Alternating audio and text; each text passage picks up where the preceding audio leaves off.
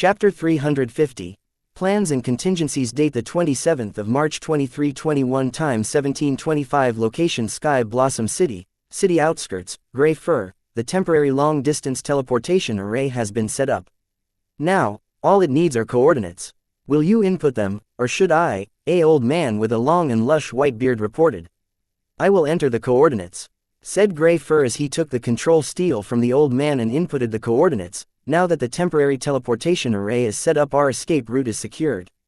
All that remains is to assassinate the target and complete the mission. If you don't mind me asking, can you tell me where the coordinates lead to? The third team leader asked in suspicion. If Gray Fur had nothing to hide, then he would have just narrated the coordinates to the gray-bearded old man. The coordinates led to a secured location where 30 different temporary long-distance teleportation arrays are built. Each teleportation array leads to a different location. Any other questions? Gray Fur answered the third team leader patiently. The chances of all of them making it to the rendezvous point and escaping at the same time were nil. So, Gray Fur cleverly arrayed 30 different teleportation arrays, each leading to different locations at the other end of the first escape teleportation array. This way each of them can access a teleportation array and destroy it without having to worry about being tracked or being left behind or be afraid about others destroying the teleportation array to avoid being traced. Since there are 30 teleportation arrays for each one of them, each one can destroy the teleportation array after they use it without worrying about small details like being traced or leaving a comrade behind. I thought the plan was to take the whole city hostage. Flower Thief could not help but ask, as he had simulated numerous ways to assassinate the target while the others negotiated with the Southern Emperor. Gray Fur and Sniper gave the Flower Thief a stern glance, as they did not want the mission to escalate to the point of taking the whole city hostage. It would only happen during the worst-case scenario.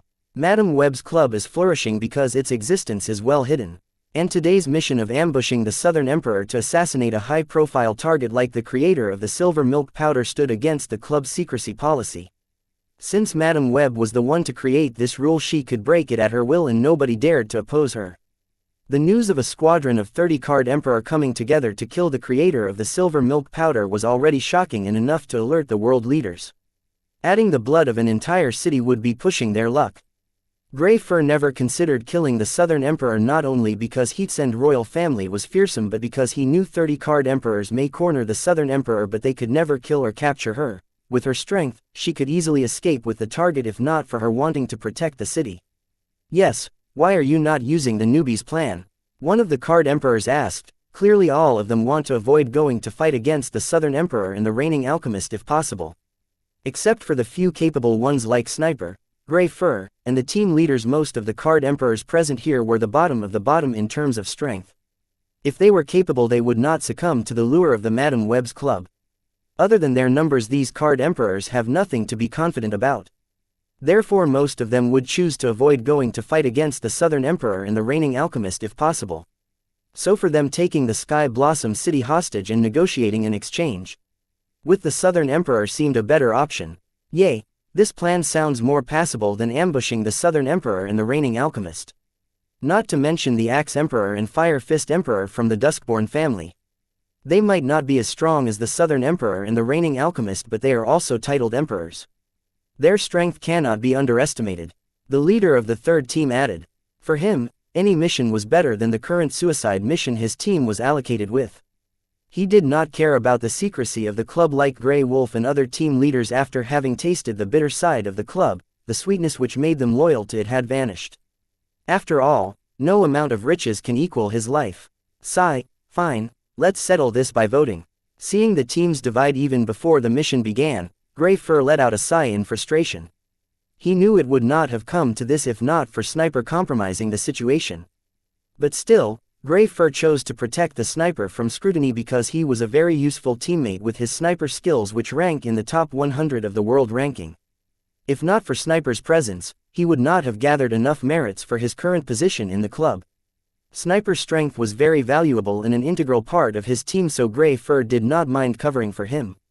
Madam Web can see all their memories, but she would not care about such small incidents as long as they got the required results.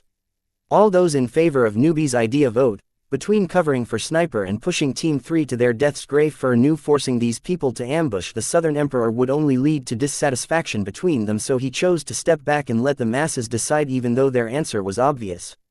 Team 2, we vote in favor of Newbie's idea. Team 3, we vote in favor of Newbie's idea. Team 4, we vote in favor of Newbie's idea. Team 5, we vote in favor of Newbie's idea. Team 6, we vote in favor of Newbie's idea. All the teams voted to take the entire Sky Blossom City as a hostage and negotiate an exchange with the Southern Emperor. Flower Thief was in a daze as he heard everyone credit the plan to his name. It was clear what they were doing. They were pushing all the risk onto him. If the plan was successful, there was nothing much to gain, but if the plan was a failure, then his name would be paraded to carry all the blame for the rest of them. Seeing that everyone else chose the same option, Team 3 leader and its members rejoiced that they would no longer be used as decoys. But their joy was only short-lived.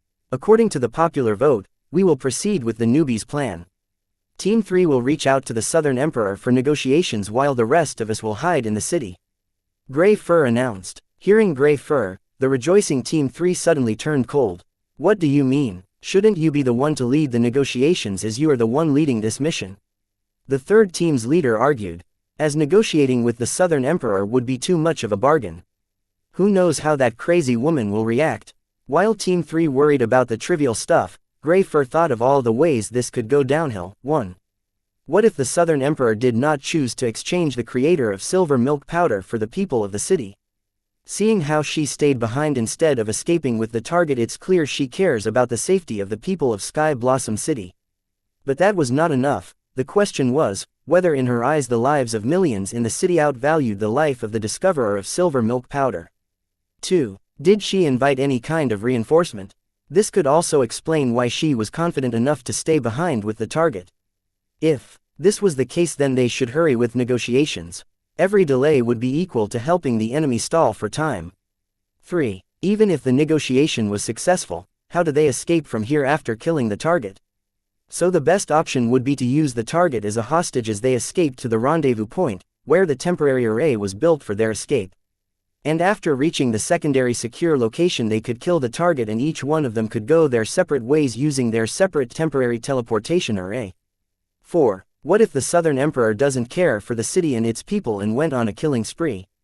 This one was the least possible scenario, but this is the reason why Grey Fur asked Team 3 to lead the negotiations. The third team might not be strong, but they should buy enough time for the rest of them to reach the rendezvous point and escape through the teleportation array. Having thought of contingencies for all the plans and scenarios he can think of, Grey Fur decided it was time they launched the mission. Chapter 351.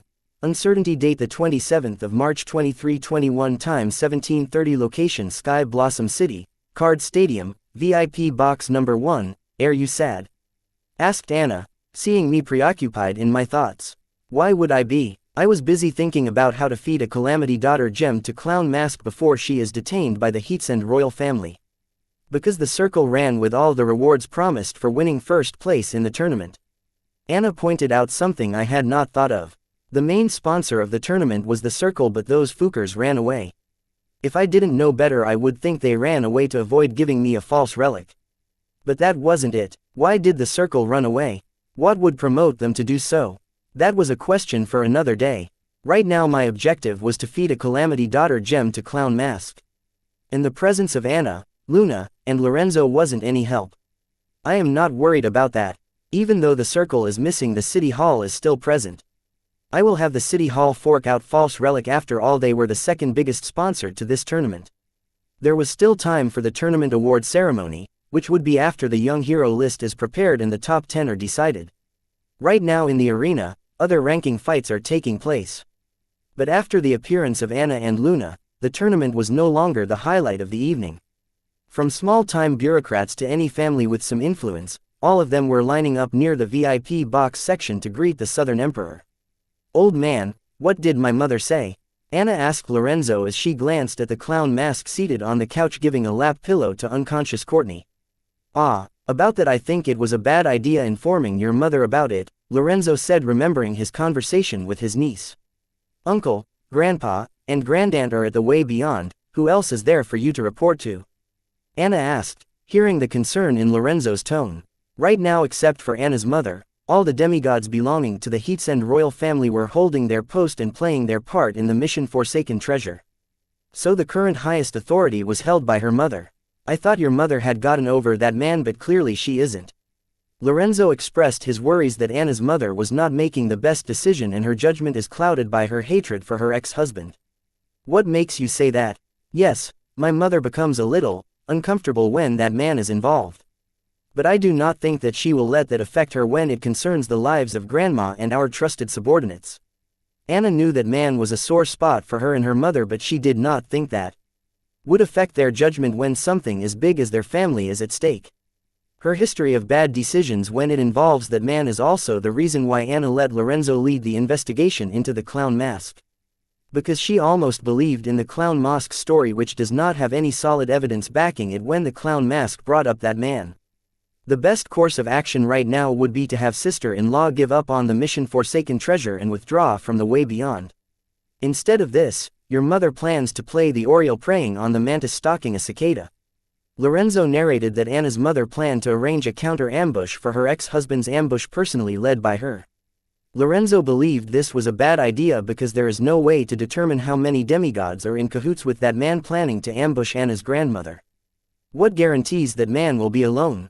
Clown Mask said that she heard the news about Anna's father ambushing the injured general of Southern Watch, aka Anna's grandmother, and stealing the Forsaken Treasure. Clown Mask's future vision information only came from the news that spread after the incident, and it was not detailed. It did not contain information regarding how many and who were involved in the ambush. And what exactly happened. According to Clown Mask's info, the world did not know who ambushed Anna's grandmother and what happened until later when it was found that the Forsaken Treasure was in possession of Anna's father. Except for the certainty about the ambush, everything else was uncertain. Therefore, Lorenzo believed that instead of arranging a counter-ambush, it would be best to give up on the mission and withdraw the forces. I think Mother must have her plans behind her judgment. She isn't one to make light of the lives of Grandma and our subjects. As for your worries, they are not unfounded, but I don't think that is likely. Anna believed in her mother, trusted her judgment, and supported her decision. According to Anna, Lorenzo's worries about the information regarding the ambush were not without merit, but she believed that the possibility of that happening was highly unlikely. Way Beyond is not some kind of dungeon for the demigods to form groups to raid or lay traps. It was the freaking no man's land crawling with insane supreme beings who would not be thrilled to sense so many demigods gathered at one place near their territory. So, it was highly likely that her father would be acting alone. Not to mention the Forsaken Treasure is not something that can be shared. Grandpa, I believe Auntie should have her reasons. She will not let her hatred of that man get to her and put the lives of thousands at risk. She might hate that man, but she loves Grand Aunt more. Luna also spoke in support of her aunt's decision. She strongly believed Anna's mother was not arranging a counter-ambush out of spite of her ex-husband endangering the lives of her grand aunt and thousands of loyal subordinates. Chapter 352. Rats. Date the 27th of March 2321 Time 1735 Location Sky Blossom City, Card Stadium, VIP Box Number 1. Sorry, I hope we are not interrupting anything. We patrolled the city borders, and there's no sign of hostile Card Emperors. We believe they are either hiding in the city or on the outskirts of the city. How are things at your end? The two unknown Card Emperors from earlier appeared in the box uninvited. Anna and the rest did not answer them. Instead, Anna turned to Luna, Lorenzo, and said, "Enough about that, I am sure Mom can handle herself. Also, our discussion on that matter is pointless. Not to forget the issue at our end. Let's focus on that matter for now." Anna put an end to the discussion and diverted the topic to something I wasn't aware of. I have upgraded the city array, and added my rain positioning array to it. The array is up and running as we speak. It will sniff any rats hiding in the city any minute now. Old man Lorenzo reported his upgrade to the city array. Guys, what are you talking about? What rats? Is there a problem I should know of? I could not help but ask, seeing that I could no longer understand what they were speaking about. Wyatt, about the older one of the two unknown Card Emperors, spoke up as Anna and the rest were considering whether to involve me. But before he could get to what he was about to say, he was interrupted by Anna. "Did I allow you to speak?" Anna questioned the older unknown Card Emperor with a stern gaze. To my surprise, the Card Emperor did not erupt, instead tolerated Anna's oppression. "Sorry, Your Highness. The older card emperor apologized to Anna, but the younger seemed to be dissatisfied with Anna's words and did not hesitate to express his opinion. Your Highness, you said we could talk with the boy once the tournament is over. The younger card emperor, though dissatisfied, still maintained proper etiquette while addressing Anna. The younger unknown card emperor's words made it clear to me that these two unknown card apprentices were here for me. And from their words, it appeared that Anna had prohibited them from addressing me. Knowing this, I was thankful that Anna decided to attend the tournament today, because if not for her presence these two unknown card emperors would not be so courteous. This was clear from their attitude towards Anna. They appeared to be the type of people who feared the strong and disbanded the weak. Was I not curious about the purpose of the two card emperors with me? I was not. I know it had something to do with the silver milk powder, and I was happy Anna was blocking them for me. Has the tournament ended yet? Anna knew what the younger card emperor meant by his words, but she no longer planned to let these two get close to Wyatt, not until it's clear who is behind the hostile card emperors. Not yet, Your Highness. The younger card apprentice understood that Anna did not plan to let them close Wyatt.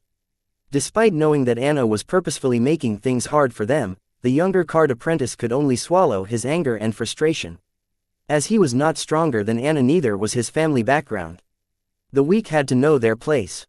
Wyatt, this matter is out of your strength, so you do not have to concern yourself with this. Just trust me and all of this will be over soon. After showing the two unknown card apprentices their place, Anna made it clear that she will not involve me in whatever is going on, and the reason was my strength was not enough. Even if Anna did not involve me. From their conversation it was clear that we are currently or soon will be facing an enemy attack.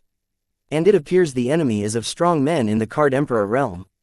Knowing that card emperors are after my life, I was alarmed but soon calmed down, as I had already anticipated that this would happen when Anna visited my warehouse to force me into giving her the silver milk powder. Having calmed down, I began calculating the chance of my survival in case of an enemy attack. Counting the two unknown card emperors, Anna, Luna, and Lorenzo, I had 5 card emperors guarding me. 5 card emperors should be more than enough, and I chose to believe in Anna's strength. Old man, are you sure your array is working? Why haven't you found any of them yet? Assuring me, Anna turned to old man Lorenzo and asked if his upgrade to the city array was working. Since after all this time it was unable to pinpoint the location of the enemy. The city array and my upgrades to it are working fine. It appears the rats are not hiding in the city. They must be hiding in the outskirts out of the range of the array. But don't worry, once they enter the range of the city array I will be the first one to know. Old man Lorenzo assured impatient Anna that his upgrade to the city arrays were working fine, and the delay in detecting the location of the enemy was because they must be out of the city array range. You better locate the enemy as soon as they make their move. It's the only advantage we can have. Anna had to pause, being interrupted by Lorenzo. Hold up. Rats detected. They appear to be done with hiding and are on the move, old Lorenzo suddenly reported and added, 25 rats detected. Their numbers are way more than I would have guessed. 5 are heading here while the other 20 have spread across the city as expected. Hearing Lorenzo report that 25 card emperors were attacking us, I was shocked to the core. And I no longer believed that 5 card emperors were enough to guard me. Chapter 353. Quirky date the 27th of March 2321 time 1740 location Sky Blossom City, Card Stadium, VIP box number 1, just 5. Are they that confident in their strength, or are they just underestimating our strength? Anna asked, hearing that only 5 of the hostile card emperors were heading towards us. And later added, it doesn't matter. Either way, I will have fun breaking them. I don't think that breaking any of them would be the best course of action. Those 5 must not be heading here to fight with us. Judging from how the other 20 card emperors chose to hide in the city, it appears like they are taking the entire city hostage, and the 5 card emperors that are heading here, if my guess is correct, are the negotiators. Luna deduced the situation to her understanding. Clearly, the hostile forces did not underestimate Anna. If anything, they overestimated her, and despite their advantage in numbers, they decided to take the entire city hostage rather than fight her. Thanks, genius. If not for your explanation I would never have guessed it.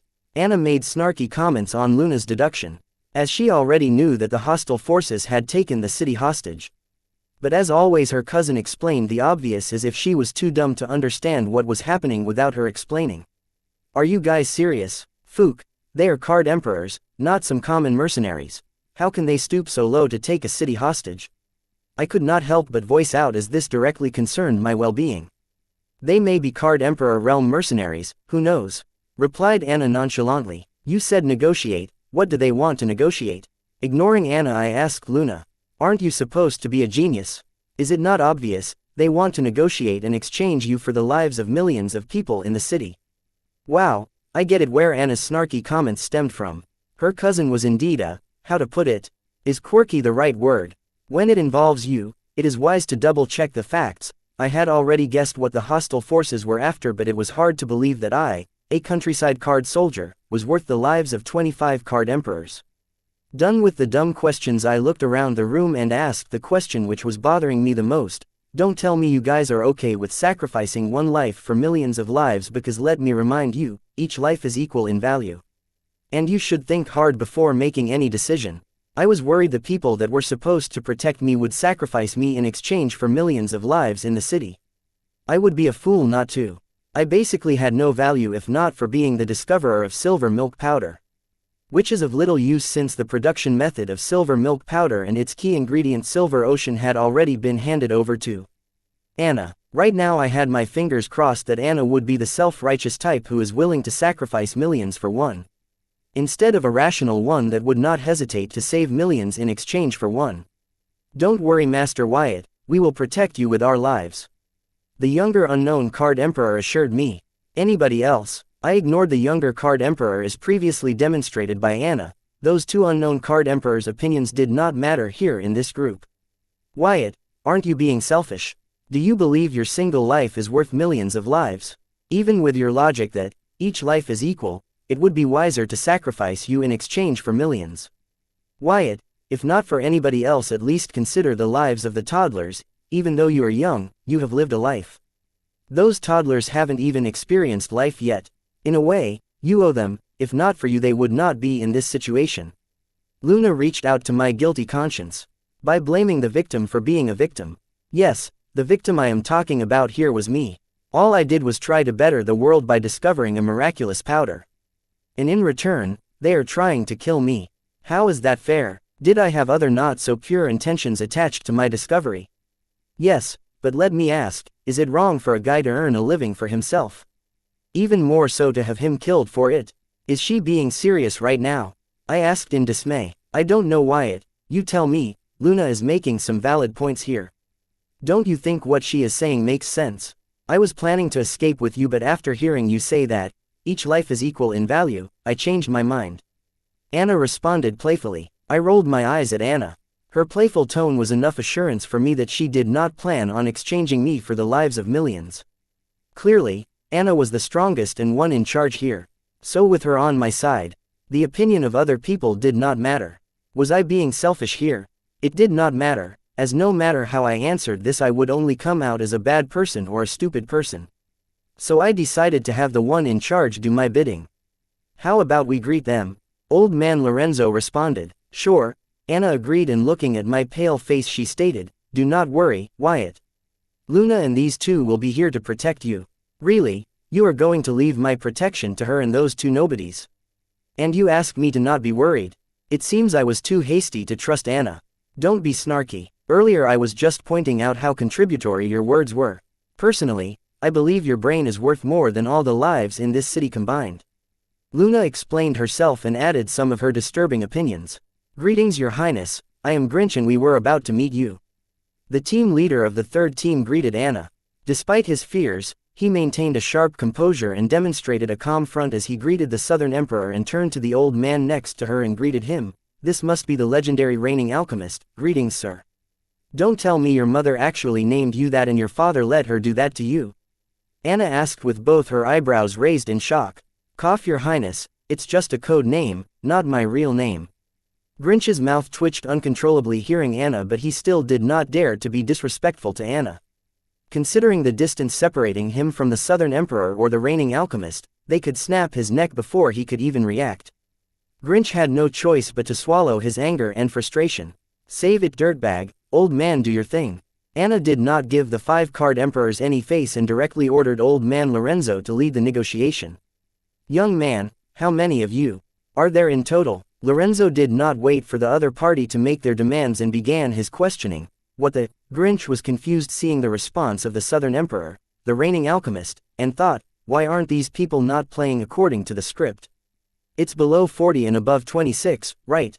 Lorenzo ignored the confused Grinch's face and asked him weird questions. No, Grinch instinctively responded to Lorenzo's question. But soon remembering the other reason reigning alchemist was famous for other than killing hundreds of thousands is his ability to discern the truth. Grinch regretted responding. It seems there are more people than we thought, about a dozen more or just one more extra, Lorenzo reported to Anna. At least a dozen card emperors, you sure you can handle them? Anna asked old man Lorenzo. The city below will be a hindrance, it will be challenging. And you know how I feel about a good challenge. Lorenzo was pumped up and a wild untamed glint flashed in his eyes. The adrenaline from the challenge makes you feel young again. The adrenaline from the challenge makes me feel young again. Anna and Lorenzo yelled simultaneously.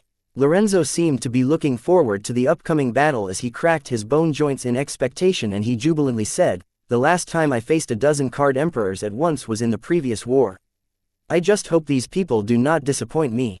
Grinch and his team members who stood witness to this were in a daze. Fook. They are here to negotiate, no negotiation is just sugar-coating it. They were here to blackmail the Southern Emperor and the reigning alchemist into handing over their target. But nothing here made sense. It is as if these people did not care about the lives of millions of people that are at stake here. Rather, they seemed to be confident that they could kill them all with near zero or fewer casualties. Chapter 354. Rune, Balance, date the 27th of March 2321 time 1751 location Sky Blossom City, Card Stadium, 2 kilometers in the sky. Lorenzo Lorne, aka Reigning Alchemist, has comprehended and forged many powerful and handy rules and runes in his entire life. Still, there's one rune that has proven to be particularly handy for him throughout his career as the trusted minister of the Patriarch of the Heatsend royal family. And that rune is Balance. This rune has helped Lorenzo earn another title known as the Expert Interrogator.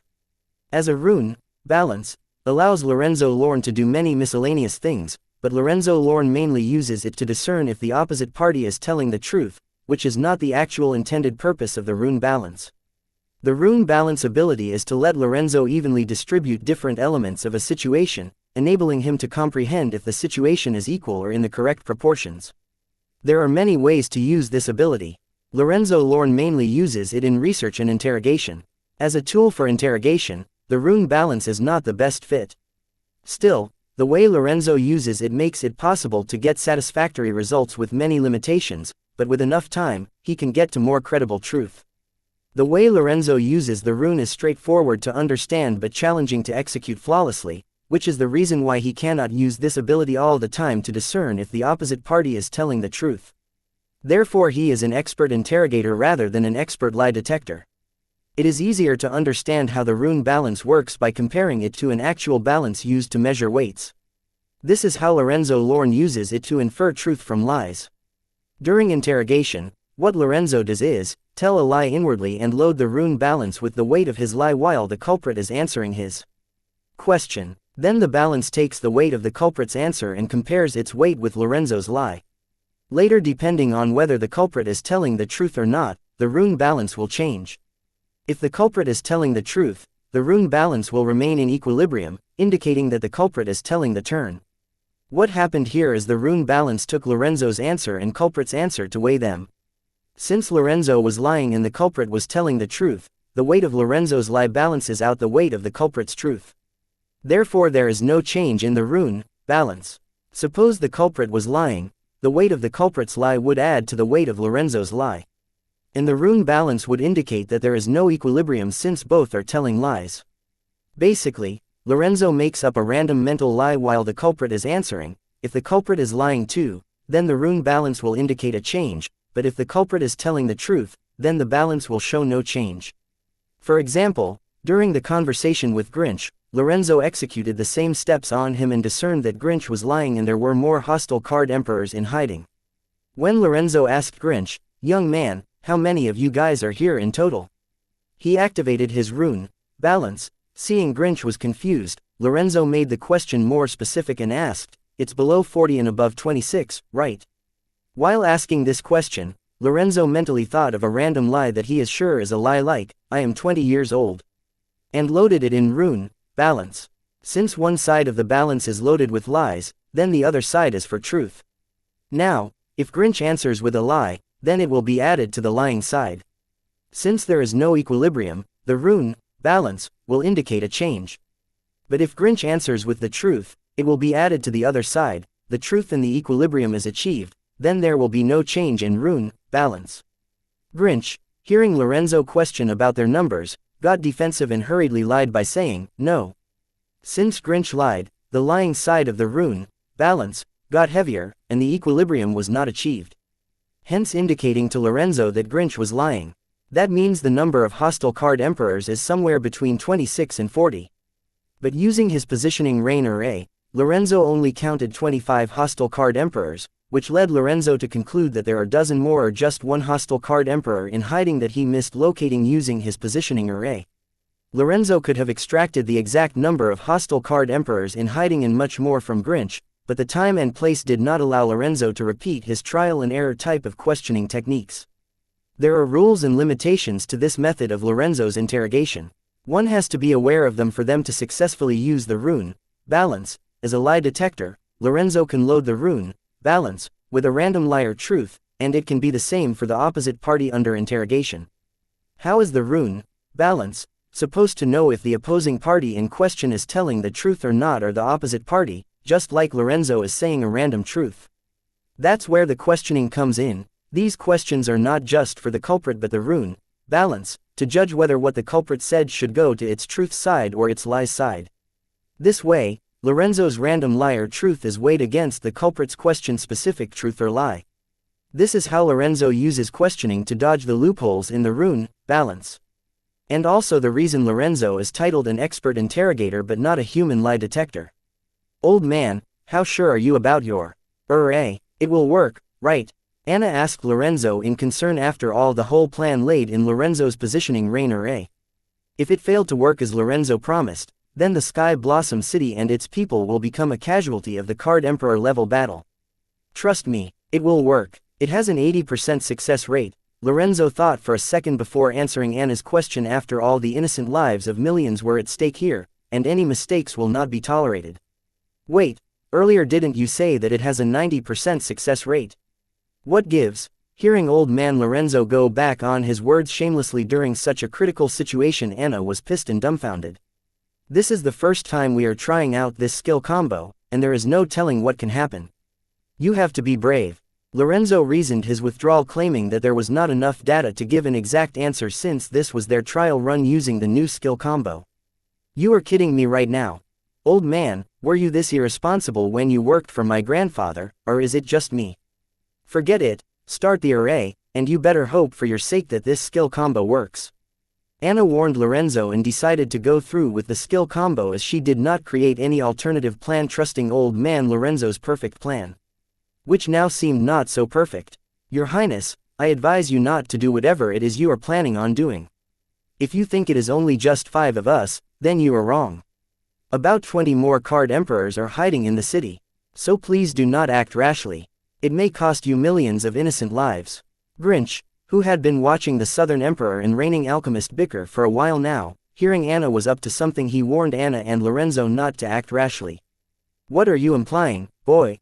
Are you threatening the princess? It wasn't Anna but calm and wise Lorenzo who reacted to Grinch's threat. Lorenzo was not angry with Grinch when he threatened to kill millions of innocent lives in the city, but when he threatened Anna with the city as the hostage, Lorenzo lost all of his calm and stared at Grinch as if he was the murderer of his family. It might not look like it, but Lorenzo is very loyal to Anna and the Heatsend royal family. This loyalty of his is what led Anna's grandfather let Lorenzo marry her grand aunt. Being the devoted follower of the Heatsend royal family, how could Lorenzo stay calm seeing the princess he swore to protect be threatened by a nobody? As for the deaths of millions of innocent lives, it did not bother Lorenzo, as during the expedition to rid the monsters festering in the southern region he had seen much worse. Hundreds and thousands of large human settlements were wiped out by the monster tide. A mere city was nothing compared to it. Millions die, and millions are born every day, but Anna is different. She is the symbol of billions of lives living in the southern region and billions that sacrificed themselves to make the southern region that it is today. Threatening her was equal to threatening everything he and his friends had fought for. Chapter 355. Damned Reigning Arena. Date the 27th of March 2321. Time 1755. Location Sky Blossom City, Card Stadium, 2 kilometers in the sky. No, I am not threatening the Heatsend royal family princess. I would be crazy to threaten the Southern Emperor. Please don't misunderstand me. I am just reminding her that her actions could cost the lives of millions of innocent souls in the city. I do not want any trouble, and all of this can be avoided if you are willing to hand over the creator of silver milk powder, Dalton Wyatt. Grinch was here to exchange the target for the city, not dig his grave. So he tried his best not to break any eggshells as he spoke about the exchange with the death incarnation in front of him.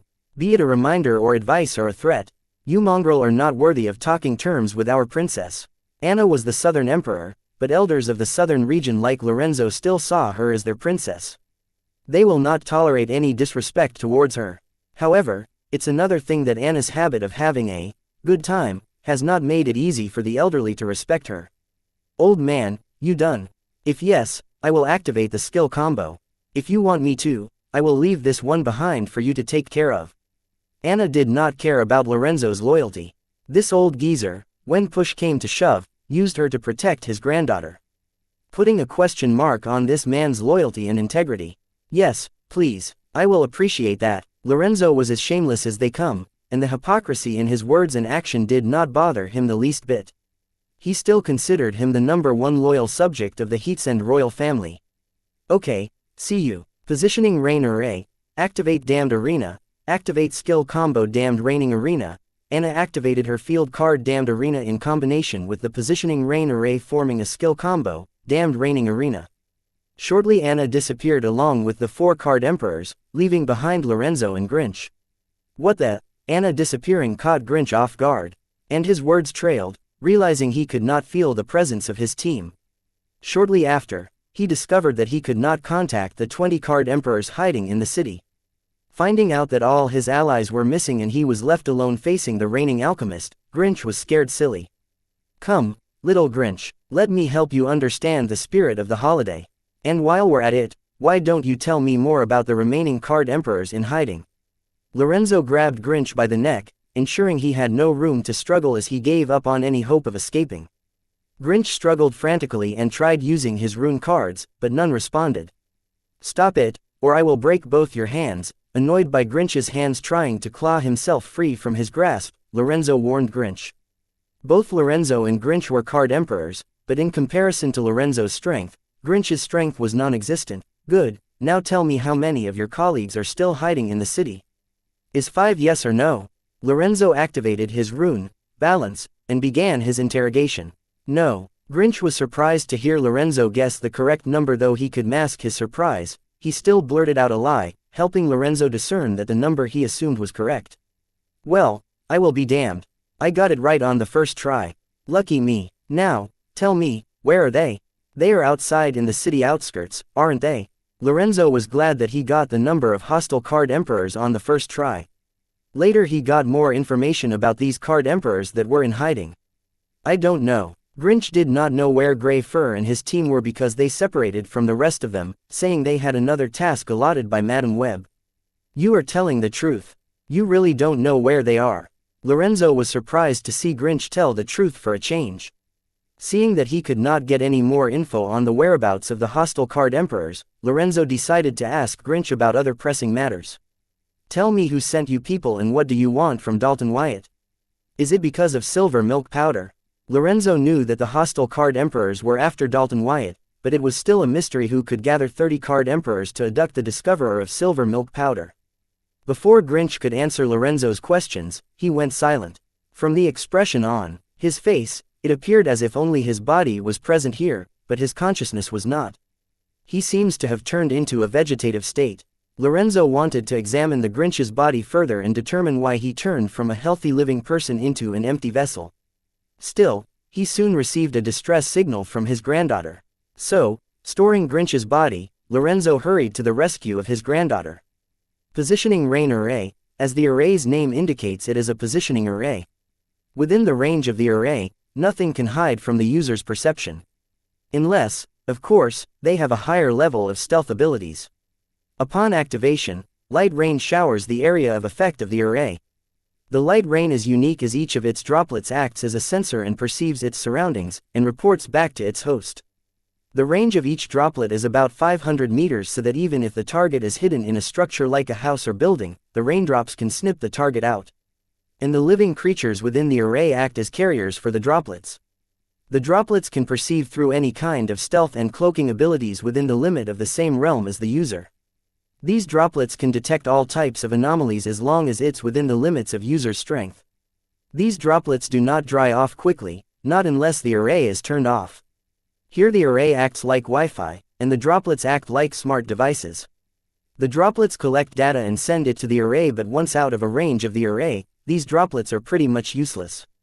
This is how Lorenzo was able to locate the 20 card emperors that were hidden in the city. When Anna used the positioning array in combination with her field card, Damned Arena, it helped her increase the range of her field card, Damned Arena. This way, Anna could drag anyone inside the scope of the array into the Damned Arena. Date the 27th of March 2321, time 1758, location Sky Blossom City, Damned Raining Arena. Fook, where are we? One of the card emperors dragged in the Damned Arena exclaimed in surprise. 1 second he was hiding in a market, and the next second he was in something that looked like a gladiator's pit. Where in the name of card hell is this place?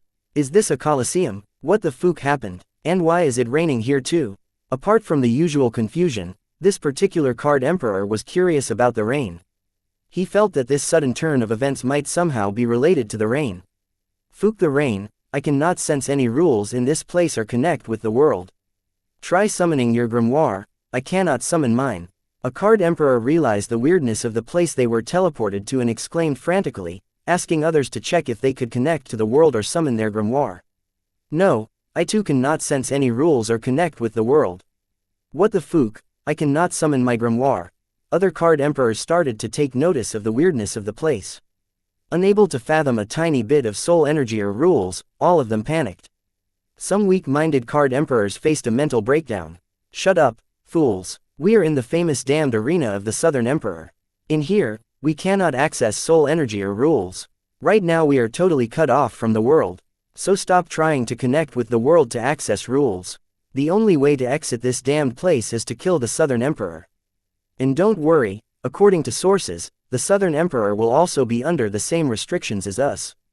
With our numbers, we kill her. One of the card emperors seemed to be knowledgeable about their current situation and informed the panicking crowd about their current situation. Clap asterisk clap, you are the first one to guess the ability of my field card. Interestingly, I made sure to keep my card's information a secret by killing every soul that has entered this arena. But how did you know about my card?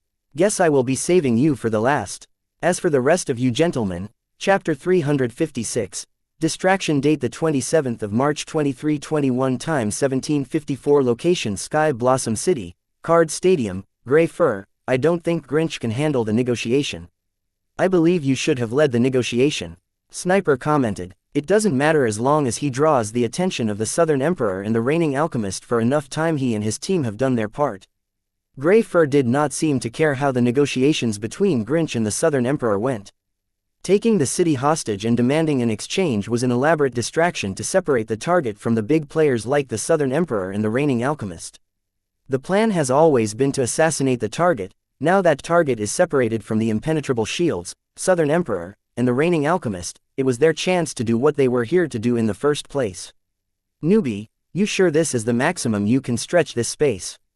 I don't like how my front is rubbing against your behind.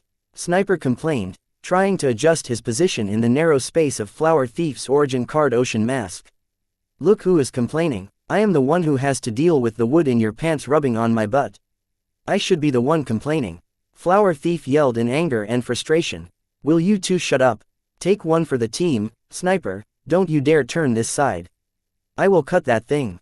Grey Fur tried to calm Flower Thief, but when he saw Sniper adjust his position towards him, he yelled, warning Sniper of the consequences of his decision. Okay, calm down, blame the newbie. I think he is doing it on purpose. Feeling Grey Fur's erupting anger, Sniper blamed it all on Flower Thief. The space inside the Ocean Mask is meant for one person. It's already a miracle that 5 of us could fit in it. You guys have turned my previous Ocean Mask into a clown car. Hearing Sniper blame him, Flower Thief explained his origin card and agonized over his ocean mask being misused. Whatever, endure it for now. Once we complete this mission, I will buy you all one round in Heaven on 4 Legs. Grey Fur tried to motivate his team about the present situation by promising to pay for them in Heaven on 4 Legs. Team leader, you are the best. Wait, just our team or the other teams too? Sniper celebrated hearing Grey Fur. He was so enthused by Grey Fur's promise he addressed him as team leader. Obviously, just our team. Grey Fur scoffed at Sniper's question. Newbie, you're in for a treat. The Heaven on 4 Legs has high-end products. Last month I heard a Card Emperor Realm product was put on shelves. A Card Emperor? Fook, can you believe it? If she is still there, I will order her this time. Sniper finally acted like a good senior to Flower Thief, and introduced Heaven on 4 Legs as a high-end brothel where one can expect to find Card Emperor Realm products. I don't know why you are kicking up so much fuss over it. Haven't you tasted a Card Emperor before? Fook. Sniper, you son of a, stop your fantasies, your wood is poking me. Flower Thief was not as excited about the brothel as Sniper after all, he wasn't named Flower Thief just for show. Oops, my bad, if you want to blame anybody, blame the team leader. Sniper finally woke up from his fantasy and blamed Grey Fur for the mishap. Shut up, you two dunderheads. If your shenanigans cost us this mission, be warned I will claim your manhood. Annoyed, Grey Fur warned Sniper and Flower Thief. Feeling his manhood on the line, Sniper finally behaved. Leader, remind me again why Sniper is here with us and not out there. Isn't he a sniper? Flower Thief could not help but ask. Though he has only spent limited time with Grey Fur, Norman knew Grey Fur was very devious and would not do anything without a plan. But bringing a sniper to close combat did not sound so devious. Did I not tell you already? While the 4 of us stall the other 3 Card Emperors protecting the boy, you assassinate him, collect us in your origin card ocean mask, and immediately take us to the rendezvous point. Simple, right? Even before the Southern Emperor realizes what happened, we will have killed the boy and escaped. Grey Fur repeated the plan to the team once more upon Flower Thief's request. Boss, aren't you underestimating the 3 Card Emperors guarding the boy? 2 of them are titled Card Emperors, and the last one is an academician at one of the top 10 universities. Flower Thief did not think the plan was as simple as Grey Fur claimed it to be. And he believes that if anything out of the ordinary happens, Grey Fur will not hesitate to use the other 3 as decoys.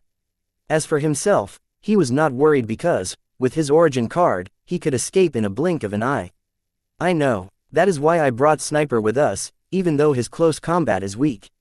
4 of us can suppress the 3 with our numbers enough to buy you time to assassinate the boy. Grey Fur assured that he had everything under control. Flower Thief did not buy into Grey Fur's words.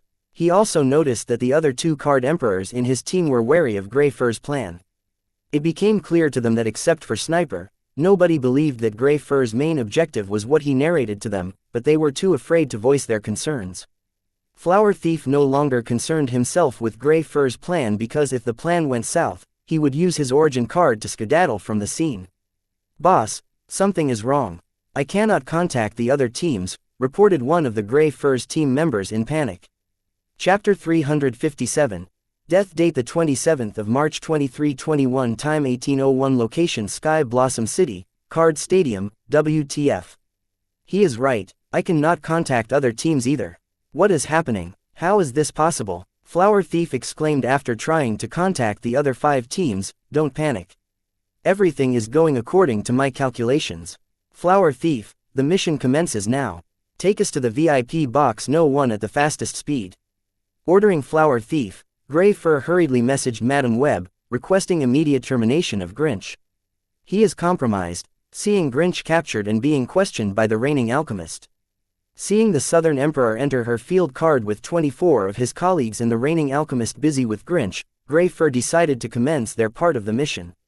Grey Fur had gathered information on all the cards and rules of the Southern Emperor and reigning alchemist while he waited for other teams to arrive. And when he witnessed the sudden non-stop rain covering the Sky Blossom City, he knew the reigning alchemist had almost activated his positioning array to sniff them out. Despite knowing this, Grey Fur did not warn his colleagues about the rain because he wanted to lower the enemy's guard by letting them think that their plan was working. Yes, he used his colleagues as decoys. So that enemy would focus on these 25 card emperors while leaving his team alone to execute the preliminary and original plan to assassinate Dalton Wyatt. Taking the city hostage, the negotiations, the other 25 card emperors all served as a distraction. At the same time, Grey Fur and his team executed the original plan of assassinating the target using Flower's origin card. Grey did not think twice before sacrificing the 25 card emperors because as long as he achieved the objective, Madame Web would not only forgive him but reward him handsomely. The only thing out of Grey Fur's calculation was the range of the Southern Emperor's unusual field card. According to the information he got, the scope of the field card was somewhere near 500 meters. But contrary to the information he got, the range of the Southern Emperor's field card covered the entire city. This did not matter because the longer the Southern Emperor was gone, the better for them. It's a pity that the other 5 teams will be sacrificed instead of just the third team. Boss, we have reached the VIP box number 1 and have located the target. What now? Having arrived at the destination, Flower Thief asked for further instructions. Let us out. We will engage the 3 hostile card emperors. If you see an opening, take it and assassinate the boy. Then continue as planned. Grey Fur ordered Flower Thief as he prepared to ambush the unsuspecting enemy. Boom. Just when the Flower Thief was about to let his teammates out of the ocean mask, a massive explosion occurred in the VIP box. Wyatt, do not worry. I have modified the array of the VIP box so it can withstand the blow of a card emperor. Now, will you please give me a little space? Seeing me stick close to her, Luna assured me in annoyance. Good, that's assuring, I said sarcastically and did not leave Luna's side. Fook, what is a lousy array going to do against the attack of 25 card emperors? Come to think of it, what is Luna going to do against 25 card emperors? Luna let out a sigh in frustration.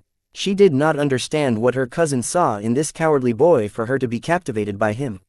Hearing Luna's sigh, I knew I could not trust them with my life. Especially the 2 unknown card emperors, they could feel very suspicious vibes from them. My gut told me that they were not to be trusted and more incapable than Luna. Realizing that I had to guard my own life, while I scanned the VIP box with my soul pupils regularly, I thought hard, trying to come up with a solution for my current predicament. After a good minute, an idea came to my mind, but thanks to the presence of Luna and the other 2 card emperors, I could not act upon it because it involved me using my Calamity Soul Gem.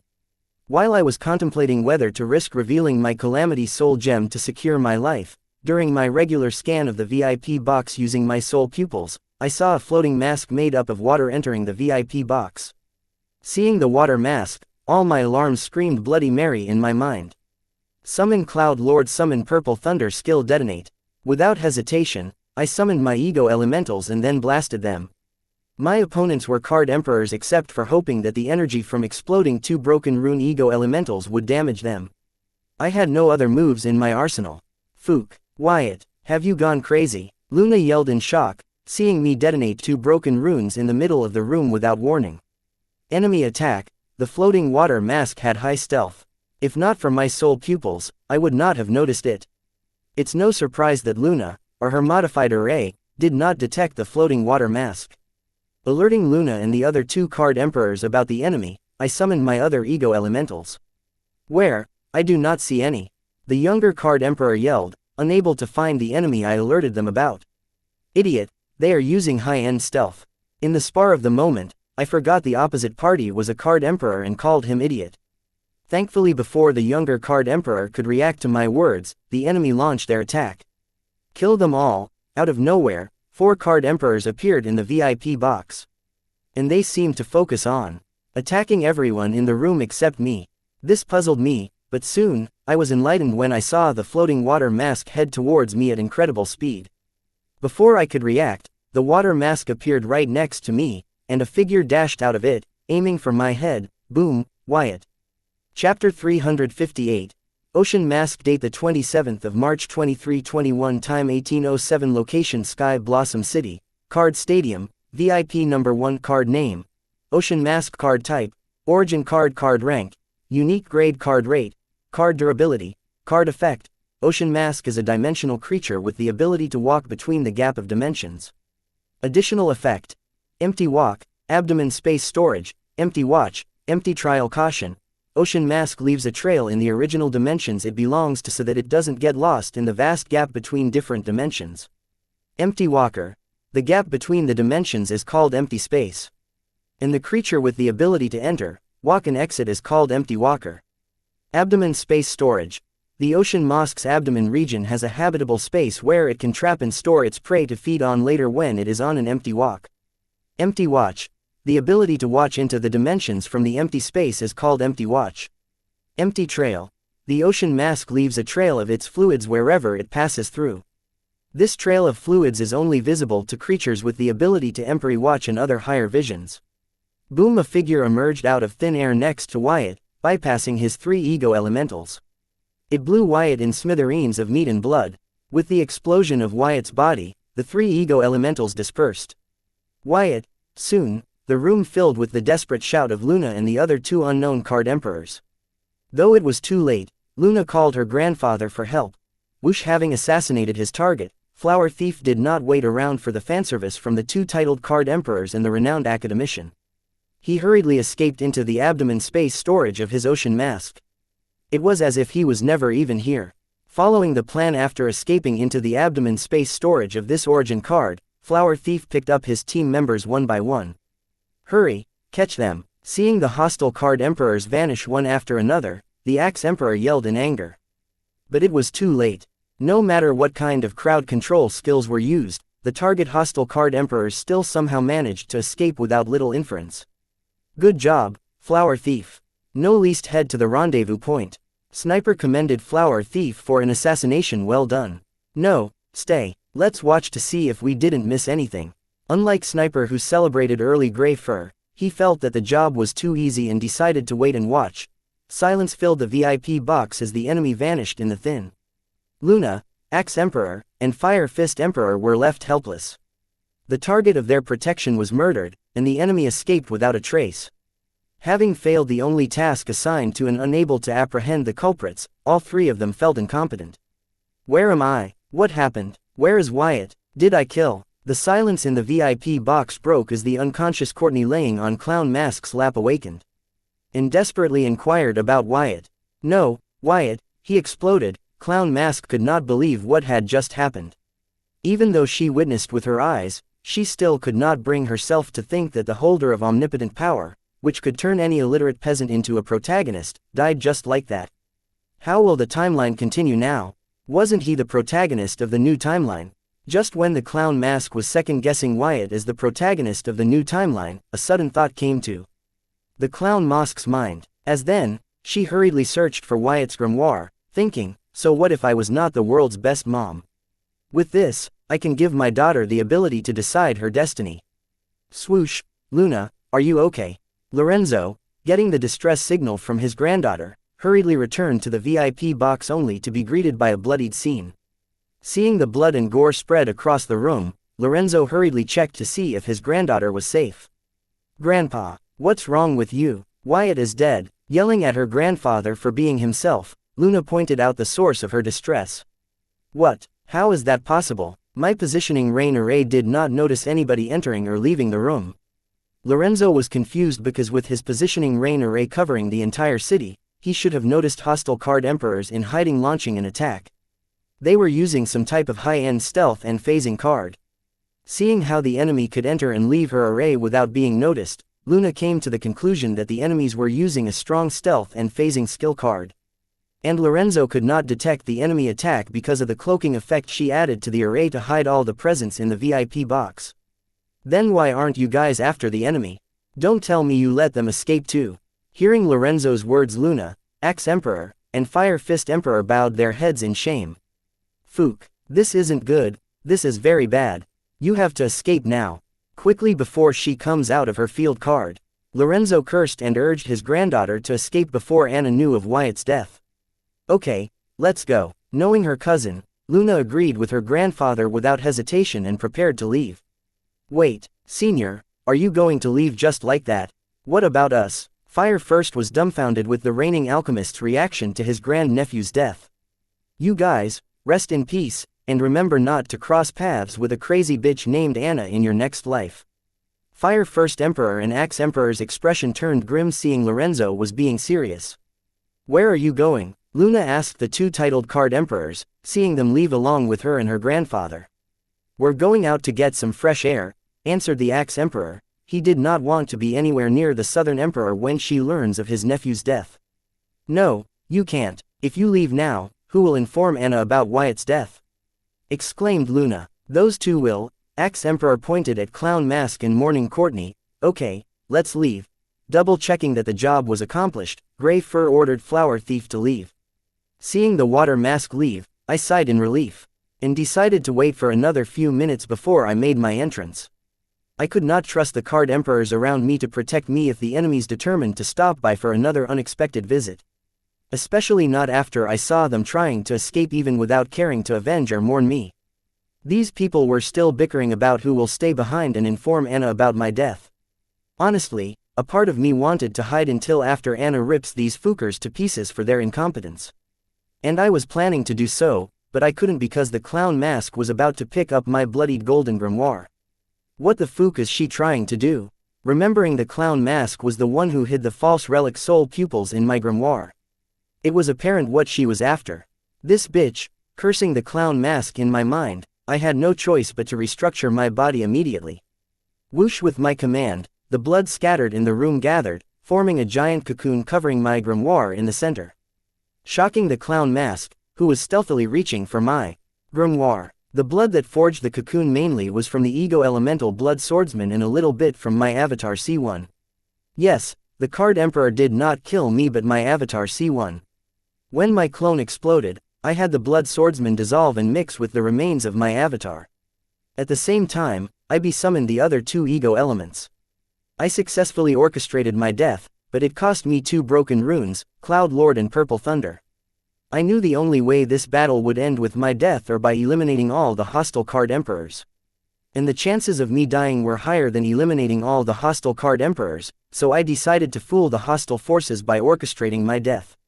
"What the fook?" Axe Emperor exclaimed, looking at the blood cocoon that formed by gathering the scattered blood. "Hey, it's me, Wyatt. Do not do anything stupid." Feeling a killing intent from all the people in the room, I mentally conveyed that I was still alive and not to attack the blood cocoon. "How are you still alive?" asked Luna while scanning the blood cocoon. "It's a long story, but no thanks to you people. Having lost all the respect for these Card Emperors, I did not care to be polite to these people. Anyway, you seem to be handier than I thought. To survive a Card Emperor's assassination at your realm is no ordinary feat. Color me impressed." Luna expressed Chapter 359. Advice date the 27th of March 2321, time 18:15, location Sky Blossom City, Card Stadium, VIP number 1. Orchestrating my death was a mind-numbing process in itself. I had to make sure nobody noticed that I replaced my original self with an avatar. Achieving that with a room full of Card Emperors and under the scrutiny of the Water Mask was no way an easy job. But like all great charlatans, all I needed was a good distraction enough to drive everyone's attention to it, giving me an opportunity to switch my authentic self with my avatar. Exploding the Cloud Lord and Thunder Grappler Broken Rune Ego Elementals was an excellent distraction. Exploding the Broken Rune meant I would be destroying both of the runes. So the perfect turn for the sacrifice of the 2 broken runes would be self-destruction. Distribution of the broken runes was necessary because any other ordinary explosion would not have been enough to do the trick. My audience, whom I am trying to trick, is not an average crowd. It is filled with Card Emperors who were on watch for any suspicious activity. A slight mistake, the plan would fail, and I would lose my life. Out of all the ego elementals I had, I chose to sacrifice Cloud Lord and Thunder Grappler because of other destructive power behind the lightning and thunder rule. The noisier the explosion, the more attention-grabbing the distraction. This distraction was the foundation my plan was supposed to build on. Without a solid foundation, my plan would crumble by a passing wind. The self-destruction of Cloud Lord and Thunder Grappler's broken rune lead to the blinding light of the lightning, roars of the thunder, and the dark clouds filling the room. They served as the perfect distraction I was planning on. With the attention of Luna, the other 2 Card Emperors, and the hostile Water Mask on the unexpected explosion, I replaced my original body with the Avatar C1 within under 1 second. Switching my body with a Calamity Daughter Gem Avatar was another challenge. Self-destruction of Cloud Lord and Thunder Grappler's broken rune had given me a perfect distraction. That doesn't mean that I can be too reckless and blatant with my actions. It had to be done discreetly. There were too many powerful souls present in this room, and any abrupt actions would not go unnoticed. For the second part of the plan, instead of switching my body with a clone, I decided to change my Calamity Soul Gem with a Calamity Daughter Gem. Peplating the whole body was too big of a change, and there is no way I could get away with it in the presence of not 1 or 2 but 4 or more Card Emperors. Yes, I would be losing my body, but I could build a new one with the restructuring skill of my Calamity Soul Gem. It's not like I am attached to this body or anything. My soul was possessing young Wyatt's body, which got restructured in the Whiteburn Manor's card room. So destroying the body did not affect me much. With enough soul jades, I can build a better one according to my preference. Switching my Calamity Soul Gem with Calamity Daughter Gem was not as easy as I said. Imagine a driver switching places with the passenger while the car is speeding at 110 km per hour. There are bound to be some discrepancies during the switch. Similarly, when I switch the 2 gems within my body for a second, my body will shut down. The distraction was for this second. As planned during the self-destruction of the 2 broken runes, I switched my Calamity Soul Gem with Calamity Daughter Gem of Avatar C1, turning my original body into the Avatar body C1. In contrast, my Calamity Soul Gem was safe and sound in my grimoire. Now that my original self was out of harm's way, I summoned the other ego elementals to protect my Avatar C1. I thought Luna and the other 2 unknown Card Emperors would put up a decent fight with intruders. To my surprise, they did not even notice the enemy water mask even after I alerted them of the enemy attack. This reaction from the trio poured cold water on the little hopes of not giving Avatar C1 killed. The enemy came prepared, and we thought they had a special card that seemed to be an expert in stealth, phasing, storage, and transport. Fook, with this kind of card, one can do all types of perverted shit and get away with it. The water mask spit out 4 Card Emperors who caught Luna and the 2 unknown Card Emperors with surprise. Thanks to my advance alert, they were able to hold their ground. Still, while the hostile Card Emperors stalled this 3 incompetent trio, the water mask sped its way towards me, and it spat out another Card Emperor who, with a single gesture, blew Avatar C1's body to pieces and was soon swallowed by the water mask along with the other 4 hostile Card Emperors in that order. Simultaneously with the explosion of my avatar's body, I cancelled the summon of the other 3 ego elementals and had the blood swordsman dissolve and scatter across the room with the blood from the avatar's body. There is a method called blood revival mentioned in Emperor Claude's memory. I was planning to use that method to disguise the restructuring of my new body. After my fake death, the hostile Card Emperors did not escape in their water masks. Instead, they waited to double-check if their task was complete. I admired the diligence of my assassins. While I hated the guts of my guards, these fookers did not even bother to look for the escaping enemy. Instead, they were fighting among themselves to escape Anna's wrath. Forget revenge, they did not even bother to pretend to be sad or mourn my death, and to top that off, the clown mask tried to steal my grimoire to get her hands on the false relic, forcing me to revive myself faster than I planned. Thankfully, the enemy had left. Otherwise, my plan would fall apart at the last second. From this experience, I understood the meaning of the advice to be careful of whom you surround yourself with. Chapter 360. Painless Death. Date the 27th of March 2321. Time 1758. Location Sky Blossom City, Damned Raining Arena. 24 Hostile against 1 ally detected. Fairness Clause activated. As the party in disadvantage, the ally is allowed to gain a buff or give all the hostile a debuff. Please choose. What? This is unfair. Why does she get buff while we get a debuff? Hearing the announcement, one of the hostile Card Emperors yelled in protest. Would the hostile like to lodge an official protest? Is that speaking to me? Yes, I would like to lodge an official protest. The Card Emperor was surprised as he did not expect the voice to respond to him, but soon responded. Protest under consideration. Hostiles, please vote to choose one method of the following. Group challenge. Ally can choose between gaining buff and giving all the hostile a debuff. Single challenge. Hostiles cannot gang up on ally, and while each hostile will fight the ally in a personal challenge. What is going on? Hey you, yes you. You seem to know about this arena. Do you know what this is? One of the hostile Card Emperors asked the Card Emperor, who explained to others about the damned arena. I don't know. There was not a single mention of this in the Southern Emperor's card files. The Card Emperor was confused as he did not read in his files that the damned arena had an overseer. Don't beat yourself up over this. This is news to me too. I did not know my field card could do this. Maybe this is one of the effects of the skill combo. Anyway, I do not need to debuff you guys or buff myself to kill you people. And single fights are no fun. So forget about it and enjoy ourselves. Anna also did not know where the voice originated from and believed it was a part of the skill combo. For her, the buff or the debuff or the fairness provided by the damned arena only seemed to be getting into the way of her having fun. Please vote before 9/8. Listen up everyone, option 2 is the best shot we have of beating her. Even if we cannot beat her in a personal fight, we can wear her down.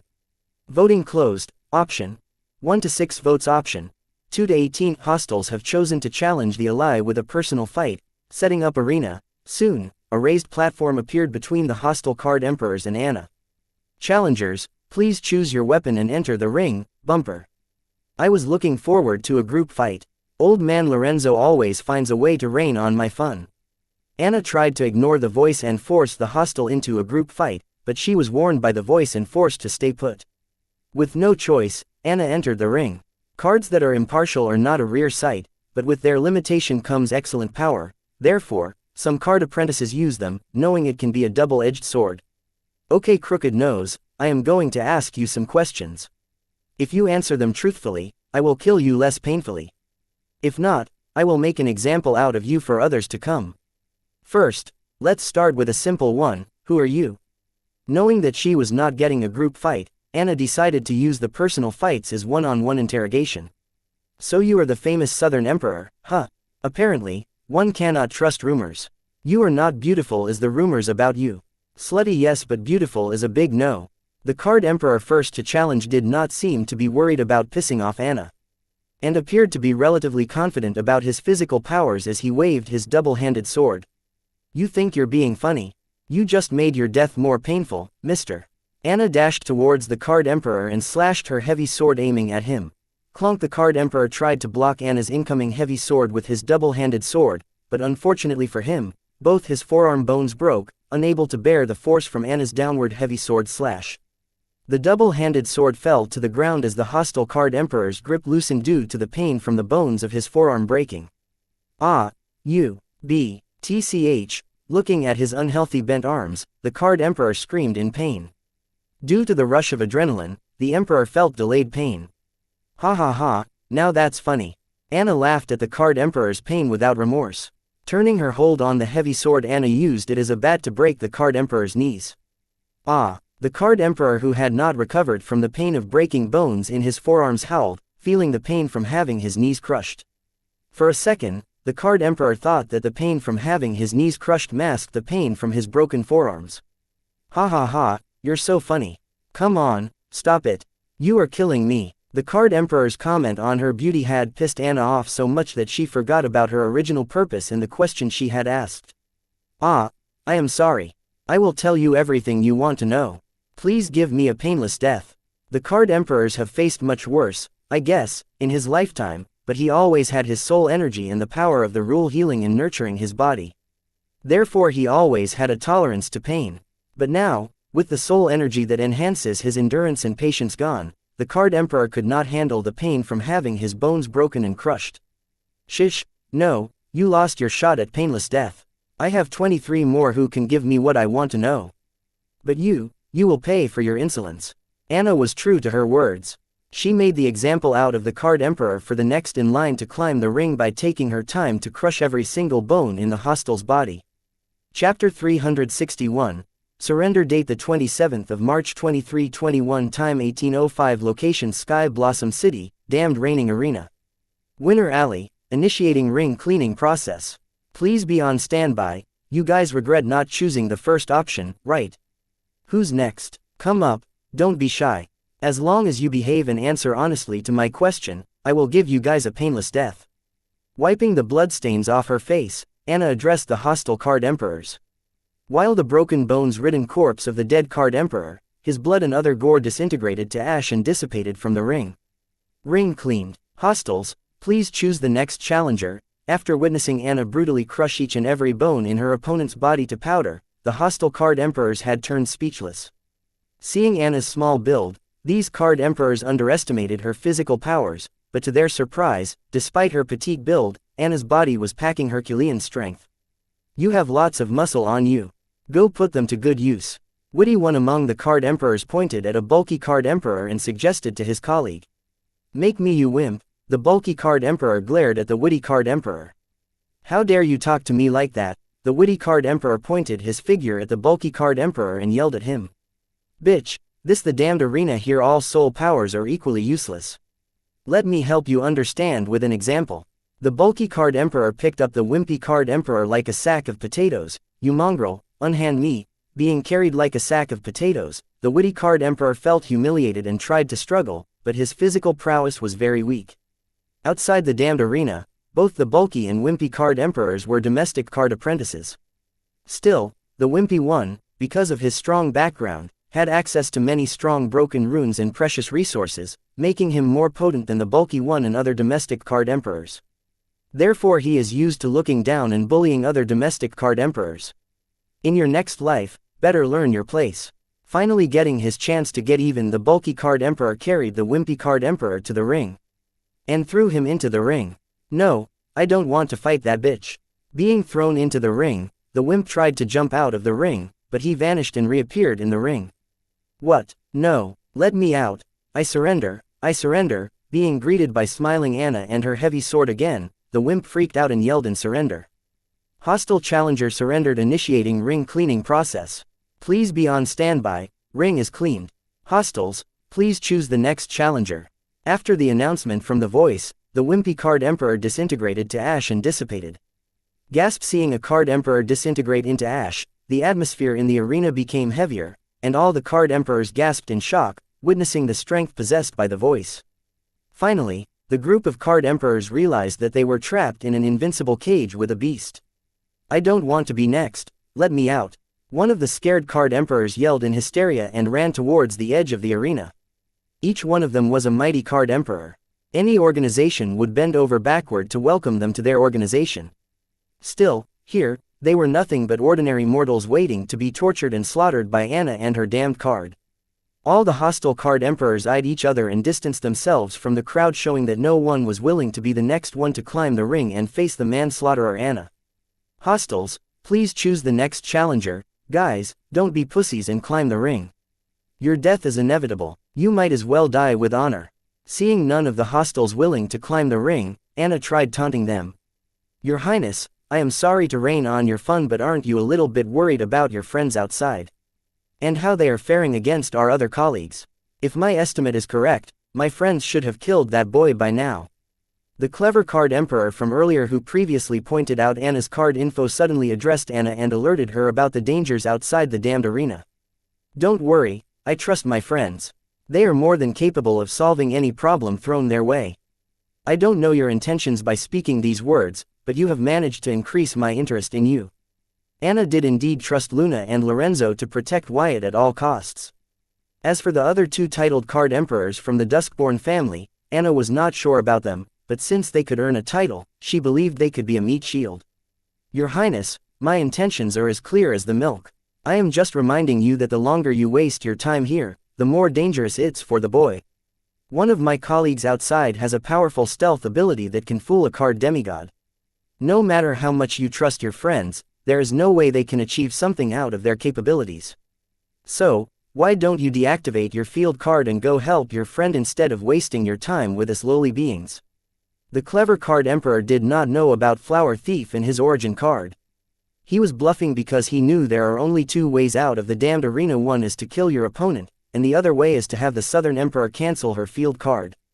The second option came with dire consequences, but the clever card emperor believed if Anna cared enough about her friends and the boy, she would not hesitate to pay the price and cancel the field card. Ha ha ha, you may think you are smart, but you only managed to aggravate me. I trust my friends to handle the things outside. And as for here, I promise your death will be more painful than you can imagine. Anna did not fall for the clever card emperor's bluff, not because she knew he was bluffing, but because she trusted Lorenzo and Luna to handle the situation outside. Hostiles failed to choose the next challenger. Ally, please choose your next opponent among the hostile. Hearing the announcement, the face of the clever Card Emperor paled in fright. Not just him, all the other Card Emperors trembled in terror. In contrast, Anna glanced at the clever Card Emperor and sneered. I chose that smart mouth. Anna was a person of her words, and since she gave her word that she would give the most painful death to the clever Card Emperor, she will keep her promise. Challenger selected. Soon, the clever Card Emperor was teleported from the crowd of Card Emperors to the ring. The voice displayed high intelligence. It did not require a detailed answer, but it seemed to understand Anna's intent. And respond appropriately. Hello, you seem to have something to say to me. So I called you over as your voice was not audible enough from over there. Can you repeat yourself? Anna lifted her heavy sword and placed it on her shoulder as she greeted her next opponent with a wild grin. Your Highness, forgive my rudeness earlier. I am willing to cooperate with you and answer all your questions if you promise to let me live. Clever Card Emperor thought he was the smartest in the room and knew that in front of absolute strength, his smartness was of no use but to help him beg for his life, which he was doing right now. What makes you think that you can talk terms with me? I have 21 others in the same condition as you. I bet they all will be more than willing to cooperate with my interrogation for their life. Two things were stopping Anna from listening to the clever Card Emperor.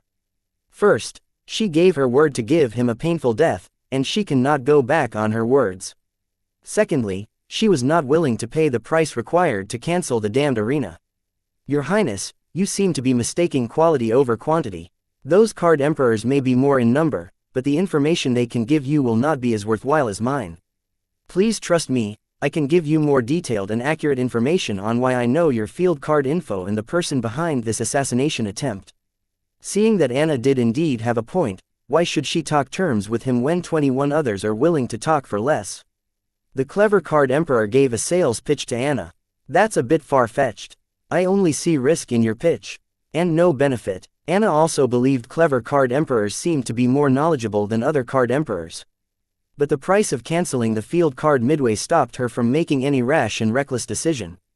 I understand, Your Highness. Therefore I am willing to tell you everything depending on that. Please decide whether to spare my life. Chapter 362. Latest updates. Date the 27th of March 2321. Time 1811. Location Sky Blossom City, Damned Reigning Arena. The clever Card Emperor was no saint, nor did he have a sudden change of heart. He proposed to reveal everything he knew to Anna because he knew if he were adamant on talking terms, Anna would rather kill him and get the info from the other Card Emperors. Feeling trapped in a checkmate, the clever Card Emperor tried a new approach to gain Anna's trust and make her feel in debt, and make her think that she had to let him go in exchange for the info he gave her. It was a long shot to approach Anna's honest side, but it was better than forcing her to talk terms with her. It would only lead to disastrous consequences. Though this new approach may not save his life, it could help him get revenge on the person responsible for his present self, Sansa Baylor. Yes, the clever Card Emperor decided to gamble. Win or lose, either way, he stood to gain something. With such stacks on the table, the clever Card Emperor chose to gamble with his life on the line. Your Highness, I learned the card info of your field card thanks to my origin card, latest update. It can keep me updated with the data about any card used on me. The movement I was under the influence of your field card. My origin card, latest updates, updated me about your field card info. Thankfully this process is instantaneous, and it did not get cancelled because of interference of your damned arena. The clever Emperor did not play any tricks anymore and genuinely answered Anna's questions. Card name, latest updates, card type, origin card, card rank, unique grade, card rate, card durability, card effect. The user is instantaneously updated regarding the card info of any card influencing him. Additional effect, card clues. Card clues. Card clues is the ability that gives the host clues to handle the card influencing the host. I'm interesting origin card. It is similar to the latest news updates in the news channels. Only here you gain the enemy's card info instead of the local, national, world news. No wonder you knew about my field card but not about old man Lorenzo's positioning Rainer A. Anna finally knew why the man who knew about her filed card was stupid enough to walk into the positioning Rainer A. His origin card informed him about enemy cards, not the city array.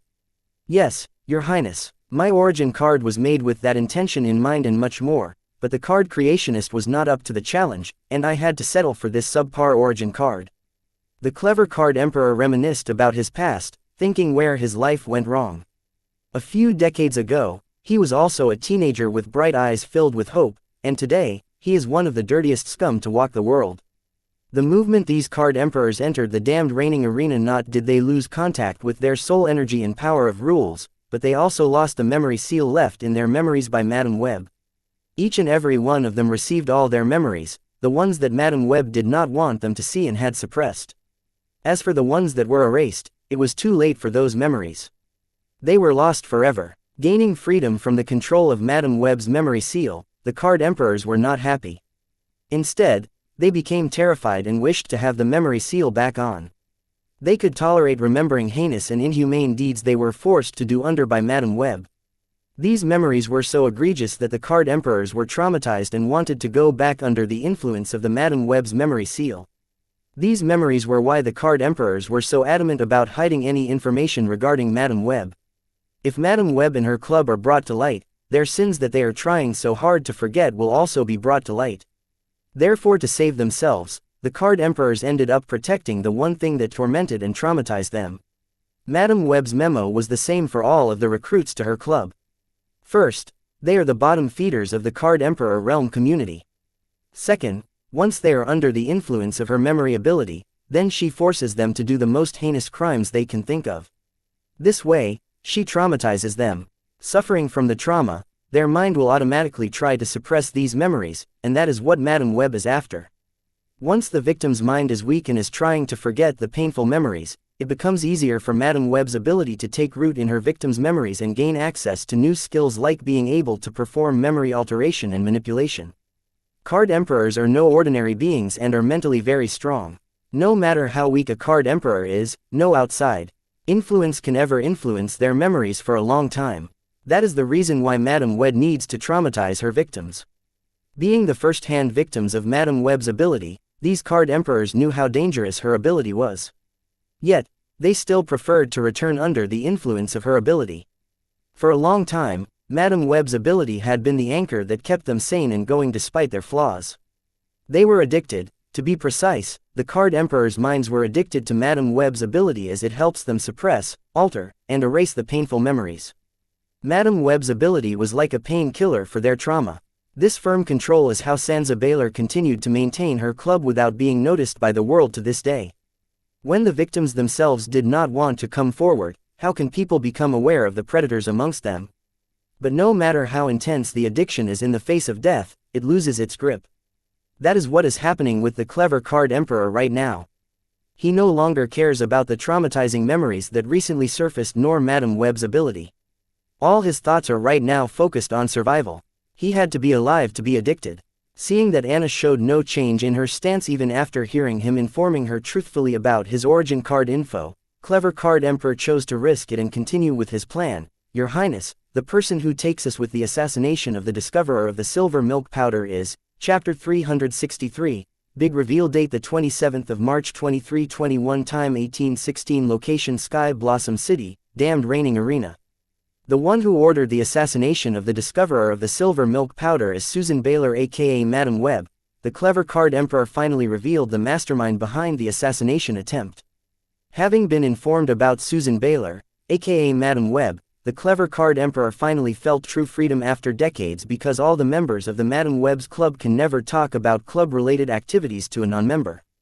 Breaking one of the core rules of the club, the clever card emperor felt genuinely free from Madame Web's web. By Xianxia Baylor, do you mean the wife of the young demigod Baylor? Anna seemed to have met Xianxia Baylor once she attended a ball in the central region. Yes, that's her. That woman is the one who gathered all of us to assassinate Master Dalton Wyatt. The clever card emperor nodded in agreement. You are telling me the Baylor family is behind the assassination. First, who are you? What is your relationship with the Baylor family? Hearing the card emperor throw a big name, Anna's expression became severe as the Baylor family was an old prestigious and respected family in the capital city. They were part of the capital's noble families. Killing the entire Baylor family was no big deal to the Heatsend royal family, but the consequences that followed would be tedious. Therefore Anna wanted to get her facts straight before coming to a decision. If she could gather enough evidence on the Baylor family and their crimes, then no force in the world could stop her from slaughtering the Baylor family. Sorry, Your Highness, for my late introduction. I am Karim Fahad from the Eastern region. I am a member of the secret club run by Xianxia Baylor. The Baylor family is not related to the assassination attempt on Master Wyatt.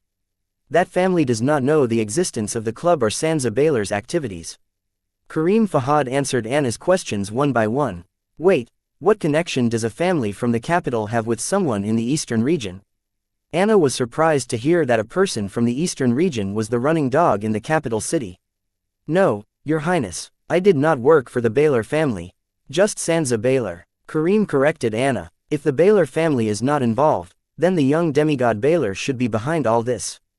Anna did not believe that a weak card emperor such as Xianxia Baylor would be able to run an organization made up of card emperors, so she thought that if the Baylor family was not helping her, then her husband, young demigod Baylor, was helping her from the shadows. Anna addressed demigod Baylor as a young demigod because he was younger than her and had already achieved the demigod realm before her. Not just her but her entire generation. No, Your Highness, neither the Baylor family nor demigod Baylor is backing Madame Webb's Xianxia Baylor to run the secret club.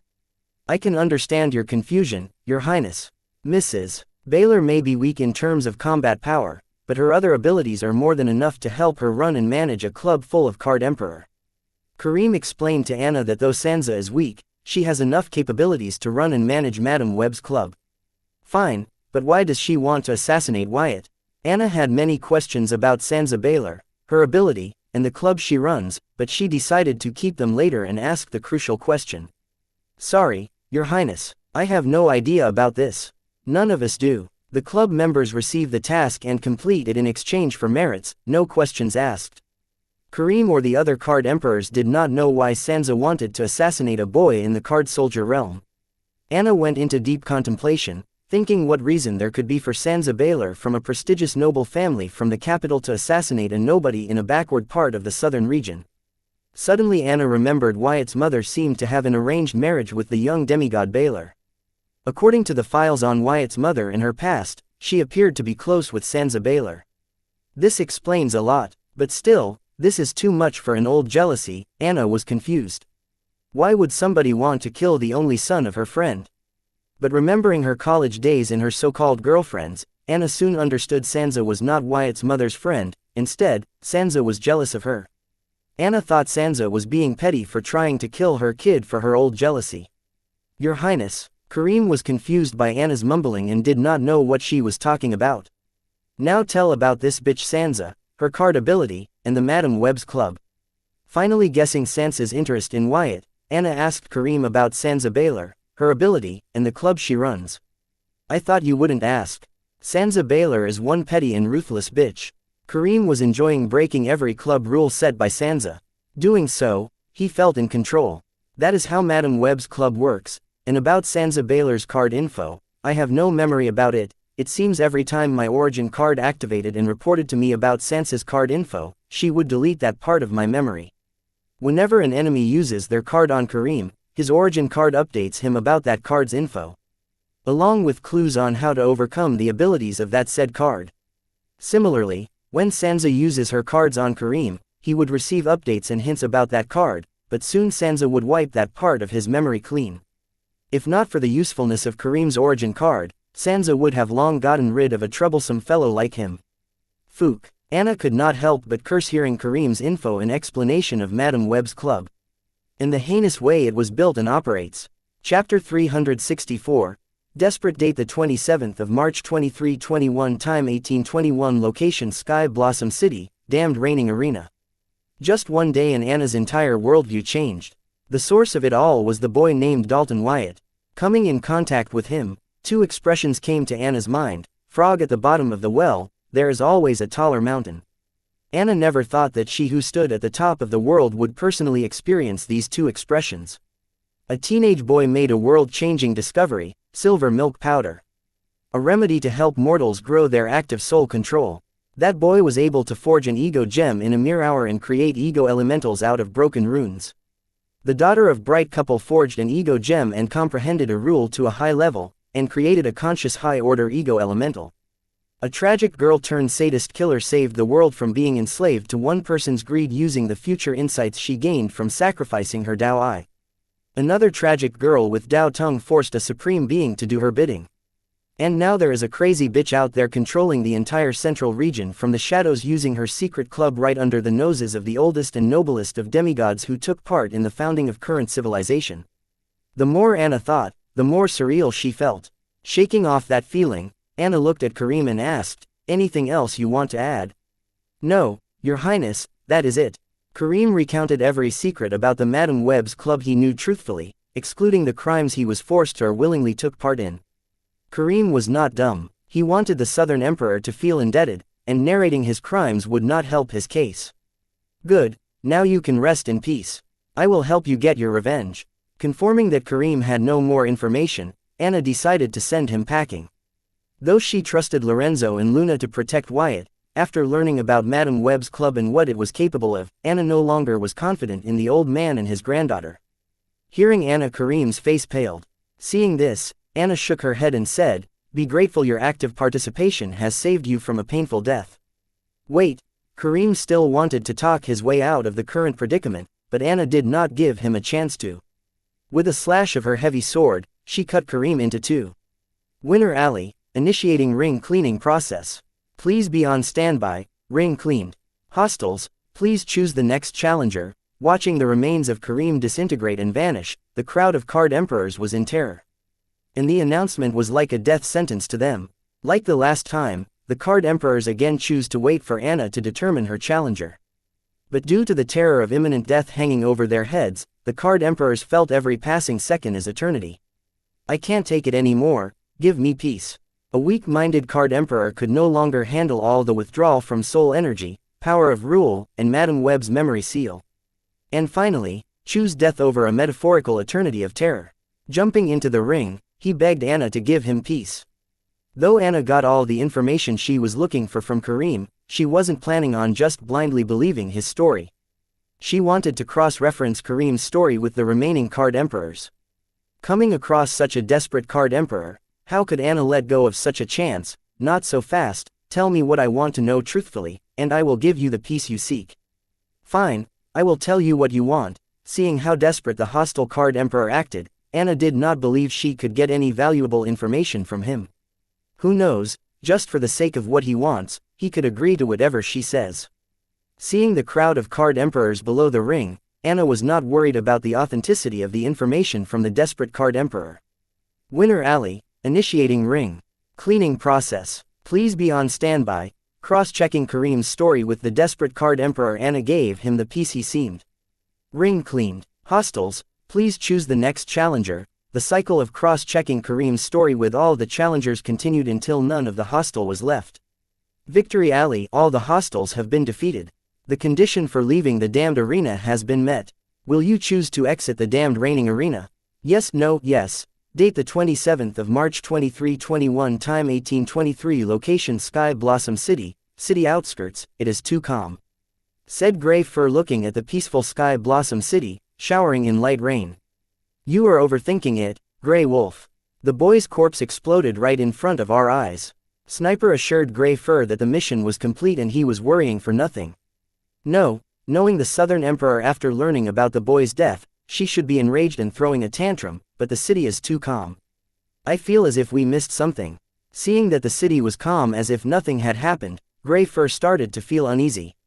"Come on, man, no matter how strong the Southern Emperor is, 24 vs 1 is too much even for her. She must not have known about the boy's death yet." Sniper made a good point which sounded reasonable to Grey Fur. "You may be right, I am just overthinking it. Head out and gather at Heaven on 4 legs. Please do not wait for me. I will join you guys once I give Madame Web a detailed report."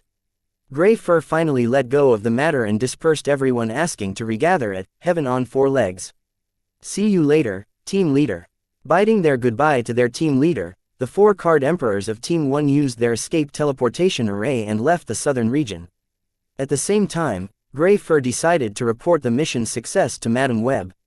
Calling Madame Web, "You better be calling to tell me that the mission was a success. Otherwise, I do not mind turning you into a brain-dead idiot or a memory-less fool." Enraged Sansa answered Grey Fur's call, warning him that his call better be regarding the success of the mission he was attempting and nothing else. She seemed to be extremely angry with the incident related to Grinch. "Yes, madam, This call is to inform you about the success of the mission. You can watch Flower Thief's memory to see the desperate look on that boy's face as Flower Thief sent the boy to his parents. Grey Fur boasted the completion of the mission to Xianxia. Great, finally the pest is gone, and I can rest knowing I won. Xianxia's tone became pleasant, thinking that Ellen's spawn was dead. Madam, the success of the mission came with the loss of 25 club members.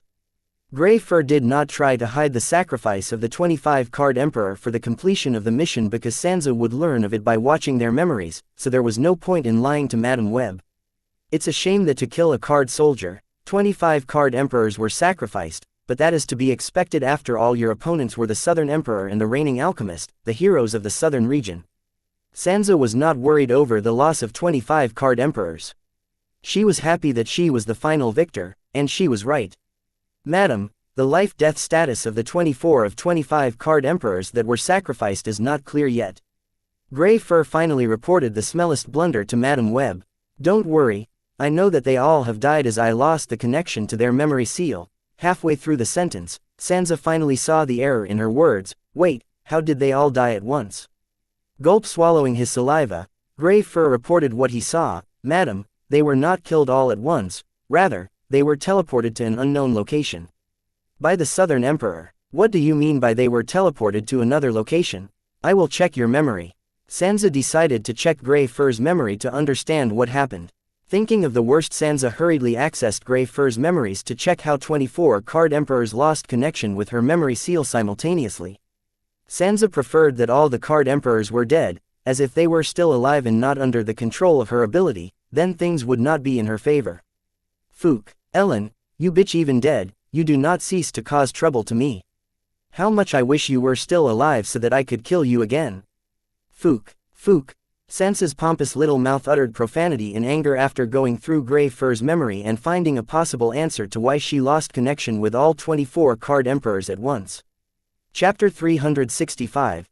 New plans. Date the 27th of March 2321. Time 1827. Location Sky Blossom City, city outskirts. No, this wasn't supposed to happen.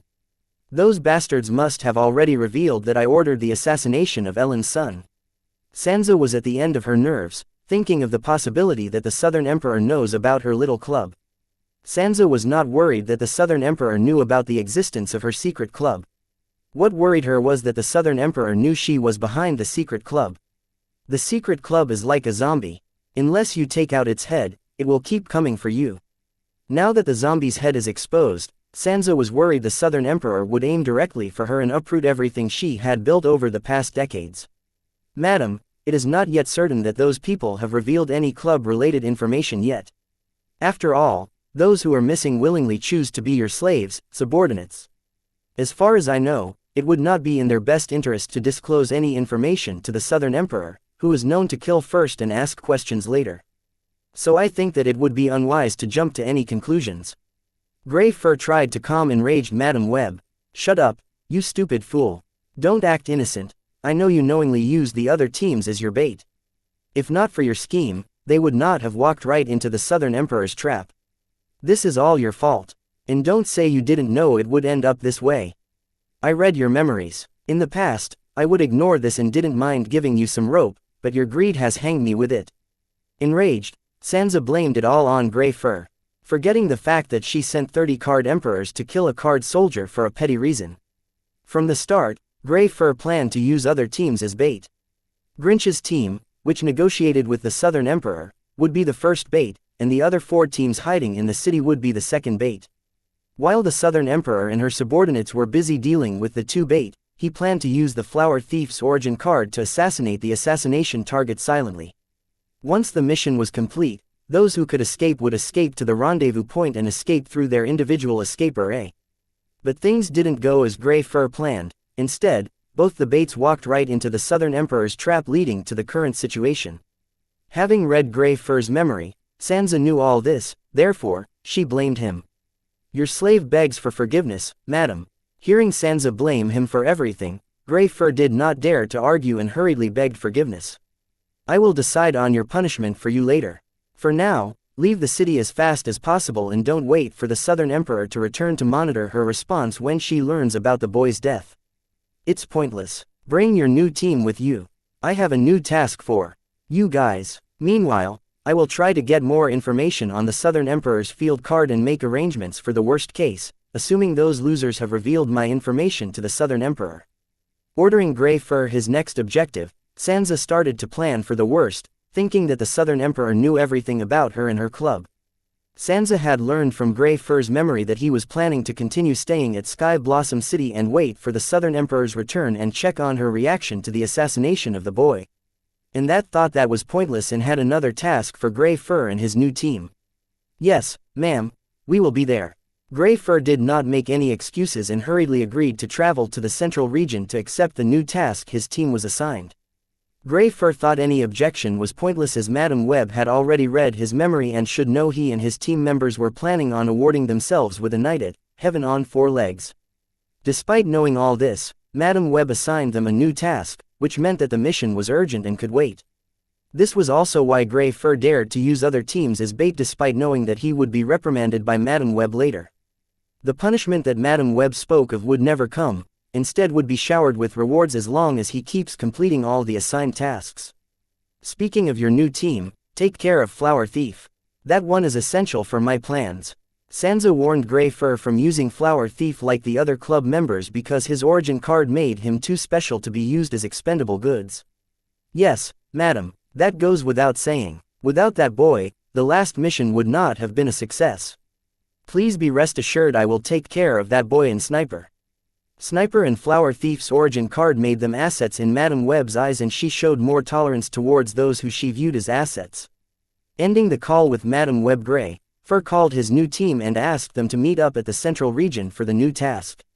Date the 27th of March 2321, time 1831, location Sky Blossom City, Card Stadium. Exciting, the damned reigning arena. Anna appeared right where she entered it. Hovering in the sky, Anna was in deep thought but throwing everything to the back of her mind. Anna hurried towards the VIP box number 1. What the heck is that thing? And where is Wyatt? Pointing at the blood cocoon in the middle of the room, Anna inquired Lorenzo and Luna about it and my whereabouts. Lorenzo and Luna were speechless. They did not know how to explain their failure to protect me to Anna. Yes, I was still alive, but it was because of my quick thinking.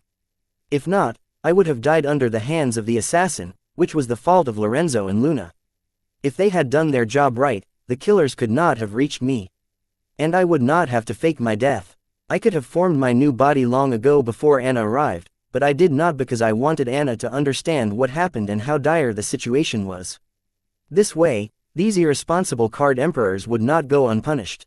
Therefore I delayed the formation of my new body and waited for Anna in my blood cocoon.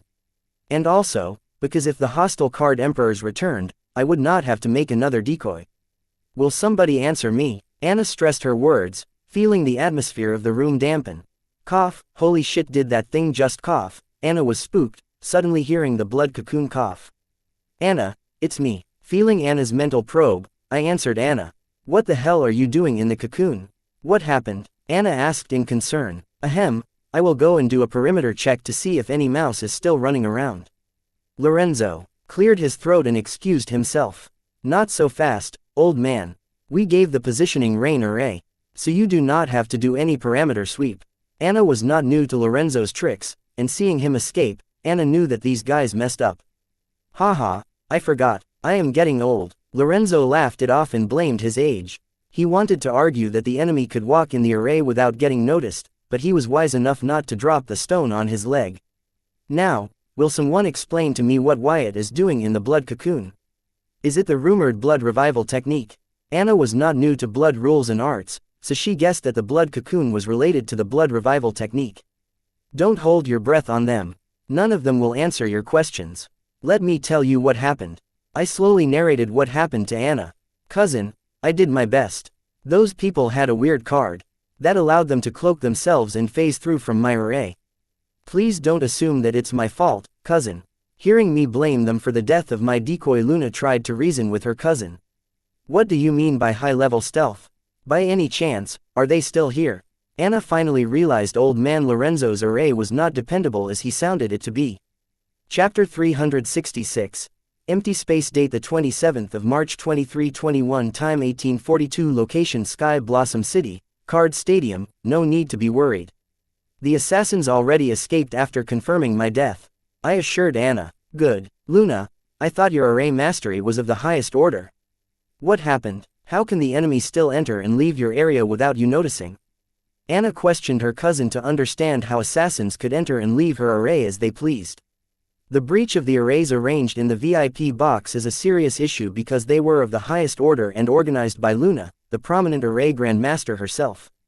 If these arrays are compromised, similar arrays covering many Southern Watch military facilities and Heatsend royal palace set up by Luna and her grandfather were at risk of being breached.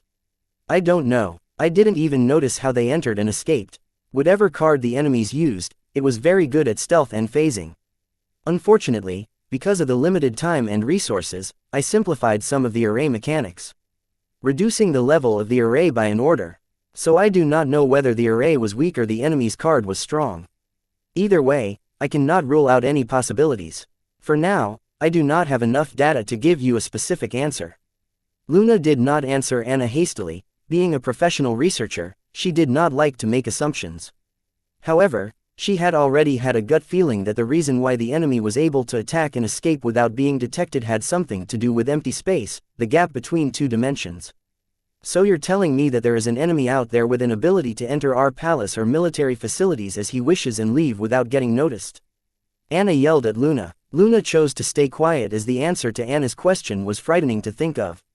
Just the thought that all the important sites of Heatsend royal family and Southern Watch are defenseless from an enemy attack sends a chill down Luna's spine. The array design developed by Luna is an upgraded version of arrays created by the ancestral demigods of the Heatsend family. Luna's upgraded array designs were way more efficient than the old arrays and proficient in detection ability. Because the array mechanics were simplified due to the limited time and resources, Luna could not tell for sure that the enemy used empty space to attack them even though her years of experience told her so because they lacked any protective measures towards attack from empty space. The shortcoming of the array towards attacks from empty space is not because it is impossible to stop an attack from empty space but because it is believed that there is no life in empty space, and it cannot sustain any life. Since nobody can live in empty space, there was no point in wasting time creating a countermeasure for attacks from empty space. Until Norman Jones, whose origin card can summon a creature that delves in the empty space. It's not that Luna's array was ineffective, only that it was not meant to provide protection or detection against attacks from empty space. The array used in the VIP box is a simplified version of the original, and life is impossible in empty space. These two were why Luna was unsure if the enemy attacked them from empty space. Therefore, until she can be confident about her assumptions, Luna chooses not to make any form of a statement. Getting no response from Luna, Anna turned to Lorenzo. Old man, you're the one who guaranteed your granddaughter's array designs are ahead of their time. I trusted you and signed off to change the array covering the Southern Watch military facilities. If Grandma hears about this, she is going to flip out. The arrays are indeed ahead of time, Anna. I believe this is an isolated incident, and the problem lies in the enemy's card. It should be an origin card with a weird ability. Lorenz was very confident that Luna's array designs were ahead of time and the best out there. Compared to the arrays they used earlier, Luna's updated array designs were way better. That is why he recommended Anna change the array designs they previously used. Origin card or not, there is a loophole in the current array system used by the family. I don't know how you two have to find the loophole and fix it. I would prefer it if you both find the solution to this dilemma as fast as possible. I don't care if you have to put the silver milk powder project on hold.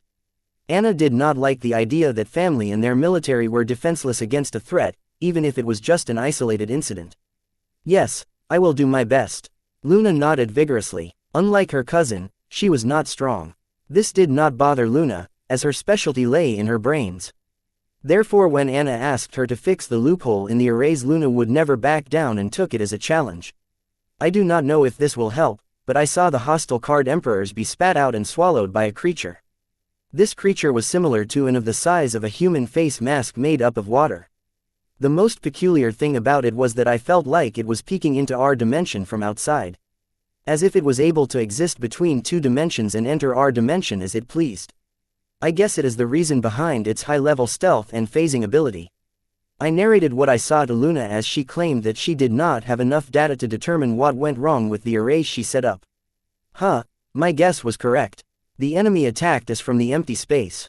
The ancestors have already made the array foolproof against all kinds of space attacks except for the attacks from the empty space because they believed the empty space did not allow any life to inhabit it. But to think there exists a creature that not only can live in empty space but also pass through the dimension wall as it pleases. This creature is the most significant discovery of this century. From my narration of what I saw, Luna seemed to have quickly deduced how the enemy could bypass her array without raising any alarms. Really, aren't you forgetting something, for example, the silver milk powder? Anna could not help but blurt out these words after hearing her cousin's words. Nope, I am not. Do you know what it means to be able to travel through empty space? It is an uncharted area. There is an entire world out there which no one has explored yet, where even the demigods have not stepped foot in. Do you understand the gravity of this matter? Luna seemed to be very excited over the fact that life was possible in empty space. What's new about that? Every year there are new worlds, realms, and dimensions discovered. You do not hear anybody making a fuss over that. I still think silver milk powder is the most significant discovery of the century. Anna was not impressed that life existed in empty space, and she did not hesitate to express it. Forget it, I do not want to waste my words on you. If not for Anna being right next to her, Luna would not have controlled her anger and directly called Anna an illiterate. Whatever, can you fix the loophole or not? Anna knew her words enraged Luna, but she did not care about it and asked if the problem at hand could be solved. Yes, but it will take decades of research and experimentation to achieve that, Luna replied positively. Decades? By then, the enemy would have slept in our bed and pissed in our glasses. Can't it be achieved faster? Anna was not satisfied with Luna's answer. It can be. I can reduce the decades to mere years, but I will need some help. Luna once again answered with positivity. Name it, and I will arrange for it. Anna was enthused hearing the period for research could be shortened to years from decades. I need two things. One of them is that boy, and the other one is the Card Emperor who used the card to summon that empty space creature. Luna answered, pointing at me. Wyatt, why him? Anna was confused as to what role I would play in the research. Not just her, even everyone was. Not him, just his eyes will do the trick as they were able to see the empty space creature. Where my grandpa and I were unable to sense its presence. Luna did not hesitate to state why she needed me. She went one step ahead and boldly expressed which part of me she required. About that, I was able to see that creature because of my origin card ability. So plucking eyes would be a waste. I explained to avoid my eyes from being plucked. Chapter 367. Overprotective. Date the 27th of March 2321. Time 1848. Location Sky Blossom City. Card Stadium. Having concluded how the enemy was able to breach the array and how Luna could rectify it, Anna asked, Oldman, I left that Grinch with you, right? Did you weasel some information out of him yet? No, before I could do that, he went into some kind of vegetative state. I need some time to check what happened. Oldman went on to describe the event that transpired. Forget it. Anna did not press Lorenzo for allowing his suspect to end up vegetative. She seemed to know something but was hesitant to talk about it. Was it because of the presence of two unknown card emperors? No, I don't think so. She did not seem to mind talking about something as crucial as array designs for the Heatsend royal family and Southern Watch military facilities in front of them. Or maybe because what she knew was more important than the military array designs. Our end was a bust. What about you? Did you get any helpful information from your end? Oldman Lorenzo asked Anna if she could get any information from the card emperors trapped in her fusion field card damned reigning arena. Lorenzo was a sly old fox, seeing that Anna, who would be waiting to yell at him whenever the opportunity presented itself this time, chose not to, despite this particular opportunity being a juicy one. So Lorenzo figured that Anna must have hit the motherlode on her end and could not help but ask despite knowing Anna was hesitant to talk about it. Yes, I did get some information. Whether it is useful, I can only tell after checking the authenticity of the information I got from those assassins. Anna seemed to have successfully interrogated the assassins but was unsure if the information she got was accurate. Her words made it clear that she did hit the motherboard. The information that Anna must have received must be very critical and involve some bigwigs, seeing how even someone as reckless as Anna chose to do her homework before pointing fingers. Great, Your Highness, then who was it that sent the assassins? The unknown younger card emperor asked Anna excitedly. I don't know if this younger card emperor is acting dumb or very bold. Oldman Lorenzo's action and Anna's response proved that she was not willing to answer that question, yet he asked it with a naive enthusiasm plastered over his face. Didn't you hear me earlier? I cannot tell you until I have verified the authenticity of the information. Anna spoke in a stern and cold voice, making it clear that she did not want to talk further on this topic. But to assure us that these matters will not be left as it is, she added, I have to verify some things before I can take definite action. But know that perpetrators will be prosecuted. Great, then what next? Being the initiator, Lorenzo took it upon himself to change the topic. For now, we should focus on Wyatt's safety. The recent assassination attempt has proven that the enemy is well versed in terms of assassination and has no problem getting by unnoticed. And also, it is clear that Wyatt's life is no longer safe in this small city. I am planning on moving him to Southern Watch headquarters. Anna started to narrate how she wanted to move me to a secure location so that something like the previous assassination would not happen. Yeah, I agree with your idea. And I also think that for his safety, Wyatt should be declared dead to the rest of the world. Lorenzo agreed with Anna and proposed that they hold a grand funeral for me so that the whole world knows that the creator of the silver milk powder was assassinated by a bunch of shameless card emperors who did not mind ganging up and killing a single card soldier. That should be easy as Wyatt has successfully faked his death in front of his assassins.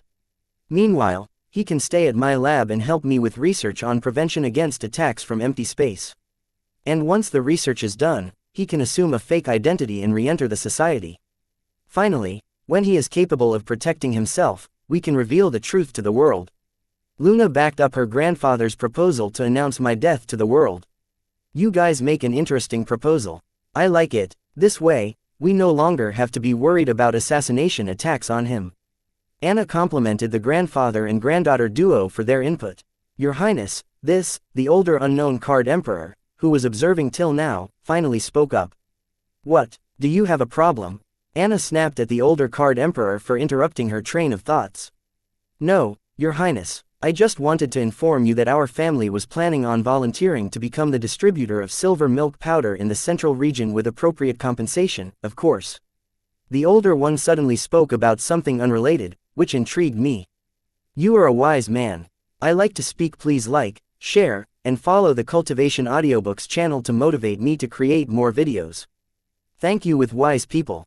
But you sure your family can swallow the entire central region? Don't you think you are being a bit greedy? Anna seemed to understand what the older card emperor was hinting towards. And she seemed to warn him for being too greedy. Your Highness, with your blessing, I think my family can achieve the task splendidly. The older card emperor did not seem to back down despite Anna's warning. Give up on your dreams of becoming the sole distributor of silver milk powder in the central region. But you can be one of the distributors in the capital city. This is already my limit. Considering the current state of your family, you guys are not qualified for this task. But generosity runs deep in my family, so you're in luck. Anna did not give in to the older card emperor's demand and instead gave him a counteroffer of becoming one of the distributors of the silver milk powder in capital city. Thank you for your generosity, Your Highness. Now that everything is settled, can I speak? Please like, share, and follow the Cultivation Audiobooks channel to motivate me to create more videos. Thank you with the boy. The older card emperor was indeed wise. He seemed to know when to back down while he was at it. He did not forget to ask Anna permission to speak. Please like, share, and follow the Cultivation Audiobooks channel to motivate me to create more videos. Thank you with me. The two unknown card emperors have not hidden their interest to talk with me from the beginning. First, I thought it had something to do with the silver milk powder, but now that they already had a deal with Anna, they still proposed to speak. Please like, share, and follow the Cultivation Audiobooks channel to motivate me to create more videos. Thank you with me. This confused me because what do two card emperors have to do with a small city card soldier? Good, it's decided that we will announce that the discoverer of the silver milk powder Dalton Wyatt was killed today in an assassination. And then, he will be moved to a secure lab where he can help Luna in the research. You guys talk what you want and make it quick, we have to move him to a secure location. Anna finally permitted the two unknown card emperors to speak. Please like, share, and follow the Cultivation Audiobooks channel to motivate me to create more videos.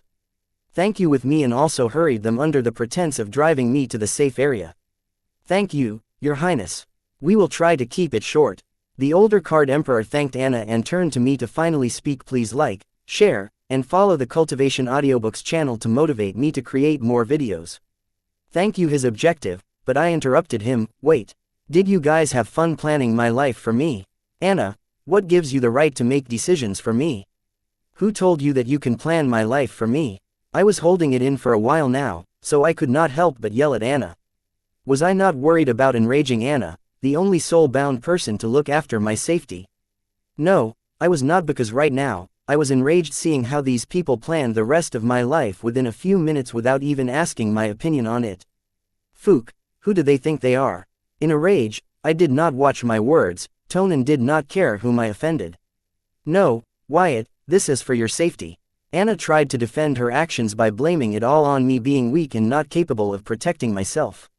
Anna, I thought you were different, and had started to believe that you cared about me. I acted like the time I spent with Anna did not affect me, but in some corner of my heart, I started to trust her and depend on her. Wyatt, you misunderstand my intentions. I do care about you. This is for your good. You have to understand where I am coming from. Chapter 368. Slave date the 27th of March 2321, time 1854, location Sky Blossom City, Card Stadium, VIP box number 1. Getting kidnapped and being confined in a dark room to slave for my abductor was what I was scared of when I knew how this world worked. The soul pupils in my past life memories made me a gifted card creationist. In this world where the law of the jungle trumps all the laws, I was scared to show my gift to the world. But I should shine so bright that no darkness could swallow my light. This is why I tried so hard to build my force in this world, from running my card boutique to taking over the 3 allied guilds, all of this my attempt to lessen the fear in me.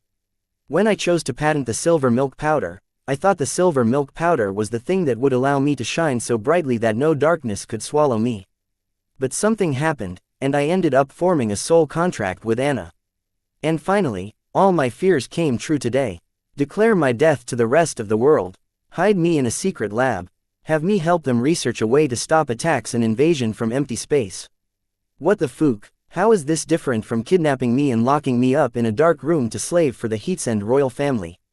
These people didn't even bother to ask my opinion on this, and they dare to say that they are doing all these for my safety. I can see where Anna was coming from. She was being overprotective, but Oldman Lorenzo and his granddaughter Luna, these two, they wanted to turn me into a slave of their Heatsend royal family. I would be damned if I let them do as they pleased. And who the fook are the 2 unknown Card Emperors? These fookers seem to know something, and their suspicious deal about their family becoming one of the distributors of silver milk powder in the capital city. There is something afoot here, and I seem to be at the center of it. I glared at Anna, Luna, Oldman Lorenzo, the 2 unknown Card Emperors, with raging anger. Fortune favored these guys, and I was not strong enough, otherwise, I would have taught them a lesson from trying to trick me into becoming a slave for the rest of my life. They say once I was strong enough to protect myself, I could travel the truth to the world. In this world filled with mysterious cards and demigods, what level of strength should I have to be considered strong enough to protect myself? In this world, even demigods do not dare to roam around alone, worried hostile demigods would gang upon them.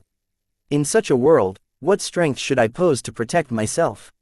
These guys were indirectly telling me that they would enslave me for the rest of my life. Did they expect me to believe their lie and allow them to erase my footprints from this world and enslave me for the rest of my life? What the fool are these guys thinking? It must be the slave contract between Anna and me. Yes, that's it. Because of the soul contract, people from the Heatsend royal family cannot force me into doing anything. Therefore they use this indirect way to fool me into becoming their slave indirectly. Thinking of this, a chill went down my spine. Fook, these guys are crafty. Is Anna in on this? Or does she not know a thing and is just being overprotective? I don't feel like Anna is acting, but this might be the hormones in my body confusing me and clouding my judgment from seeing the truth. I cannot be certain, which is a good thing, as certainty is the mother of fools. Anyway, I have to proceed with caution. And being a little cautious towards Anna wouldn't be a bad thing for me. The plan of Lorenzo the old fool became clear to me. He wanted to manipulate Anna's overprotective side towards me to fool Anna and me and turn me into a slave for his family. Wyatt, you misunderstand my intentions. I do care about you. This is for your good. You have to understand where I am coming from.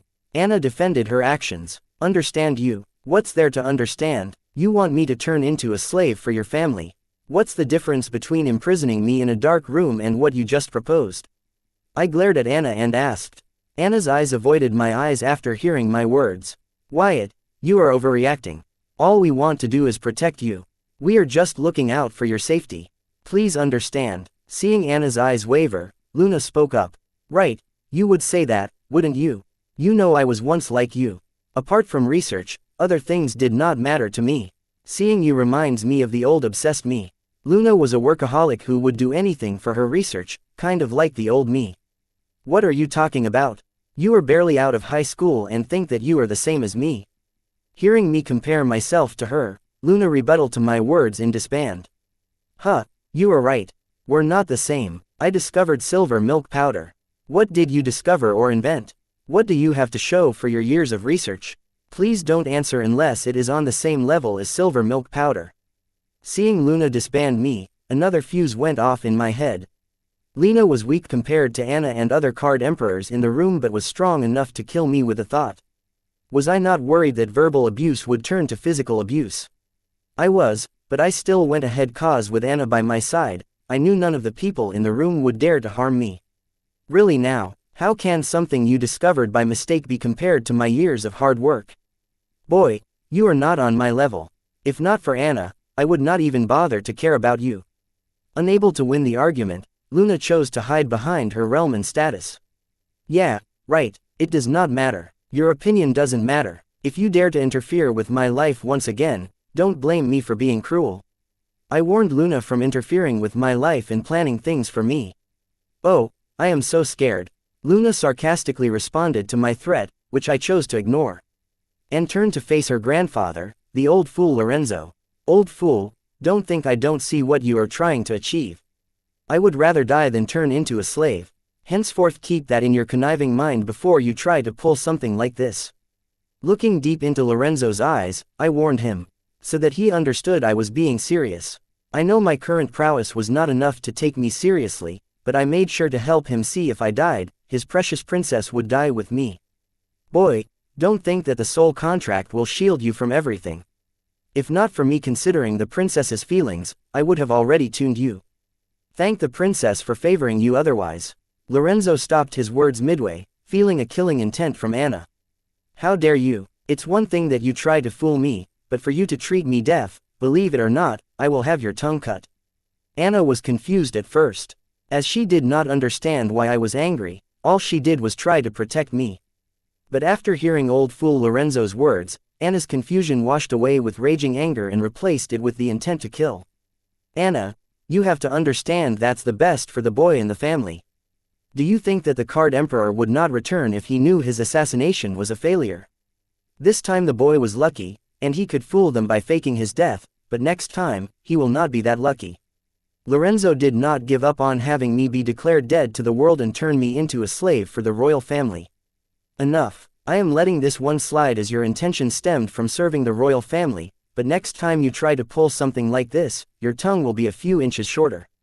Chapter 369, Family. Date the 27th of March 2321. Time 1912. Location Sky Blossom City, Card Stadium, VIP Box Number 1. Having warned the old fool Lorenzo, Anna turned to me with an apologetic smile.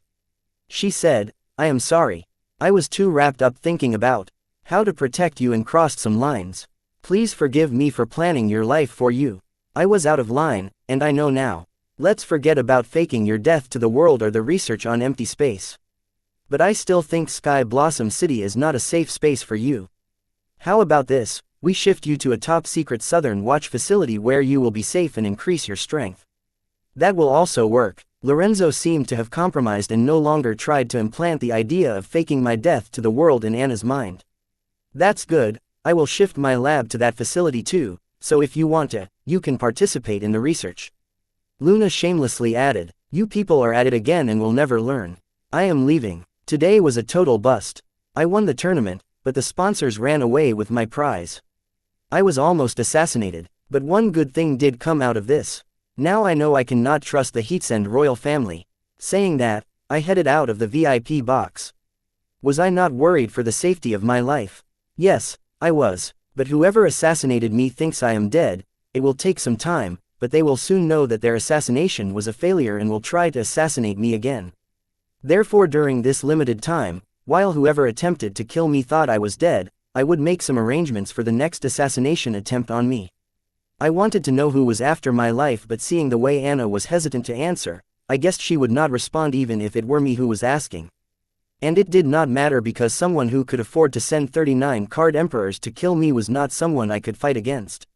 For now, the best thing would be to defend. Yes, defend till the Heatsend royal family takes care of the hit on my head. I did say that I could not trust Anna's family, but I trusted the soul contract between Anna and me, which forces those guys to do their best to protect me so that my death doesn't become a threat to their princess. The royal family may not care for a card soldier from a third-rate city, but they care about their princess. This one reason was enough for the royal family and its subordinates to treat the threat towards my life with seriousness and not dare to laze around. Wait, you can't leave. We still have to talk to you. The younger card emperor blocked my path. I don't care. I am done talking. Now step aside. I did not try to be polite. After all, I did not care who this guy was and how he could crush me to death with a thought because, for my safety, I sold the exclusive rights of my patent to the Heatsend royal family. I don't care if he is a card emperor, as a third-rate card emperor is not worth my time. I plan to show tolerance and act hand in hand with the Heatsend royal family. But now that the royal family has made their stance clear, I no longer intend to be polite. Fook, if you want to turn me into a slave, then guys are all in for a hell of a pain. I said we have to talk to you. So stay put, the younger card emperor said in a stern voice. It seems he has started to show his true colors of bullying the weak and bowing to the strong. In front of Anna, Lorenzo, and Luna, this Fooker did not dare to raise his voice or show his attitude, but in front of me, a mere card soldier, he started to act high and mighty. I said, get out of my way, you dumbass. Yep, I cursed at a card emperor. It felt good. I didn't just curse at him but also taunted him with a disband-filled stare. You scum, how dare you curse at your elders? Let me teach you stead of your parents. Feeling the disband-filled gaze of mine, the unknown card emperor lost it and let out an invisible pressure from his body pressing on me. Die, before I could even feel the pressure from the unknown younger card emperor, Anna yelled in rage, and suddenly, the left half of the card emperor's body blocking my path was vaporized. Healing silk, last revival, the unknown older card emperor yelled and rushed for the younger card emperor's rescue. And a silky green light enveloped the body of the younger card emperor like a mummy. Despite using a card, all the older card emperor could salvage was a live body with the left arm and chest missing. It seems card emperor's vitality is no joke. Having lost his left arm, lungs, and 3/4 of his heart, the card emperor was still alive, and through the hole of the silky light covering him, he stared at Anna in horror. Your Highness Southern Emperor, what are you doing? This is Duskborn family matters. You have no right to interfere. My nephew was only teaching our family junior. No matter how wise and tolerant the unknown older card emperor was. Seeing his nephew being beaten to the brink of death, he lost his rational mind and yelled at Anna. But the Fook, does this old fellow mean by family junior? Who is his family junior? Young Wyatt. As far as I know, Papa Wyatt is an orphan, and Mama Wyatt is a runaway. No way, these people cannot be related to Mama Wyatt. Wait, did he say Duskborn family?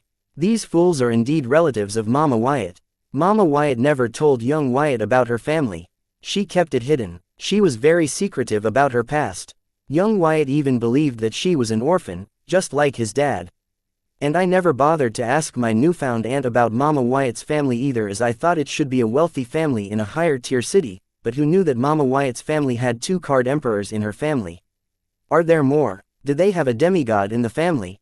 That's not the point. These boomers tried to sell me to the Heatsend family to become one of the distributors of the silver milk powder in the capital city. They did not even try to hide the fact that they were selling me to the Heatsend royal family. Having finally understood what was happening here, I no longer planned to leave the VIP box. Because I wanted to listen to what these 2 card emperors had to say to me, and also I was worried that in the absence of Anna, these 2 card emperors would try to kidnap me. Come to think of it, I am worth more dead to the Duskborn family than alive. If I am dead, the patent of the silver milk powder will go to my immediate relative. That is the Duskborn family. If not for the Heatsend family's protection, I think these people would have already killed me for the patent rights and the royalty. It seems money does bring the family together. Until yesterday I was an orphan, and now I have many relatives and a big family waiting to swallow my wealth. Step aside, I said, looking at the older Card Emperor. I did plan to stay, but I can't just remain after saying I will leave, hence the drama. Young man, listen to me. I am your grand uncle. Please don't be hasty. Listen to what I have to say to you. Then you can decide to leave if you want to. The older Card Emperor addressed me politely as he had to because it didn't, then he had already witnessed the consequences. Seeing how you are being polite, I will give you 2 minutes, be quick. Yep, smoothly done. After saying that, I slowly returned to Anna's side. Because of the new news, I felt more insecure, and right now, only Anna could give me a sense of security. I didn't trust Anna. I counted on the soul contract between us. Chapter 370. Invitation date the 27th of March 2321 time 1918 location Sky Blossom City, Card Stadium, VIP box number 1. This is how your parents end up in the Sky Blossom City. The Fire Fist Emperor narrated Mama and Papa Wyatt's life experiences before taking refuge in Sky Blossom City. I gave the Fire Fist Emperor a blank look because Mama and Papa Wyatt were not here to present their opinion, and there is no way to check the authenticity of the story retold by the Fire Fist Emperor. Even a fool would know that the story narrated by the Fire Fist Emperor is biased. And I consider myself to be a sane person, so there is no way I would buy into the shit he just spewed. Even if the story narrated by the Fire Fist Emperor was biased, I still felt a boiling rage towards the Duskborn family for what they put Mama and Papa Wyatt through. Mama and Papa Wyatt were an average eloped couple before arriving at Sky Blossom City. And the villain in their story was Mama Wyatt's family. But according to Fire Fist Emperor, the villain in the story was the Baylor family belonging to Mama Wyatt's arranged fiancé, which forced the Duskborn family into persecuting the Wyatt couple, which led to them finding refuge in the Sky Blossom City. Therefore I turned to Anna for her input. With Anna's family information network, they must have dug up what transpired with the Wyatt couple and whether there are other influences involved that I have to look out for since I plan to take revenge for the Wyatt family. I should know who all the culprits were involved in the tragic end of Wyatt's family. So she should be able to tell me what, the Baylor family and the Duskborn family were equally responsible for the persecution of your parents. Thankfully your grandfather, the three-eyed emperor, and your mother's ex-fiancé, young demigod Baylor, helped your parents escape to the Sky Blossom City and settle. Anna did not get into detail but pointed out that both the Baylor family and the Duskborn family were equally blamed. Young demigod Baylor, you are telling me my mother's ex-fiancé is a demigod? I exclaimed in utter shock. What did Mama Wyatt see in Papa Wyatt to marry him instead of a demigod? This is not love. This is utter foolishness. I am all for love, but look what fate it brought to Mama Wyatt. Yes, Anna answered in surprise, seeing me forget the main point and sweat on details. You are telling me my mother could have married a demigod, but she chose to marry my father instead? I asked again, unable to believe that Mama Wyatt chose Papa Wyatt over a demigod. Yes, she did. Isn't she a remarkable woman? She gave up everything to choose love. Mama Wyatt was a real-life princess who chose a hard life in the name of love, which would seem romantic in many people's eyes. And so does Anna. No way, I don't believe it. I couldn't believe it. What was more unbelievable than with a Card Emperor for a father? Why was Mama Wyatt a mere silver-grade card apprentice? There had to be a story to it. And I guess somehow the Duskborn family was to be blamed. Okay, believe whatever you want to. Seeing me be unreasonable, Anna gave up. Fook. If Papa Wyatt were still alive, I would have saluted him. To steal a demigod's fiancé, Papa Wyatt must have been quite a daring ladies' man. So, are you guys here to beg for forgiveness? I asked the Fire Fist Emperor. Knowing that they were young Wyatt's relatives, I thought they were here to mend the relationship between us as I gained a lot of wealth recently. In a way, yes.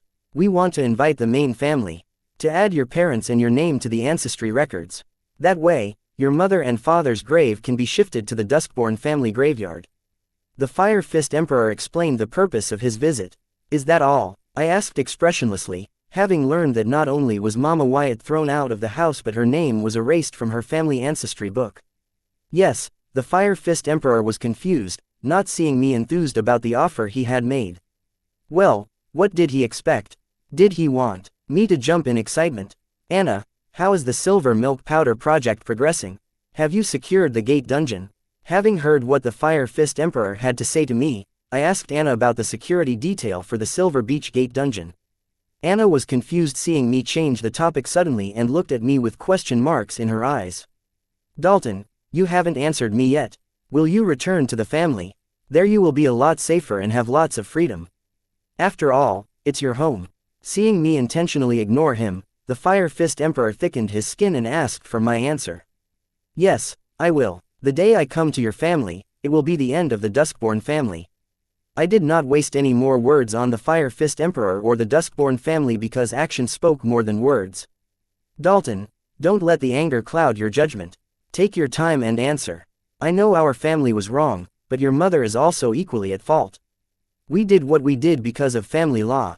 What your mother did is equal to betraying the family. The punishment of erasing her name from the ancestry book and banishing her from the main family is already very lenient. But now, thanks to your contribution, the family is willing to withdraw all its punishment and invite you back to the family. With this, you can bury your parents in the Duskborn ancestry graveyard, where your mother's final rest truly belongs. Despite hearing me threaten to destroy the entire Duskborn family, the Fire Fist Emperor continued to persuade me. Chapter 371.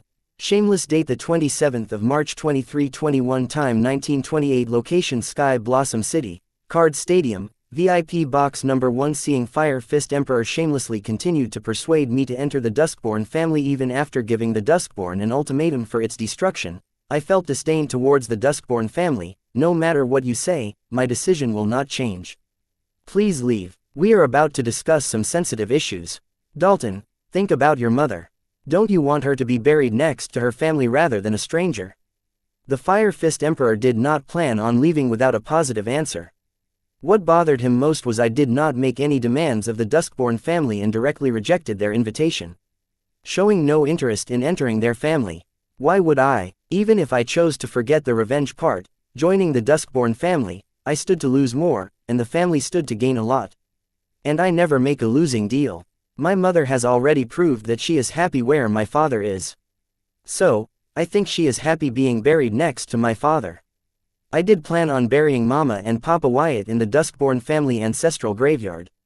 But when I do that, I want to bury the whole family, which forced them to their cruel fate.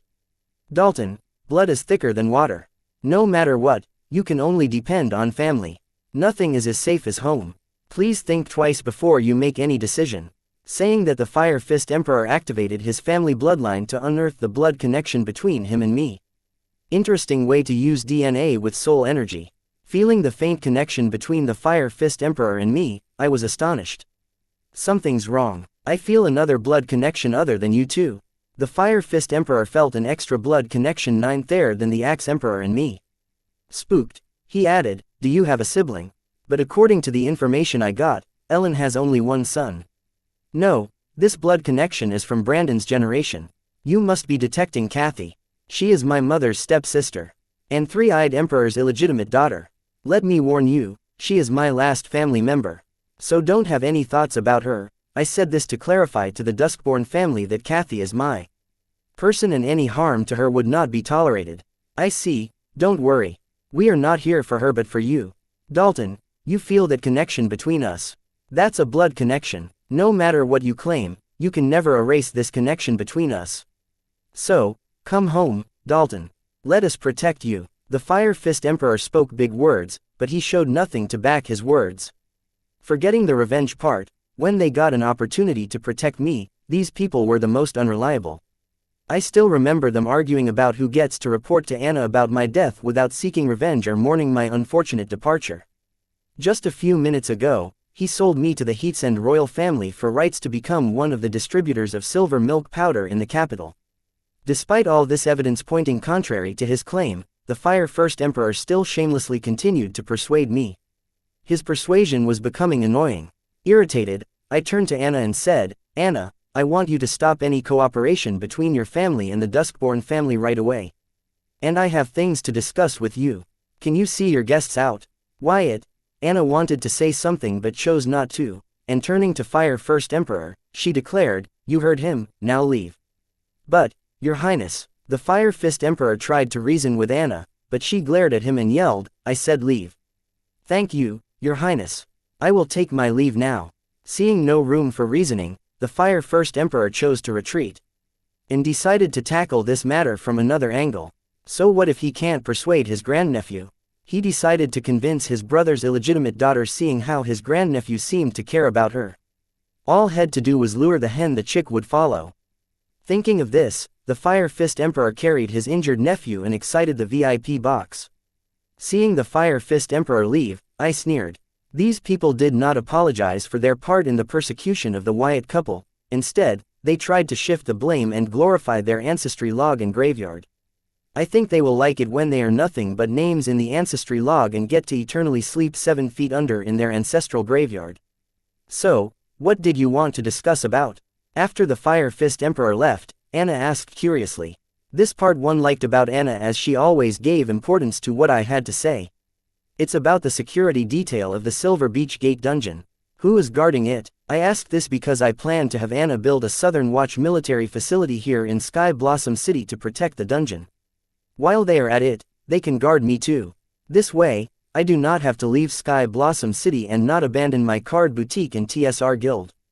About that, we are planning to transport the entire dungeon to a secure location. Fortunately, it is a low-ranked gate dungeon. If it were a field dungeon or a high-ranked dungeon, we would have to make other arrangements. Instead of Anna, Luna explained the Heatsend royal family's plans for the Silver Beach Gate dungeon. What? Can you do that? How is that possible? Why haven't I heard of it? I exclaimed, hearing that they planned to transport the gate dungeon to a more secure location. Fook, this meant all my plans of having Anna build a Southern Watch military facility in Sky Blossom City hit a dead end even before I set the plan in motion. So much for me trying to come up with ways to avoid going into hiding. Chapter 372, Dungeon Relocation. Date the 27th of March 2321. Time 1935. Location Sky Blossom City, Card Stadium, VIP Box Number 1. It is called Dungeon Relocation, and with enough preparations, it is possible. Luna answered. After a pause, she continued saying, this is the reason why. Auntie chose me for the Silver Milk Powder project over grandfather. After all, dungeon relocation is my area of expertise. So, Mother had already made all the plans for the Silver Milk project. Why did she not inform me about it? It appears even Anna was kept in the dark about the Heatsend royal family's plans for the Silver Beach Gate dungeon. That's for Auntie to answer. Please do not drag me into your mother and daughter communication problems. Luna chose her words carefully. Ms. Luna, about dungeon relocation, what do you mean by enough preparations? I was curious about dungeon relocation, so I asked my doubts about it to the available expert. That's drive, Luna Lorne for you, Luna corrected. I found it funny hearing Luna say that because I remembered doing the same to many people I did not like back on Earth. Sure, drive, Lorne. Now, will you help me understand dungeon relocation? I was not bothered by Luna's haughtiness. Instead, I respected that because people in our field worship knowledge, not strength. HMPH. Luna snorted and then said, dungeon relocation is a new concept. It was based on the idea of relocating a captured gate dungeon to the desired location. Since this is a relatively new concept, there is not much advancement in this field. Therefore, relocation of the high-level dungeon is not possible yet. Thankfully, Silver Beach Gate dungeon is a low-level dungeon, so within another 3 months, we can uproot it from this city to the secure location. 3 months. If it takes that long to uproot a gate dungeon, how are you planning on guarding the dungeon? Hearing that it takes 3 months to uproot the gate dungeon, I was overjoyed. And set the previous plan in motion with some improvisation. Why would the dungeon need protection during the dungeon uprooting process? Who dares to mess with the Heatsend royal family in the southern region? I could see Luna was purposefully acting dumb. She seemed to have already guessed where I was headed with my question. You dare to say that after 30 card emperors tried to assassinate me, an hour ago? I may have discovered the silver milk powder, and you may own its exclusive production rights, but the silver milk powder does not belong to us but the entire humanity. And I believe it would be irresponsible to leave something that important unguarded. I did not put my agenda forward not because Anna would reject it, but the 2 card emperors in the room would definitely oppose it because me going into hiding would help their case. Yes, Luna, you cannot let our family pride come in between the welfare of the entire humanity. I will have an elite squadron of Southern Watch set up a temporary military base as protection detail until you uproot the gate dungeon. Anna seemed to have guessed what was happening and responded in my support. You don't have to go through the trouble, Andy had made all the arrangements. It got delayed because of the mission, Forsaken Treasure. Luna came clean and revealed that all the arrangements for the gate dungeon protection detail were made. Huh, this is great. Now you no longer have to go in hiding, Wyatt, Anna exclaimed in excitement. You do know that it is a temporary military facility, right? I hate to rain on Anna's excitement, but better now than later. No, you don't understand, soon you will be able to attend the university. Anna's voice became loud in excitement. So, I asked in confusion. Having attended enough university for 2 lifetimes, I was not thrilled about college life. The top 10 universities are humanity's holy land of knowledge. All forces have signed a treaty that the top 10 universities are war-free zones. Nobody, I mean nobody, would dare try to assassinate you in one of the universities. Even if they tried to, they would fail and pay dearly for their actions. Anna explained the reason behind her excitement.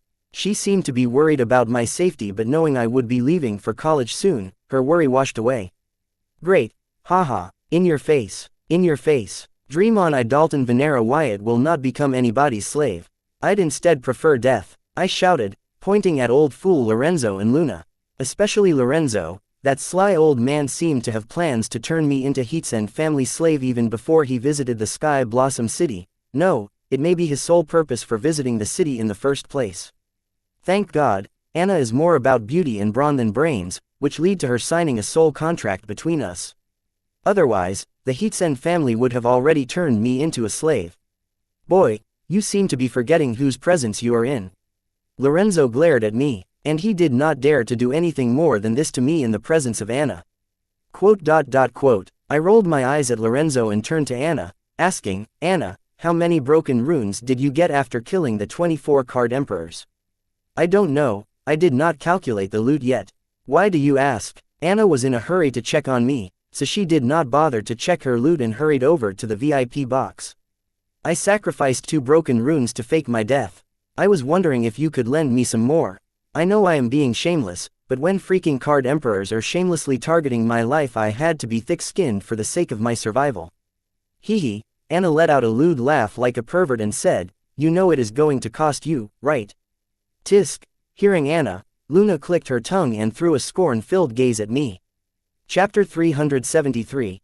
Job offer. Date the 27th of March 2321. Time 1943. Location Sky Blossom City, Card Stadium, VIP box number 1, sure, name your price. Ignoring Luna's scorn-filled gaze, I confidently answered Anna's sketchy offer. Wyatt, you dog, how can I talk about that with my family present here? Anna acted shy, but her eyes kept throwing a flirtatious gaze at me.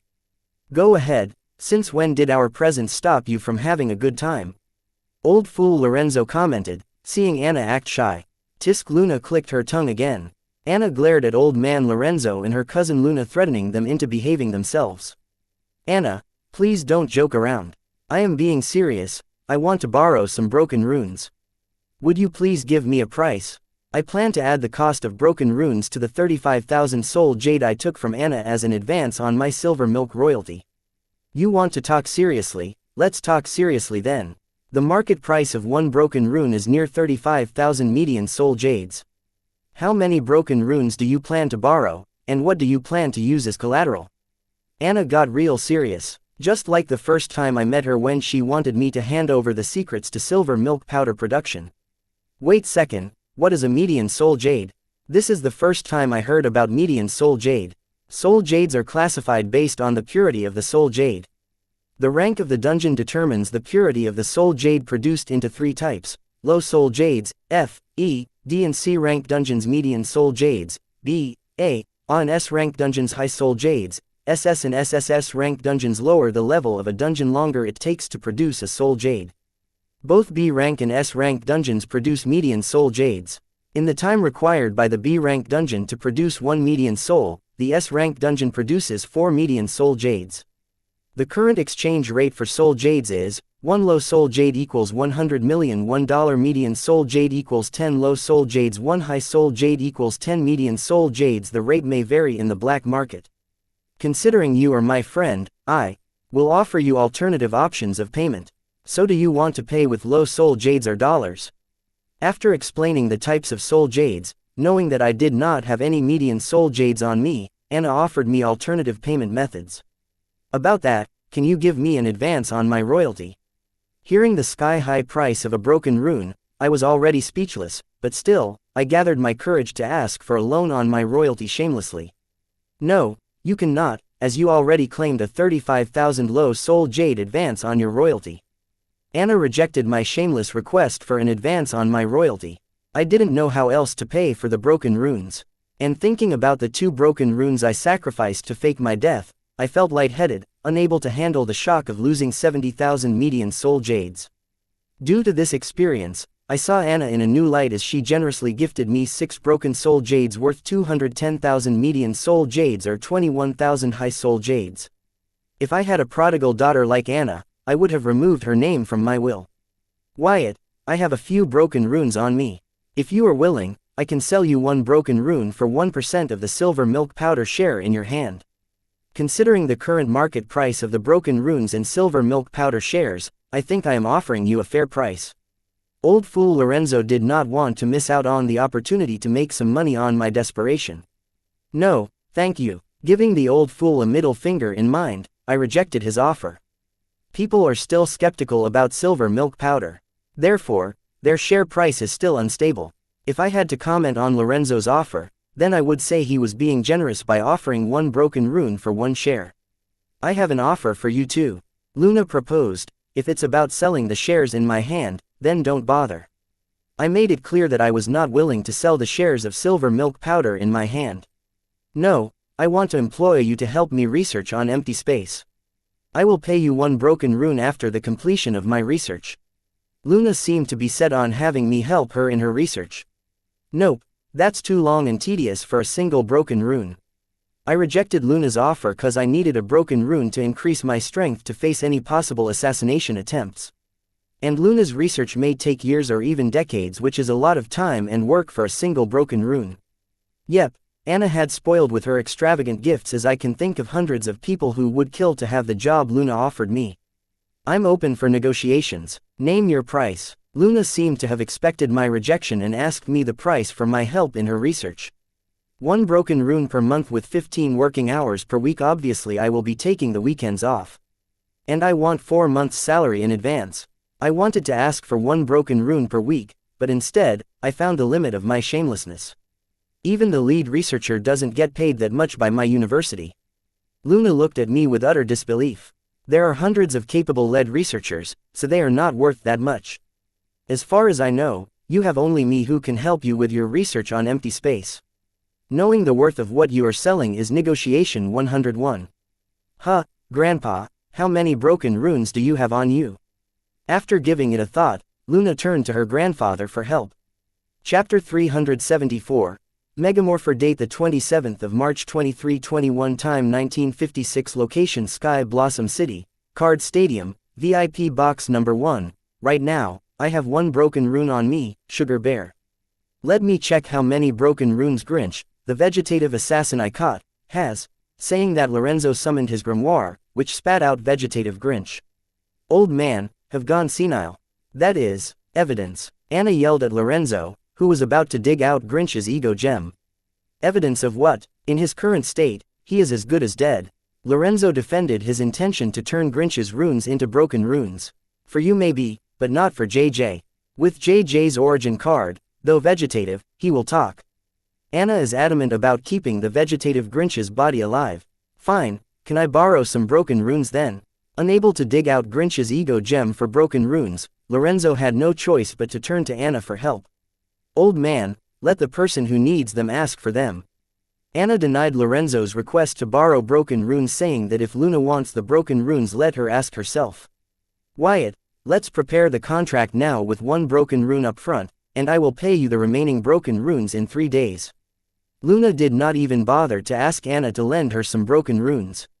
It seems there is still some friction left between the 2 cousins. Nope, that won't work for me. Give me 4 broken runes now, or we don't have a deal. I was not interested in helping Luna in her empty space research. Yet, I chose to accept her job offer because I urgently needed broken runes to create the cards that would help me protect myself from any future assassination attempts. Okay, then I will contact you when I have 4 broken runes. Luna did not understand the difference between me getting the broken runes today and 3 days later, which is why she did not think of the possibility that 3 days after I may not be alive to take her job offer. And I did not bother to remind her of that, because to her, even with broken runes, a card soldier can never defeat a card emperor. And I agree with her, but I could escape or trick them like I did today. Typical Luna, Anna commented, seeing Luna not willing to borrow some broken runes from her. Ahem, clearing my throat, I drew Anna's attention and asked, Anna, how about I pay for the broken runes by other means than soul jades? Wyatt, darling, I thought you wanted to talk seriously, asked Anna, scanning me with a passionate gaze. Tisk, clicking her tongue, Luna looked at me with disdain. No, not that, I mean, how about I create rune cards for you in exchange for broken runes? I did not want silver milk powder shares, so I had no choice but to offer my service in exchange for the broken runes. Ha ha ha. Luna, Lorenzo, and Anna, all 3, burst into a loud laugh. Tell me you are kidding me, right? Lorenzo asked, wiping the tears from the corners of his eyes. I stood calm and gazed back at all 3 of them with a serious look because I was confident in what I said. Oh, he is serious. Seeing the serious look in my eyes, Lorenzo and the other 2 finally stopped laughing. Wyatt, don't tell me you seriously think that your service as a card creation is worth a broken rune, Luna asked with disbelief. I do. You saw the ego elemental I created with broken runes, right? Don't you think they are worth a broken rune? With Calamity Daughter Gem, I can create any broken rune into an ego elemental with ease. What, didn't Anna create those ego elementals for you? Lorenzo inquired in surprise as he and everyone else believed that Anna gifted me the ego elementals. Nope, I created them myself. And I think they should be worth the price I ask off. Desperate times call for desperate measures, so I no longer tried to hide that I was the one who created the ego elementals. No way, you just forged your ego gem. How can a novice like you refine a broken rune and cast it into an ego elemental? This is illogical. Old man Lorenzo could not comprehend the idea that a total novice could create an ego elemental using a broken rune just minutes after he forged his ego gem. Anna, what do you say? I can help you create ego elementals using broken runes in exchange for broken runes. Ignoring Lorenzo, I asked Anna. Ego elementals, I can create them too. Why should we pay you for their creation? Anna asked a reasonable question, that, my ego elements can be used by anyone. The broken runes used to create them will not resist new users. They will be as docile as any other runes of the user. I knew this because I saw how the broken rune spirits were hostile to anyone who entered their ego gem. Is that it? I can do that too. Give up, Wyatt, anything you can do, a card emperor can do it better. Before Anna could answer me, Lorenzo argued. You guys saw Pax's mecha iron flesh, right? What if I say I can build something 5 times enormous than that using the broken runes? And anybody can use them. I bet the Southern Watch would love to equip your soldier with those. Ginormous mecha, that was what I was planning to build for myself. Well, not exactly a giant mecha but a megamorph formed by combining different mechas. Why would our soldiers need those giant puppets? They are already equipped with capable armors and weapons. Lorenzo's prejudice against me stopped him from looking at the picture I was trying to paint. I like the idea. A mecha, is that what you call that thing? With the firepower it was packing, the card apprentice equipping it could take on thousands of hostile card apprentices of the same realm. Those huge armors will work wonders at the way beyond. Good, but before we go any further, I would like a demonstration of the armor you create using broken runes. And if they are worth 1 broken rune. Anna saw the picture I painted and was impressed enough to give me a chance to prove my claims. Yeah, I agree. If the so-called mechas are not half bad as you promise, they can help our soldiers posted at the way beyond a lot. Maybe we can reclaim some of the lost lands. Luna seemed to understand the worth of mecha as a mass slaughtering machine. Chapter 375. Rune Jewel. Date the 27th of March 2321. Time 20:03. Location Sky Blossom City, Card Stadium, VIP Box Number 1. Great, I will create the mecha cards for demonstration. And trust me, they will be worth your money. They say if you do what you love, you'll never work a day in your life. And creating things that were just a theory or concept back on Earth was what I loved, and when Anna and the rest asked me to create a mecha made out of runes for demonstration, I was pumped. Okay then, what are you waiting for?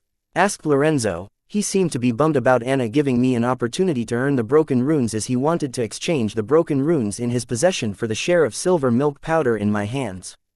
Well, creating a mecha card requires a lot of rare ingredients and resources, which costs a lot of money. As an orphan student, I lacked the funds and the broken runes to create a mecha card. I was not ashamed to use the orphan student card to get the funds and broken runes to create the mecha card for demonstration. Heatsend royal family is loaded, and they would not sweat the small expenses. Seriously, Lorenzo was about to talk snark again but was interrupted by Anna. Forward me the list of ingredients you require. I will have the stadium staff bring it. There is no rush for that. How about we move the party to my card boutique? There I can use my card lab for the card creation, and Susan can make arrangements for the ingredients.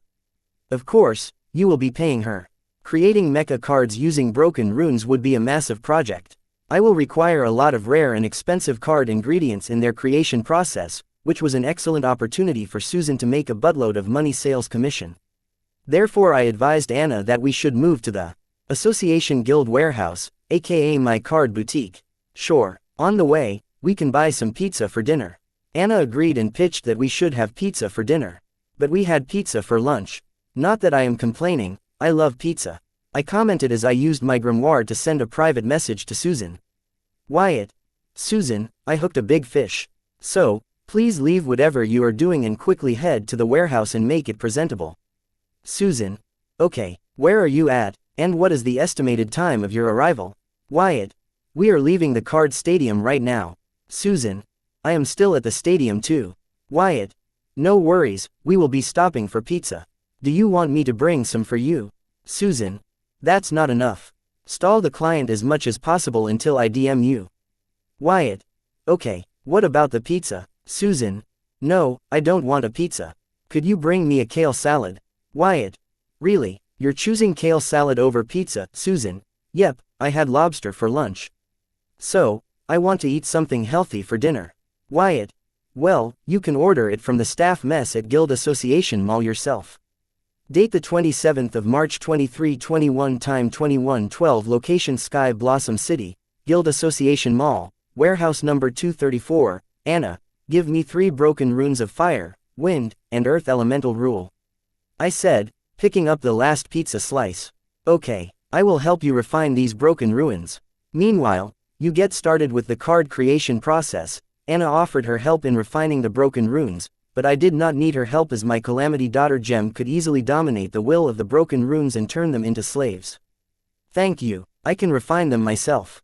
Wiping my hands and mouth on a napkin, I politely rejected Anna's help. Are you sure? Anna asked again. She knew I had turned 6 broken runes into ego elementals in less than 20 minutes, but still, she could not help but be concerned. Yes, give me the broken runes. I will handle them. For some people, Anna's concern would come off as clingy and smothering, but I enjoyed it. I loved the attention and care she had shown me. Though it's another thing that my trust issues are keeping me from reciprocating similar feelings for her. Here, what about the other ingredients? Handing me a red spherical orb, Anna asked me about the status of the other ingredients that Susan had gone to acquire. They are on their way. And what is this? I asked Anna, curiously fiddling with the red spherical orb that she handed to me. That's a rune jewel. It is an item used to store broken runes. You can access the broken runes in them using your mental energy. Anna answered, explaining how to access the broken runes stored within the rune jewel. Wow, then is it like an artificial ego gem? I asked curiously while gazing at the 3 dots of red, green, and yellow floating around inside the rune jewel. Those 3 dots must be the broken runes of elemental runes fire, wind, and land. Calling a rune jewel an artificial ego gem would be incorrect, but the idea behind the creation of rune jewel was indeed to create a synthetic ego gem. It is more like a failed product as a result of trying to make a fake ego gem. Ego gems can help store and nourish runes and broken runes, but the rune jewel can only store broken runes. Luna did not miss the chance to correct me and explained why. What, and how, about the rune jewels? Thank you for that. I will get started on refining the broken ruins. You guys make yourself at home, and when Susan comes with indigents, ask her to leave them at the door of the card lab. Thanking Luna for the useless facts that she unloaded on me, I headed towards the card lab to refine the broken runes until Susan arrived with the other ingredients. Will do. Ask if you need any help. Anna reminded me that she is available to help if I need any. Despite being rejected by me repeatedly, with the help of 3 card emperors, creating the mecha card would be a lot easier and more time-saving. But my card creation method is very crude, which involves a lot of help from my soul pupils and memories, making it impossible for me to collaborate with other card creationists, especially with competent card creations like Luna and Lorenzo. They would easily spot that I have bare minimum knowledge of card creation. Chapter 376. Design issues. Date the 27th of March 2321. Time 21:17. Location Sky Blossom City, Guild Association Mall, Warehouse number 234. Mechas are the unrequited romance I have longed for since I was a little boy and watched the first mecha anime. Getting a second chance in this card world, my love for mecha was no longer an unanswered one. I got an opportunity to create a mecha for PAX Whiteburn but never a chance to ride one, but today, I would change that by creating a mecha for myself. Mechas were quite popular back on the Earth. Their popularity led to the birth of different models of mechas such as humanoid mecha, animal-shaped mecha, transformable mecha, fusion mecha, etc. And today, I was planning on creating 3 animal-shaped mechas with the 3 broken runes I borrowed from Anna. I had already decided on which animals I should shape my mechas after before I gave Susan the ingredient list to purchase the card ingredients. For the fire elemental rule broken rune, I decided to use it to create a mecha shaped after a majestic lion. For the wind elemental rule broken rune, I planned to create a flight-capable mecha for this one, so I decided on the eagle for the wind broken rune. For the earth elemental rule broken rune, I choose tortoises. But I did not plan on making this mecha as slow as an actual one, but it would have a hard shell that the tortoises are known for. Designing a mecha into animal form was not the problem, but its mobility and control, which lied in the AI running the mecha. The spirits of the broken runes were the problems. The broken rune spirits belong to humans, so they had no idea how an eagle or a tortoise should move. This was the challenge I was facing right now. With the help of the Calamity Daughter gem, I can tame the spirits of the broken runes unconditionally. So I thought I would feed the beast will of the lion, eagle, and tortoise to their respective elemental broken runes. This way, instead of mimicking their late masters, the broken runes would mimic the beast wills I feed to them. This was just a theory yet to be tested. Once Susan delivers the card ingredients, I will test this theory out. And the probability of success is very favorable. If not, I will have to develop something like a separate secondary AI for the mobility and control of the mechas. That would be time-consuming and complicate the internal design process of the mecha. Another complication was the power source for the mecha. I plan to add 2 power sources to each mecha. One power source would be soul energy based, and the other power source would be based on rule power. Soul energy based power source was not a problem as soul energy reactor was readily available in Guild Association Mall. But a power generator for a rule power based power source was not available in the Guild Association Mall. The Sky Blossom City was a third-rate city, and it was already a miracle that I could get not 1 but 3 A-ranked soul energy reactors and other rare A-ranked card ingredients here. Not to mention 3 rule power generators. Even a single rule power generator was not something Susan could buy in this city or any other nearby city. These new mechas were broken rune based, and without a rule power reactor, I could not complete them. I could make use of the soul energy base, but this way, the whole idea behind the creation of these mechas would be lost. Therefore Susan decided to try her luck at the black market, and fortunately, an old second-hand rule power generator was available.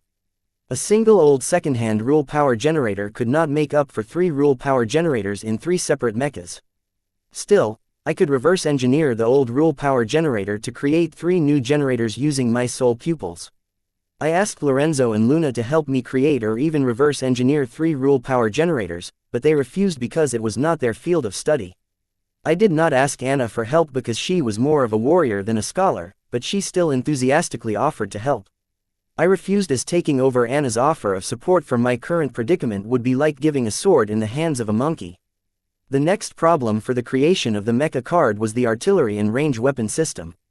Since I was building the mechas using broken runes, I wanted to use rule power-based weapons. But the rule-based weapons were not available in the Sky Blossom City market, both black and white, which meant that I had to create the arsenal for the mecha from scratch too. The reverse engineering of the rule power generator and the creation of all 3 arsenal systems will be time-consuming, even with the help of 3 of my slave consciousness. Time was not an issue on Anna's side as she did not give one, but if I take too much time in the creation of the mechas, by then, Clown Mask and Courtney will be moved to a secured location. Since the moment Luna and Lorenzo knew about the Clown Mask and Courtney's physique, they haven't left both of them out of sight as if they were their precious. And I wouldn't blame them cause the future information Clown Mask had was worth it. But this also meant I did not get any opportunity to sow my Calamity Daughter gem into the Clown Mask. Currently, Anna and the other 2 are keeping watch on Clown Mask and Courtney. But once the temporary Southern Watch soldier assigned to protect the Silver Beach Gate dungeon arrives, they will take custody of the mother and daughter pair. This means I will never again get to meet the Clown Mask to sow the Calamity Daughter gem into her and get her memory. Therefore, I needed a perfect plan to complete the mecha creation before the temporary military arrived. After considering all the problems, I mapped a plan with all the contingencies I could think of, which would help me save a lot of time in card creation. And these 3 mecha cards were how I was going to sow my Calamity Daughter gem into Courtney's mother. Chapter 377. Experimentation date the 27th of March 2321 time 21:23 location Sky Blossom City, Guild Association Mall, Warehouse Node 234 I have 2 motives for creating the mecha cards. The first one is to earn some broken runes, and the second is to sow my Calamity Daughter gem in the Clown Mask to get the information about the future she had. To achieve both objectives, I will have to create the 3 mecha cards at the earliest. Therefore when Susan arrived with the ingredient cards, I asked her to acquire them. I collected them and got to the card creation process without further delay. Card name, Rule Power Generator Card Type, Ingredient Card Card Rank, A Rank, Rare Grade Card Rate, Card Durability, 57/100ths Card Effect. Rule Power Generator is a generator that uses broken runes as fuel to generate clean rule power. Going through the stacks of ingredients cards, I picked up the second-hand Rule Power Generator ingredient card. Its card durability was way lower than the minimum recommended durability limit. Using this generator for mecha card creation would turn them into a ticking time bomb waiting to blow up any second. I checked if rearranging the card's soul pathways would help with increasing its durability, and I would have one less generator to make. Unfortunately, that was a dead end as the generator's parts were too worn out for any alteration or modification. So I was left with only one option to reverse engineer the generator and create 3 brand new Rule Power generators for the mecha cards. After checking on the Rule Power generator, I took out the 3 Beast Wills ingredients cards from the stack of card ingredients. The 3 Beast Wills belong to 3 different monsters of lion, eagle, and tortoise kind. Card name, Volcano Lion Beast Will Card Type, Ingredient Card Card Rank, A Rank, Rare Grade Card Rate, Card Durability, 97/100ths Card Effect. The beast will belong to a volcano lion. Card name, Gale Eagle Beast Will Card Type, Ingredient Card Card Rank, A Rank, Rare Grade Card Rate, Card Durability, 96/100ths Card Effect. The beast will belongs to a Gale Eagle. Card name, Terrain Back Tortoise Beast Will Card Type, Ingredient Card Card Rank, A Rank, Rare Grade Card Rate, Card Durability, 98/100ths Card Effect. The beast will belonging to a Terrain Back Tortoise. All the 3 Beast Wills belong to A rank monsters. Acquiring these 3 beasts would not have been possible without the cooperation of the City Hall and Card Creationist Association. A-rank Beast Wills are privileged ingredients that were hidden in the treasure vault of the City Hall and Card Creationist Association. If not for Anna's identity, acquiring the cooperation of these associations would not have been possible.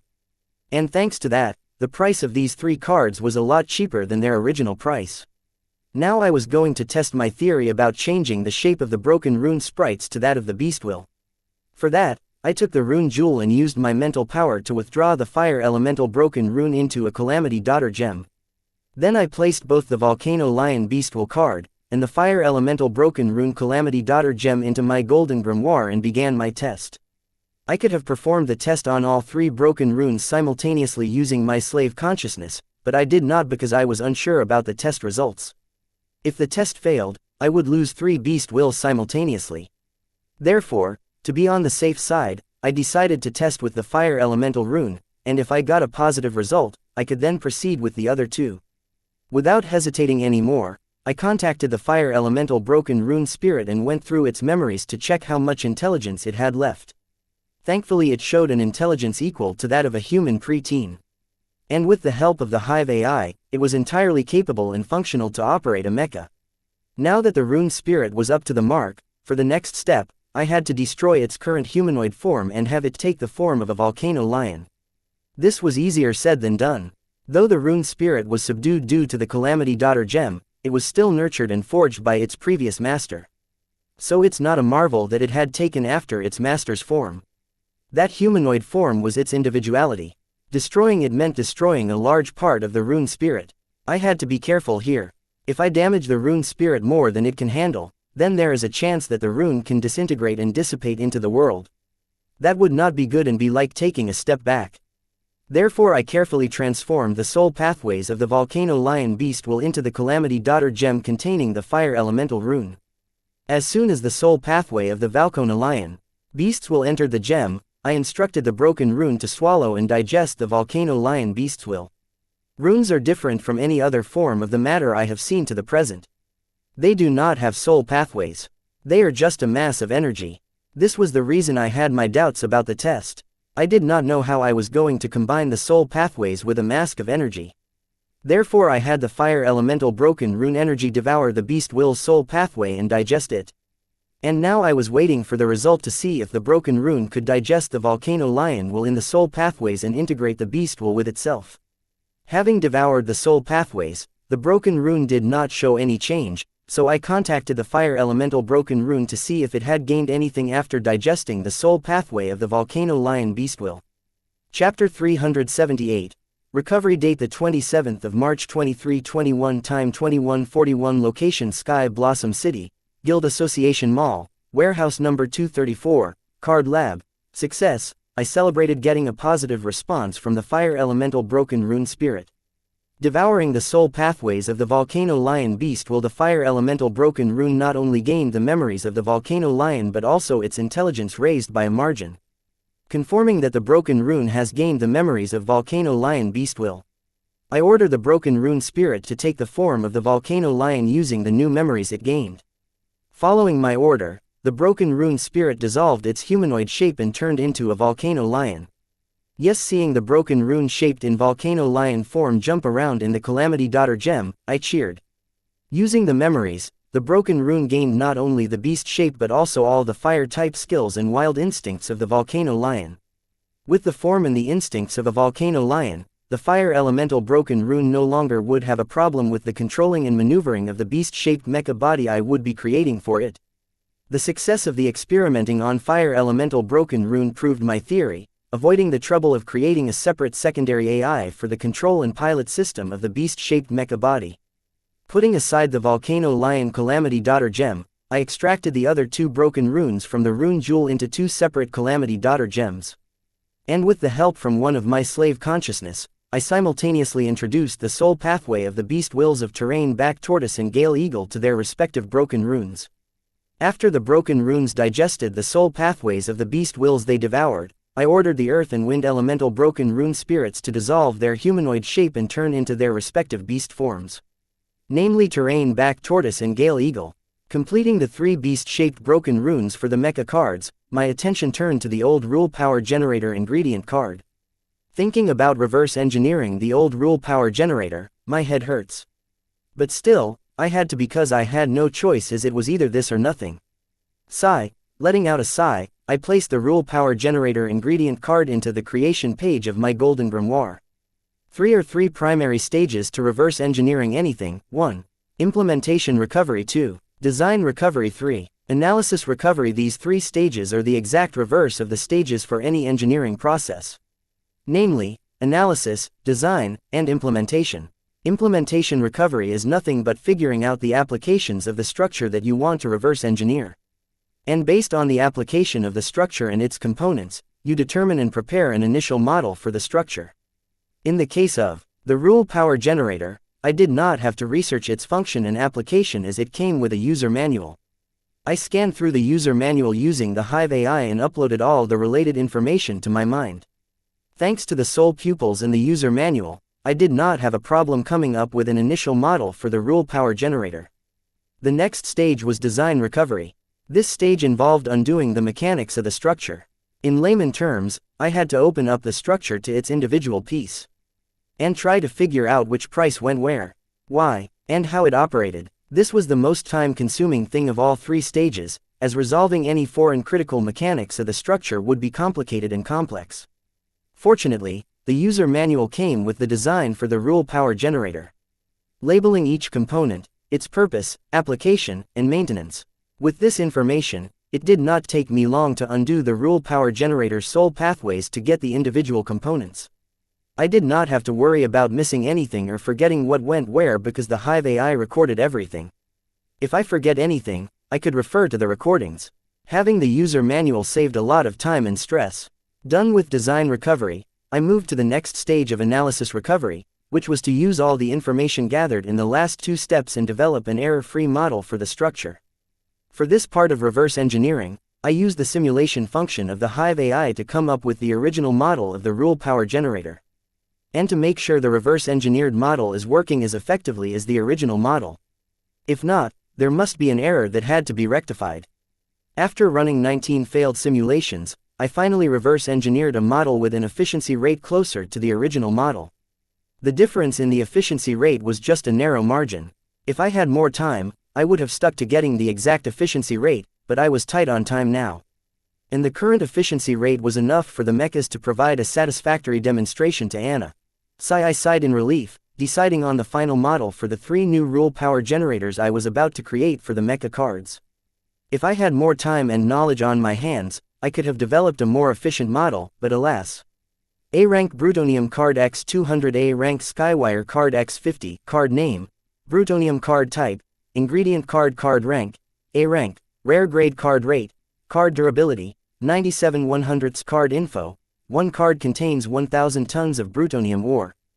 Brutonium is an excellent and resilient metal ore, used to create weapons and armors. Card name, Skywire card type, ingredient card, card rank, A rank, rare grade card rate, card durability, 97 100ths card info, one card contains 1000 tons of Skywire ore. Skywire is an excellent and resilient metal ore, mainly used in alloy with Brutonium to create weapons and armors. Brutonium and Skywire are rare metal ores mainly used to create rare-grade weaponry and armory. And right now, I had enough of them to make alloy steel to create 3 beasts shaped against mecha bodies. Chapter 379, Smelting and Casting. Date the 27th of March 2321. Time 21:58. Location Sky Blossom City, Guild Association Mall, Warehouse number 234, Card Lab. Brutonium and Skywire mixed in the ratio of 4:1 form an externally resilient alloy known as Synonium. Synonium is a rare grade alloy whose capabilities match that of mythic grade metals. I chose this alloy for the creation of my beast-shaped mecha mainly because of the various abilities it offers, like temperature adaptation, shock absorption, and structural memory recovery.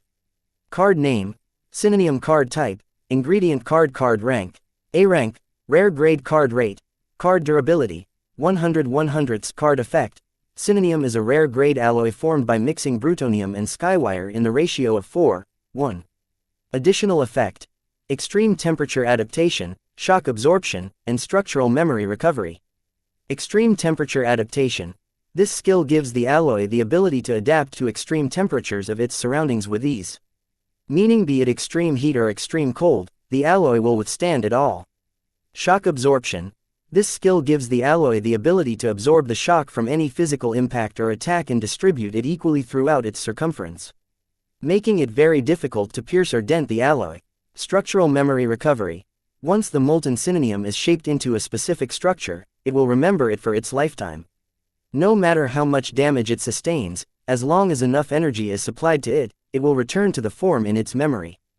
Due to the skill extreme temperature adaptation, it is tough to turn the Synonium into a molten state again, meaning once shaped, the shape of the Synonium cannot be changed.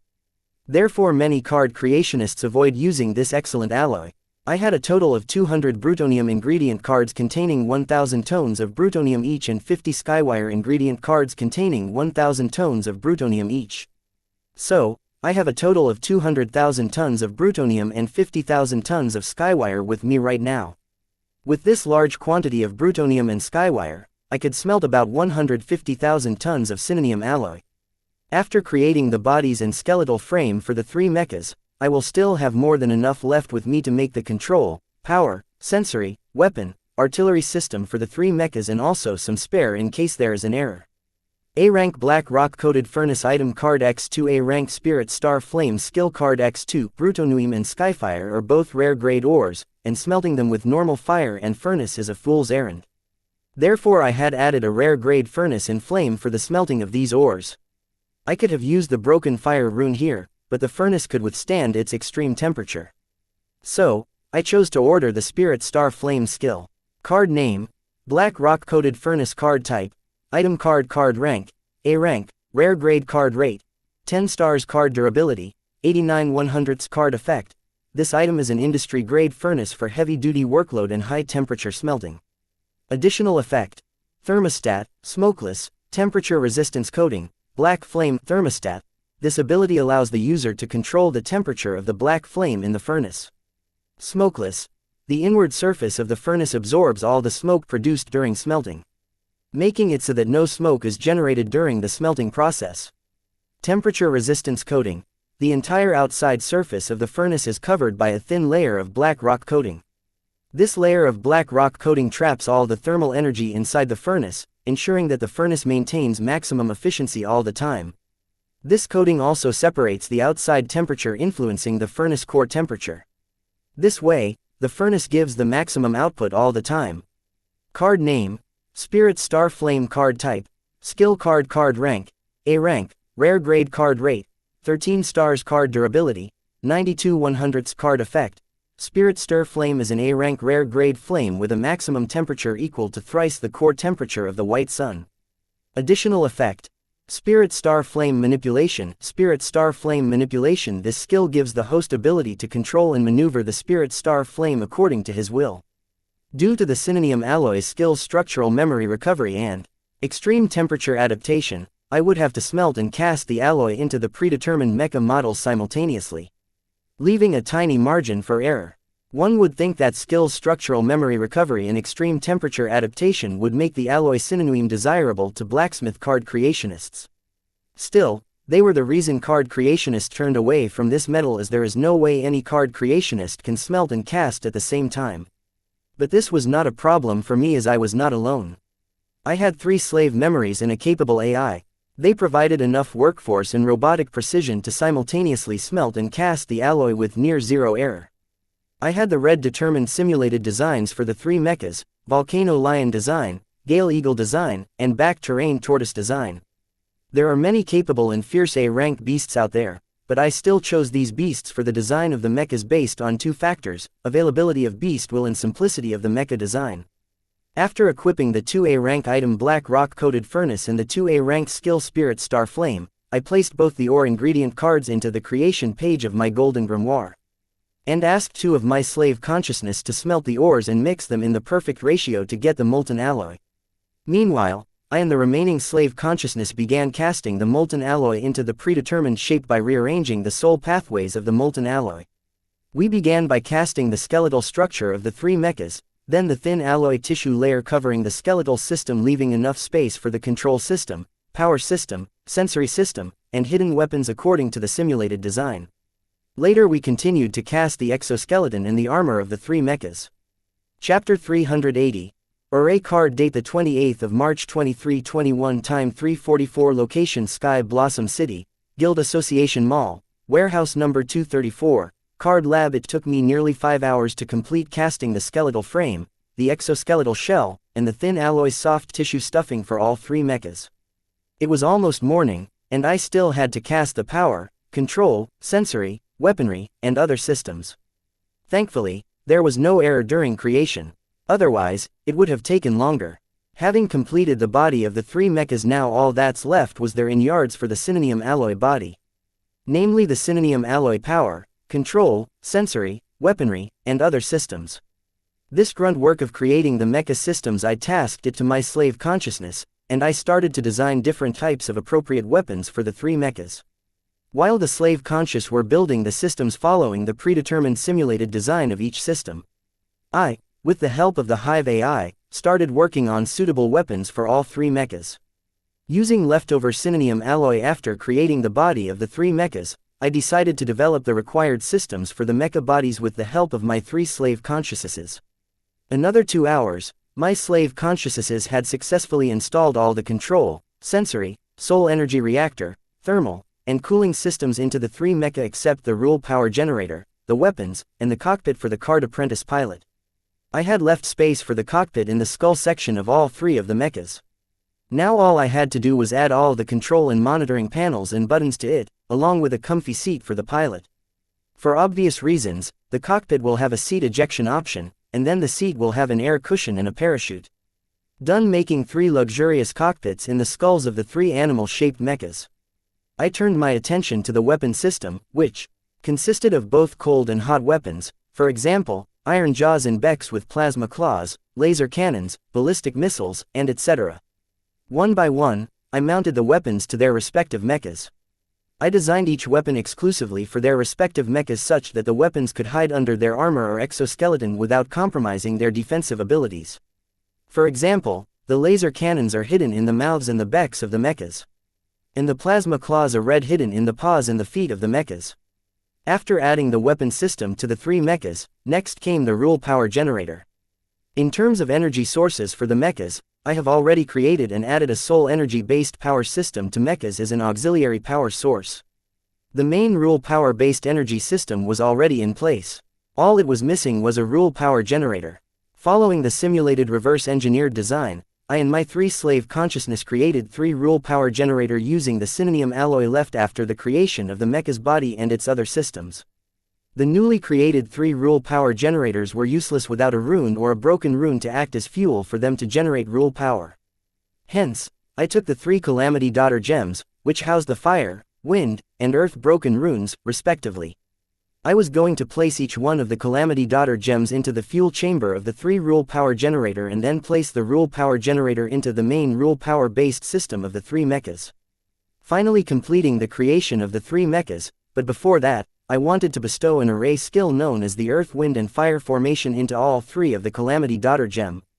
A rank Earth, Wind and Fire array trap card X3. A rank organ core X3 card name, Earth, Wind and Fire formation card type, array card rank, A rank, rare grade card rate, 10 stars card durability, 89 100ths card effect. Earth, Wind and Fire formation is a 3-person array, each representing one element, earth or wind or fire.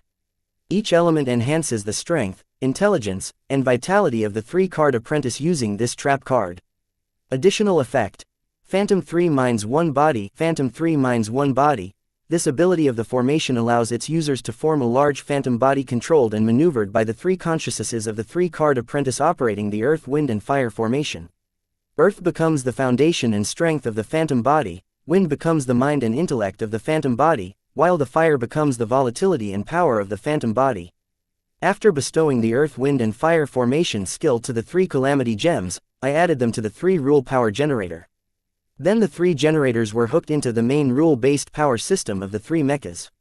Next, I wanted to morph the 3 mechas in my golden grimoire into cards, but I still had about 60 tons of the Synonym alloy.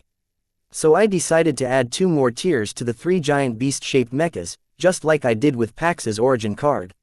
Splitting the 60 tons of alloy equal between the 3 mechas, 20 tons, I created 3 power suits as tier 1, exoskeleton armor as tier 2 for each of the 3 mechas.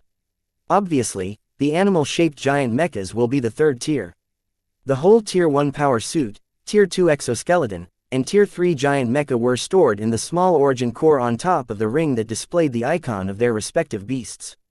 Then I morphed the rings into 3 different mecha cards. Finally, I was successful in completing the creation of the 3 animal-shaped mecha cards. When I equip the mecha cards, upon activation of the card, I get equipped with a ring which when activated again, gives me a power suit. Triggering the next tier, it summons an exoskeleton armor, and activating the 3rd tier, I can call upon the giant 20 feet tall beast-shaped mecha. Chapter 381, Beast Rider Ring Card Info. Date the 28th of March 2321 Time 7:41 Location Sky Blossom City, Guild Association Mall, Warehouse number 234, Card Lab. Card name, Volcano Lion Rider Ring. Card type, Item card rank, A rank, rare grade card rate, 7 stars card durability, 99/100ths card effect. The ring acts as a medium to help the card apprentice, equipping it to morph his suit into Tier 1 power suit, Tier 2 mecha exoskeleton armor, and Tier 3 volcano lion mecha depending on user's will. Additional effect: broken fire rune control, megamorph, earth wind and fire formation. Tier 1 power suit.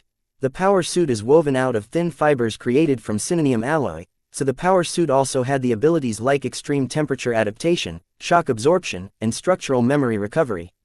As the power suit is powered by fire elemental broken rune, it is red in color. Tier 2, Mecha Exoskeleton Armor. Exoskeleton armor is cast out of synonym alloy. It provides the user with superhuman strength and defense. The exoskeleton is 7 meters in height and equipped with a plasma claws, force shield, and Gatling energy cannon. Being made out of synonym alloy, the exoskeleton displays the 3 famous abilities of the alloy. And it is also painted red. Tier 3 Volcano Lion Mecha. Being powered by a fire-broken rune, the mecha is red in color. The synonym alloy body gives it the abilities like extreme temperature adaptation, shock absorption, and structural memory recovery. The Volcano Lion Mecha has a wide range of weapons. 1. Energy Cannon. The energy cannon is placed in the mouth of the Volcano Lion Mecha.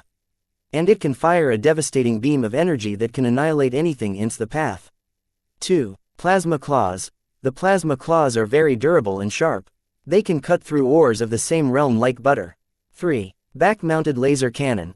A heavy-duty laser cannon is mounted on the mecha's back, which fires a 3-meter-wide laser beam at its enemy, turning them to ash. 4. Shoulder-mounted machine gun. The Beach's shoulder-mounted machine gun hidden in its shoulder when activated, will reveal itself and not rest until it has taken the life of its target. 5. Sonic Blaster. The Volcano Lion has a Sonic Blaster hidden in its mouth along with an energy cannon.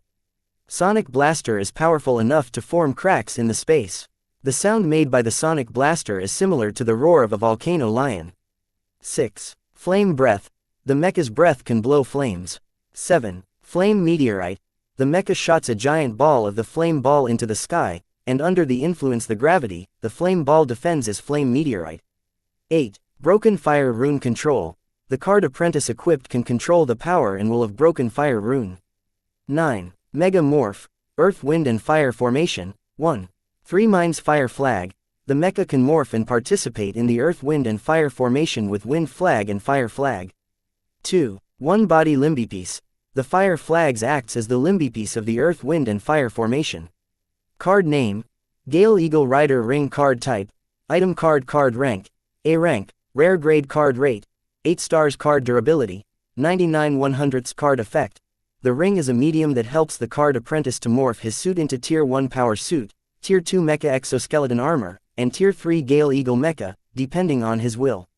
Additional effect: Broken Wind Rune Control, Megamorph, Earth, Wind and Fire Formation. Tier 1 power suit. The power suit is of green color representing the Broken Wind Rune. Being woven of synonym alloy fiber, the power suit has extreme temperature adaptation, shock absorption, and structural memory recovery. Tier 2 mecha exoskeleton armor. 1. Green color, representing the Broken Wind Rune. 2. Synonym abilities: extreme temperature adaptation, shock absorption, and structural memory recovery. 3. Weapon: Energy Blade, Gale Wings Force Shield, Dual Gatling Machine Blasters. Tier 3 Gale Eagle Mecha. 1. Green color, representing the Broken Wind Rune. 2. Mecha height: 20 meters, Mecha energy source, Broken Wind Rune, Mecha form, Gale Eagle 3.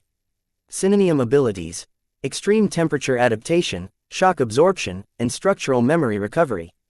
4. Weapons: Energy Beak Cannon, Gale Eagle Sonic Cry, Plasma Claws, Wing Blades, Energy Feather Shot, Gale Tornado, Gale Cyclone. Energy Beak Cannon. There is an energy cannon hidden in the beak of the Gale Eagle mecha. Gale Eagle Sonic Cry. There is a sonic blaster hidden in the beak of the Gale Eagle mecha. Energy Feather Shot. The wings of the Gale Eagle mecha can shoot energy feathers at their enemy. Wing Blades. The wings of the Gale Eagle are very resilient and thin enough to cut through any defense. Gale Tornado. The mecha can create a tornado with its wings. Gale Cyclone. The mecha can create a cyclone with its flight speed 5. Broken Wind Rune Control. The card apprentice equipped can control the power and will of Broken Wind Rune. 6. Mega Morph Earth Wind and Fire Formation. 1. 3 Minds Wind Flag. The mecha can morph and participate in the Earth Wind and Fire Formation with Earth Flag and Fire Flag. 2. 1 Body Headpiece. The Wind Flag acts as the headpiece of the Earth Wind and Fire Formation. Card Name. Terrain Back Tortoise Rider Ring. Card Type. Item Card. Card Rank. A Rank. Rare Grade. Card Rate. 7 stars. Card Durability. 100/100ths. Card Effect. The ring is a medium that helps the card apprentice to morph his suit into Tier 1 Power Suit, Tier 2 Mecha Exoskeleton Armor, and Tier 3 Terrain Back Tortoise Mecha, depending on his will. Additional Effect. Broken Earth Rune Control, Megamorph, Earth Wind and Fire Formation. Tier 1 Power Suit. The Power Suit is of yellow color representing the Broken Earth Rune. Being woven of Synonym Alloy Fiber, the Power Suit has extreme temperature adaptation, shock absorption, and structural memory recovery. Tier 2 Mecha Exoskeleton Armor. 1. Yellow color, representing the Broken Earth Rune. 2. Synonym Abilities. Extreme temperature adaptation, shock absorption, and structural memory recovery. 3. Weapon. Energy Blade, Terrain Shell Force Shield, Terrain Back Mounted Gatling Cannon. Tier 3 Terrain Back Tortoise Mecha. 1. Yellow color, representing the Broken Earth Rune. 2. Mecha Height. 20 meters, Mecha Energy Source, Broken Wind Rune, Mecha Form, Terrain Back Tortoise. 3. Synonym Abilities. Extreme Temperature Adaptation, Shock Absorption, and Structural Memory Recovery. 4. Weapons. Energy Jaw Cannon, Terrain Back Tortoise Sonic Roar, Plasma Claws, Terrain Shell Shield, Terrain Tail Slam, Earthquake Stomp, Landslide Roll, Shell Retreat. Energy Jaw Cannon. There is an energy cannon hidden in the mouth of the Terrain Back Tortoise Mecha. Terrain Back Tortoise Sonic Roar. There is a sonic blaster hidden in the beak of the Terrain Back Tortoise Mecha. Terrain Shell Shield. The shell of the Terrain Back Tortoise Mecha can erect a large terrain shield against the enemy. Terrain Tail Slam. The tail of the Terrain Back Tortoise is mighty, and with a slam, it can cause a large-scale earthquake. Earthquake Stomp. Some of the mecha with the power of Broken Earth Rune can cause calamity-level earthquakes. Landslide Roll. With the roll of its shell, the mecha can cause a landslide. Shell Retreat. All 5 limbs and the head of the mecha can retreat into its shell. 5. Broken Earth Rune. Control. The card apprentice equipped can control the power and will of Broken Earth Rune. 6. Mega Morph Earth Wind and Fire Formation. 1. 3 Minds Earth Flag. The mecha can morph and participate in the Earth Wind and Fire Formation with Fire Flag and Wind Flag. 2. 1 Body Chest Piece. The Earth Flags acts as the chest piece of the Earth Wind and Fire Formation. Chapter 382. SS Ranked Gate Dungeon. Date the 28th of March 2321 Time 7:51 Location Sky Blossom City, Guild Association Mall, Warehouse number 234, Card Lab. Looking at the 3 cards info, I let out my breath in satisfaction. Pocketing the cards, I head out of the Card Lab. Walking out of the Card Lab, I saw all 3, Anna, Susan, Luna, and Lorenzo, meditating. It seems they did not sleep and instead chose to focus on their active soul control. As for Susan, being a professional, she could not leave VIP clients unattended, so she decided to meditate in the warehouse instead of going home. Courtney and Clown Mask were also meditating in the opposite corner. It appears everyone has noticed my presence, and one by one, all of them got out of their meditative state. Good morning everybody, it looks like everyone had a productive night. I greeted everyone and headed towards the shower next to my warehouse bedroom to refresh myself and change into new clothes. Where are you going? Was the card creation successful? Luna questioned, seeing me avoid them, and headed towards another room. Well, the card creation was successful. I am heading in there for a change of clothes. Having said that, I walked towards the room. Skill card, Purple Shine. Luna summoned her grimoire and activated a card covering the entire warehouse and everybody in it in purple light. This also works. Man, I gotta get myself one of those cards. I felt a purple light bath me, my clothes, and soon I felt my body and clothes cleansed, purified, refreshed and re-energized. Not just me, the entire warehouse and everybody inside was washed and purified by the skill card Purple Shine that Luna activated. The purple light bathed the dust covering the ceiling, floors, and shelves of the warehouse. Let me save you the trouble of buying a cleansing card. If what you promised is delivered, I will give you a purification card. Luna seemed to be very keen about the demonstration I promised and supposedly seemed to have forgotten the chain of command. So I turned to look at Anna.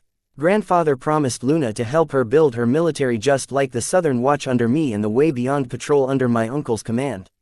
If what you promised is possible, then your cards will be helping her build this world's first mecha army. Anna explained. No wonder Luna appeared so eager than Lorenzo, Anna and chose to stay the night at a warehouse. Not every card apprentice has the talent to forge their ego gem. And it becomes even more impossible to forge an ego gem in higher realms. Therefore the card apprentices widely believe that the Card Lord realm is the only realm where an average card apprentice has the highest chance of forging an ego gem. So many chose not to progress in the realm after reaching the Card Lord realm until they had forged their ego gem. The best examples of this are William Bright, Jack Whitburn. But sometimes, some who reach the end of their age limit and lifespan choose to break through to extend their lifespan and survive. These types of card apprentices who are in a higher realm without an ego gem are weaker than the card apprentices of the same realm, and are not treated with the same respect as their counterparts. To create an armed force of the same level as the Southern Watch and Way Beyond Patrol under the Heatsen family, one will require an enormous number of mighty card apprentices with ego gems, which can take up to decades or more to gather. So, Luna had no way to form a powerful armed force in a short time. But mechas powered by broken rune energy gave Luna a new way to build the army she wanted as fast as possible. Luna, you are a researcher. What do you need an army for? I know you were always jealous of me, but trying to build an army just because I have one, isn't it a bit much? Anna blamed Luna for she only wanted a personal army out of jealousy and nothing else. Narcissistic much, Anna, think whatever you want. Before you blame me, tell me why I cannot have a personal army. Or is it because only you, the princess, can have one? Luna blamed Anna, saying that Anna could not stomach that her grandfather promised Luna a personal army. So you accept that you want a personal enemy just because I have one. While I was inside the card lab busy with card creation, the warehouse seemed to have been eventful because of these two cousins. Whatever, ignoring Anna, Luna turned to me and asked, Wyatt, can we begin the demonstration?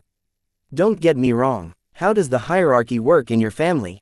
1 second you act docile towards Anna, and another second you are at each other's throat. Who is my client here? I did not answer Luna's question right away, because I saw Anna was pissed off seeing Luna taking the lead regarding the mecha cards. And also, I was confused. Who was I making a deal with? Anna or Luna? Sometimes they acted close, and sometimes they acted like rivals. Forming an agreement with Anna was okay, but Luna, I could not trust her. After all, she wanted to erase my presence from this world and turn me into a Heatsen family slave. There is no hierarchy in the younger generation of the Heatsen family. Lorenzo answered since Luna and Anna were busy in a glaring contest. Younger generation, old dude, both Anna and Luna are old enough to be called grandma. I gave you the runes, and I paid for the card ingredients. That makes me your client. Now you can begin the demonstration, Wyatt. Anna's argument was sound. Anna was the one who paid for the card ingredients and provided the 3 fire, earth, and wind broken runes. By default, she was my client, and I had to answer her. Right here, not possible. How about we go somewhere open and quiet? A dungeon would work. Each beast mechas were about 20 meters in height. Summoning them in the warehouse would be the stupidest notion. So I recommended that we shift to a dungeon, preferably a gate dungeon, for privacy. Okay, then let's head to the dungeon. Saying that, Anna summoned her grimoire and activated her mass teleportation card. Really, Anna, how many times did Auntie and Grand Aunt warn you not to use the teleportation cards unless it is urgent? We could have taken a cab to the nearest dungeon. Luna seemed to have not finished her sentence, but soon all of us present in the warehouse were teleported. Where is this? I asked. Looking at my surroundings, it was a vast open grassland full of vitality, and strong wind filled the air. SS Ranked Gate Dungeon, Storm Horse Grassland. This is where I come to clear my mind, answered Anna. Hearing that we were in an SS Ranked Gate Dungeon, Susan, Courtney, Clown Mask, and I panicked. Seeing this, Anna hurriedly added, Don't worry, this dungeon is captured, so you guys are safe here. Anna, if you were going to use the teleportation card, you could have taken us to the Royal Palace training grounds. Luna suggested. Hearing Luna, a sudden realization dawned on Anna as she slapped her forehead for impulsively using her teleportation card. Forget about that, since we are already here, let's make the best of this. Saying that, I summoned my grimoire and took out the Gale Eagle Rider ring and terrain. Back Tortoise Rider ring cards and handed them to Courtney in clown mask. And asked them to equip it. Before I demonstrate the cards I have created, let me go through the cost and the ingredients used in the creation of these cards. A rank Volcano Lion Beast will X1 card. A rank Terrain Back Turtle Beast will X1 card. A rank Gale Eagle Beast will X1 card. A rank Soul Energy Core X3 cards. A rank Rule Power Generator X1 card. A rank Black Rock Coated Furnace Item card X2 cards. A rank Spirit Star Flame Skill card X2 cards. A rank Brutonium card X200 cards. A rank Skywire card X50 cards. A rank Earth Wind and Fire Formation X3 cards. A rank Origin Core X3 cards. Chapter 383. Lorenzo's job offer. Date the 28th of March 2321. Time 8:03. Location Southern Capital Region. SS Rank Gate Dungeon Stormhorse Grassland. If we leave the cost of the broken runes, then the cost of just the card ingredients for each card sums up to a grand total of 25,000 low soul jades or 2,500 median soul jades or 250 high soul jades. And adding the fee for my services as the card creationist, the total for the creation reaches a sky-high amount. Since I was already promised to be paid in terms of broken runes, I did not rock the boat by stating a price. The ingredients for a single mecha card costs about 25,000 low soul jades. That means you spent 75,000 low soul jades to create the 3 cards. That does not include the cost of the 3 broken runes.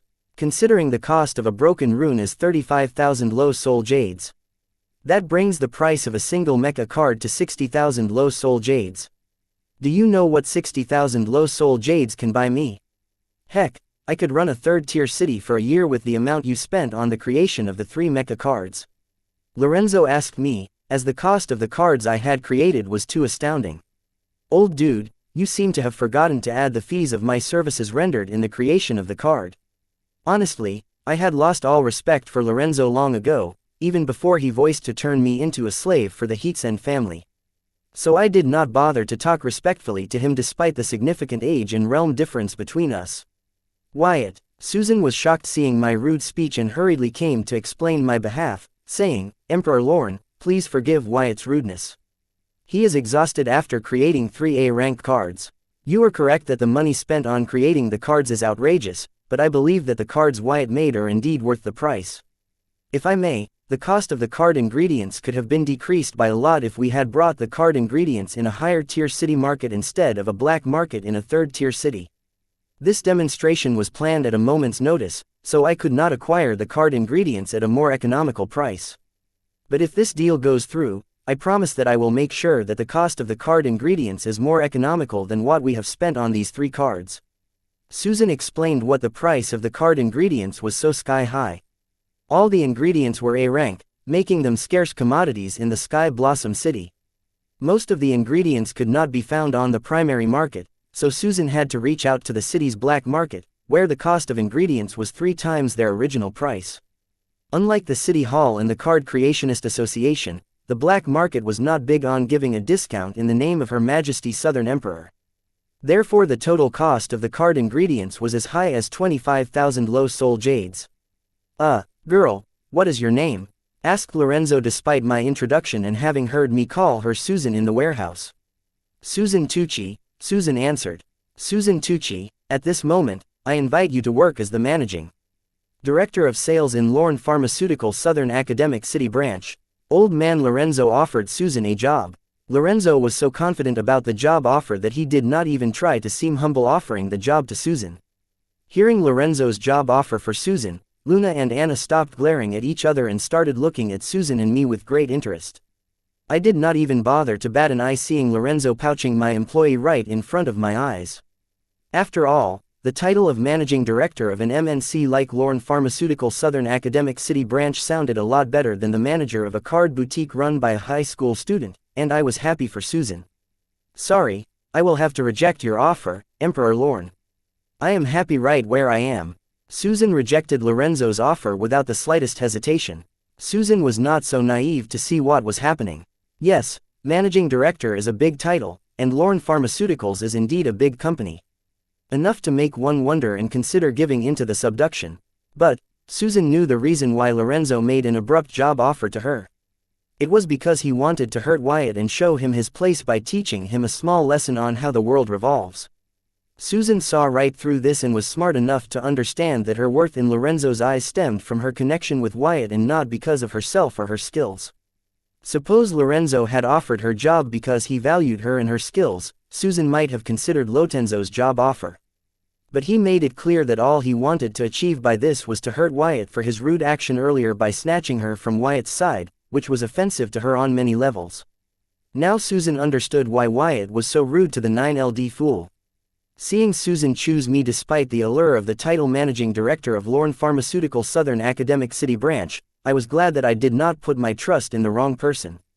Yes, Lorenzo made the intentions behind his actions self-explanatory, but the job offer was genuine.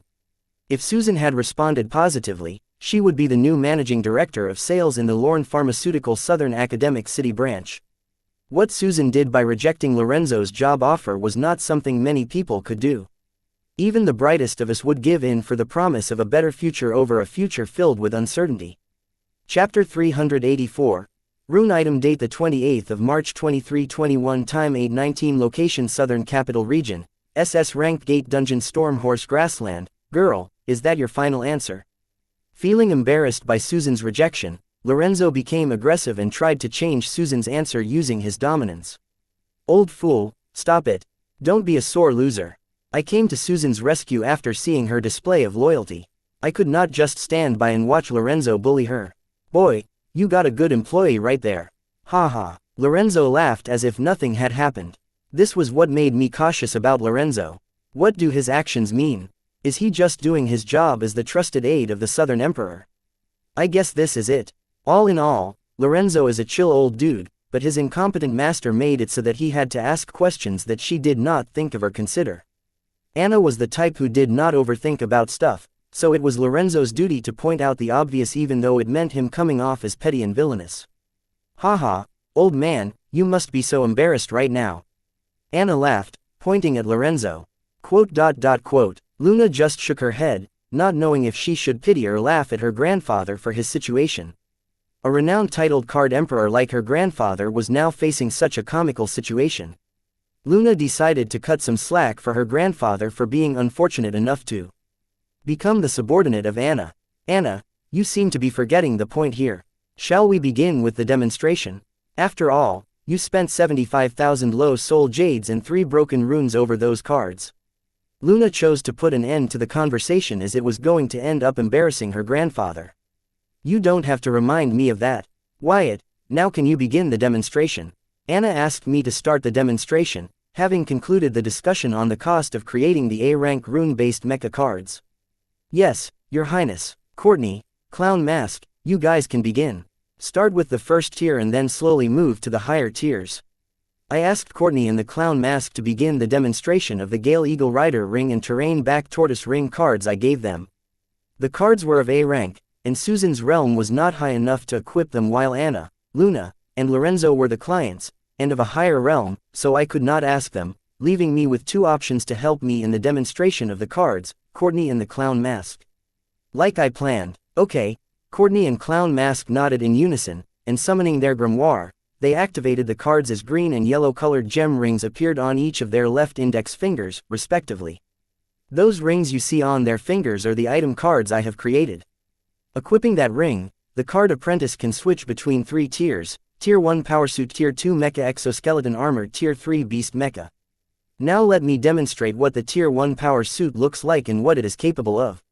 Ladies, the stage is yours. Explaining the item I have created, I handed over the floor to Courtney and Clown Mask. Activate, Gale Eagle Rider Power Suit. Activate, Terrain Back Tortoise Rider Power Suit. Courtney and Clown Mask yelled together.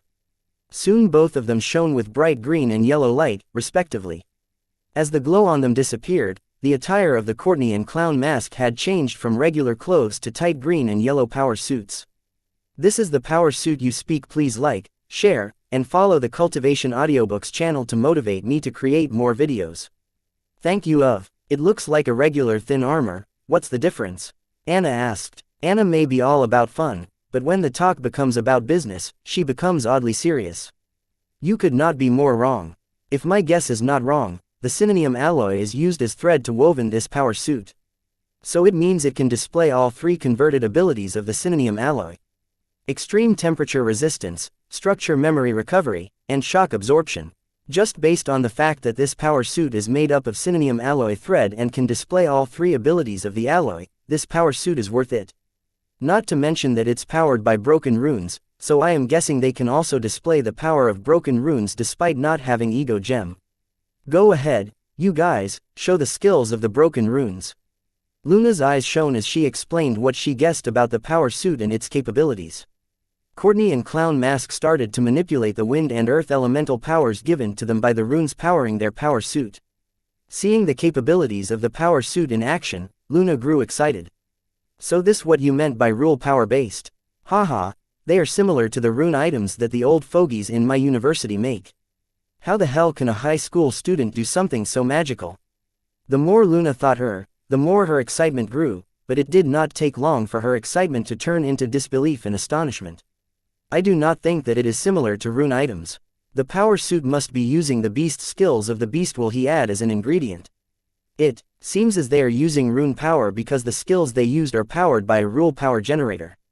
Lorenzo was also as surprised as his granddaughter, unlike her, who was stunned by utter disbelief. He tried to explain why the item I created was not rune items but just regular items running on the ruling power. Guys, I do not know what the rune item is and do not understand why you people are making such a big deal about it. Will someone care to explain? Afraid I might have shown my capabilities more than I should, I could not help but panic. And ask Anna for an explanation. Wyatt, if it's you, nothing surprises me anymore. Anna seemed to also agree with Luna's theory that the cards I have created were rune items. Yeah, okay, could you stop singing my praise and skip to the explanation part? I know I am fantastic. I do not need anybody's approval over that. What I did not realize was what a rune card is, so I asked Anna to stop being odd and explain why they are odd. I am telling you it's not a rune item. You guys are mistaken. They are using the skills of the beast wills, which are powered by clean rule power supplied by the rune power generator. Why don't you understand? Lorenzo was adamant that the cards were not rune items. And his argument was reasonable. The cards allowed its host to use the beast will's skills powered by the rule power generator. But the only problem with Lorenzo's theory was that the skills added to the card from the beast will do not include wind and earth manipulation. The beast will skills added to the Gale Eagle Rider ring from the Gale Eagle Beast will are Wind Blade, Energy Feather Shot, Gale Cyclone, and Gale Tornado. The beast will skills added to the Terrain Back Tortoise Beast will are Terrain Shell Shield, Terrain Tail Slam, Earthquake Stomp.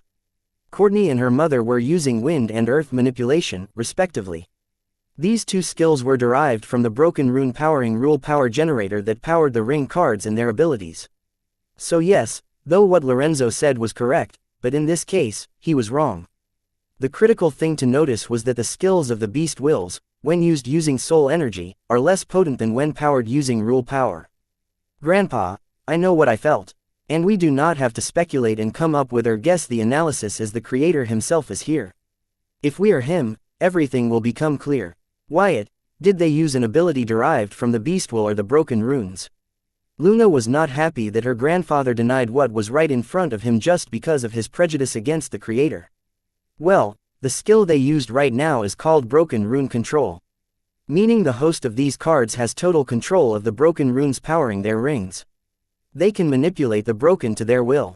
I answered Lena, hoping once they were done with their argument, she would explain to me what a rune item is. The item cards you created are indeed rune items. Having proven that her guess was correct, Lena celebrated, ignoring her grandfather's face burning red out of embarrassment. Ah, Wyatt, my lucky charm. Anna hugged me out of the sheer joy of confirming that I could create rune items. Susan was surprised to see Anna openly hug me without any reservation, but remembering what happened in the VIP box and the words that Anna said, I am horny, let's fook, Susan was no longer surprised but entered deep contemplation. Courtney looked at how close the Southern Emperor and her only friend were. She hoped that her relationship with her friend was not strained but stronger than ever. I did not speak, nor did I push away Anna's advance, just kept staring intently at Luna, waiting for her to explain rune items to me. Cough Anna, behave yourself. Letting out a fake cough, Luna asked her cousin to act reserved in her company. And then finally, she began explaining what a rune item is. I have already mentioned that many people have tried to create artificial ego gens to store and cultivate broken runes right, Luna asked. Yes, you also mentioned how they all failed. Instead of creating an artificial ego gem to store and cultivate broken runes, they ended up with the rune jewel, which can only store runes but not nurture them. I answered what I remembered from our previous conversation. Good, there is more to that story about how the greatest card creationist ever successfully found a way to nurture a broken rune and not harm the host. And they are none other than rune items. The rune items not only do not harm the host but can also be used by card apprentices who do not have ego gems. Luna started explaining the rune items from the period of its creator itself.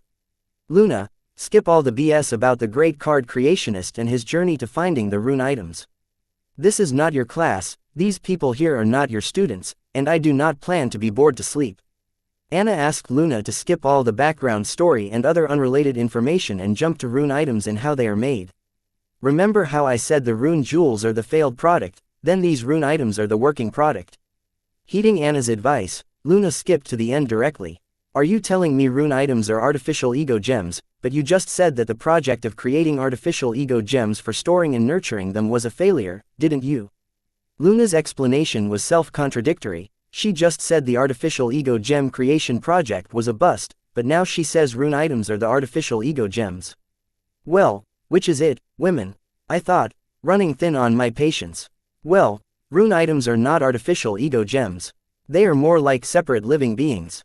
With a body, spirit, and awareness. How do I explain this to you? The creation of rune items is more profound than you think. I do not know how to phrase my sentence to help a high schooler understand it. Luna was stuck, not knowing how to explain the rune item and their creation in layman's terms. Well, try me. After all, I created a working rune item without even knowing about it. Chapter 385. Rune item 2. Date the 28th of March 2321. Time 8:32. Location Southern Capital Region. SS Ranked Gate Dungeon Stormhorse Grassland. Okay, I will try, but if you don't understand something, you can stop me and ask me. I did not know if Luna was being deliberate or genuine. Her expression told me that she cared, but her words sounded like picking a fight. She is not doing it on purpose. Apart from doing research, Luna also teaches classes in the university. It's just a bad habit. If you think this is worse, I dare you to take one of her classes on her research in dungeon relocation. Seeing my narrowed brows, Anna explained that Luna was not deliberately trying to belittle me, but she treated me like one of her students. With enough strength, a card apprentice can shatter his enemy's ego gem to pieces. Something similar happened to the founder of rune items. But in his case, only a tiny part of his ego gem broke, which was repairable. This was not deadly as having the entire ego gem shattered. If the ego gem is damaged beyond repair, the runes in the ego gem try to escape to the world. In this process, the host's body is killed. Therefore, what I am going to tell you next, do not try it in your home. Luna stared at me, awaiting my nod that I would not try whatever she said next. Say it. My nod was not enough. Luna pressed me to say it aloud. Okay, fine, I will not try whatever you are going to explain. Next, it better be worth it because I felt annoyed being treated like a child. Once there is a crack or a tiny piece of ego gem is broken, usually card apprentices heal them by two methods. 1. Welding. 2. Recycling. Welding is a method where the crack or the broken piece of the ego gem is welded together over time using the purest refined soul energy. This method is mainly used for fixing the cracks on the ego gem. Recycling. This method is not appropriate for cracks on the ego gem. Still, it is widely used to recover the broken piece of the ego gem by destroying the broken bit of the ego gem to soul energy and then using the soul energy to regrow the broken bit of ego, healing the damaged part of the ego gem. The recycling method would have been best for the card creationist I talked about earlier, but he did not choose these two options to recover his broken gem. Instead, he came up with his third method. That is to recover the broken piece of the ego gem slowly using his refined soul energy. This method was very time-consuming, therefore, even though simpler to execute, nobody chose this idea. But the card creationist chose the rarely chosen path to recover his ego gem.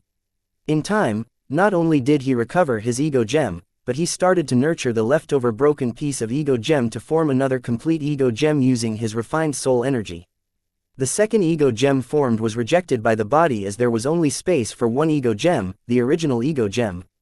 So the card creationist decided to remove the second ego gem from his body, but after being taken out of the body, the ego gem became unstable.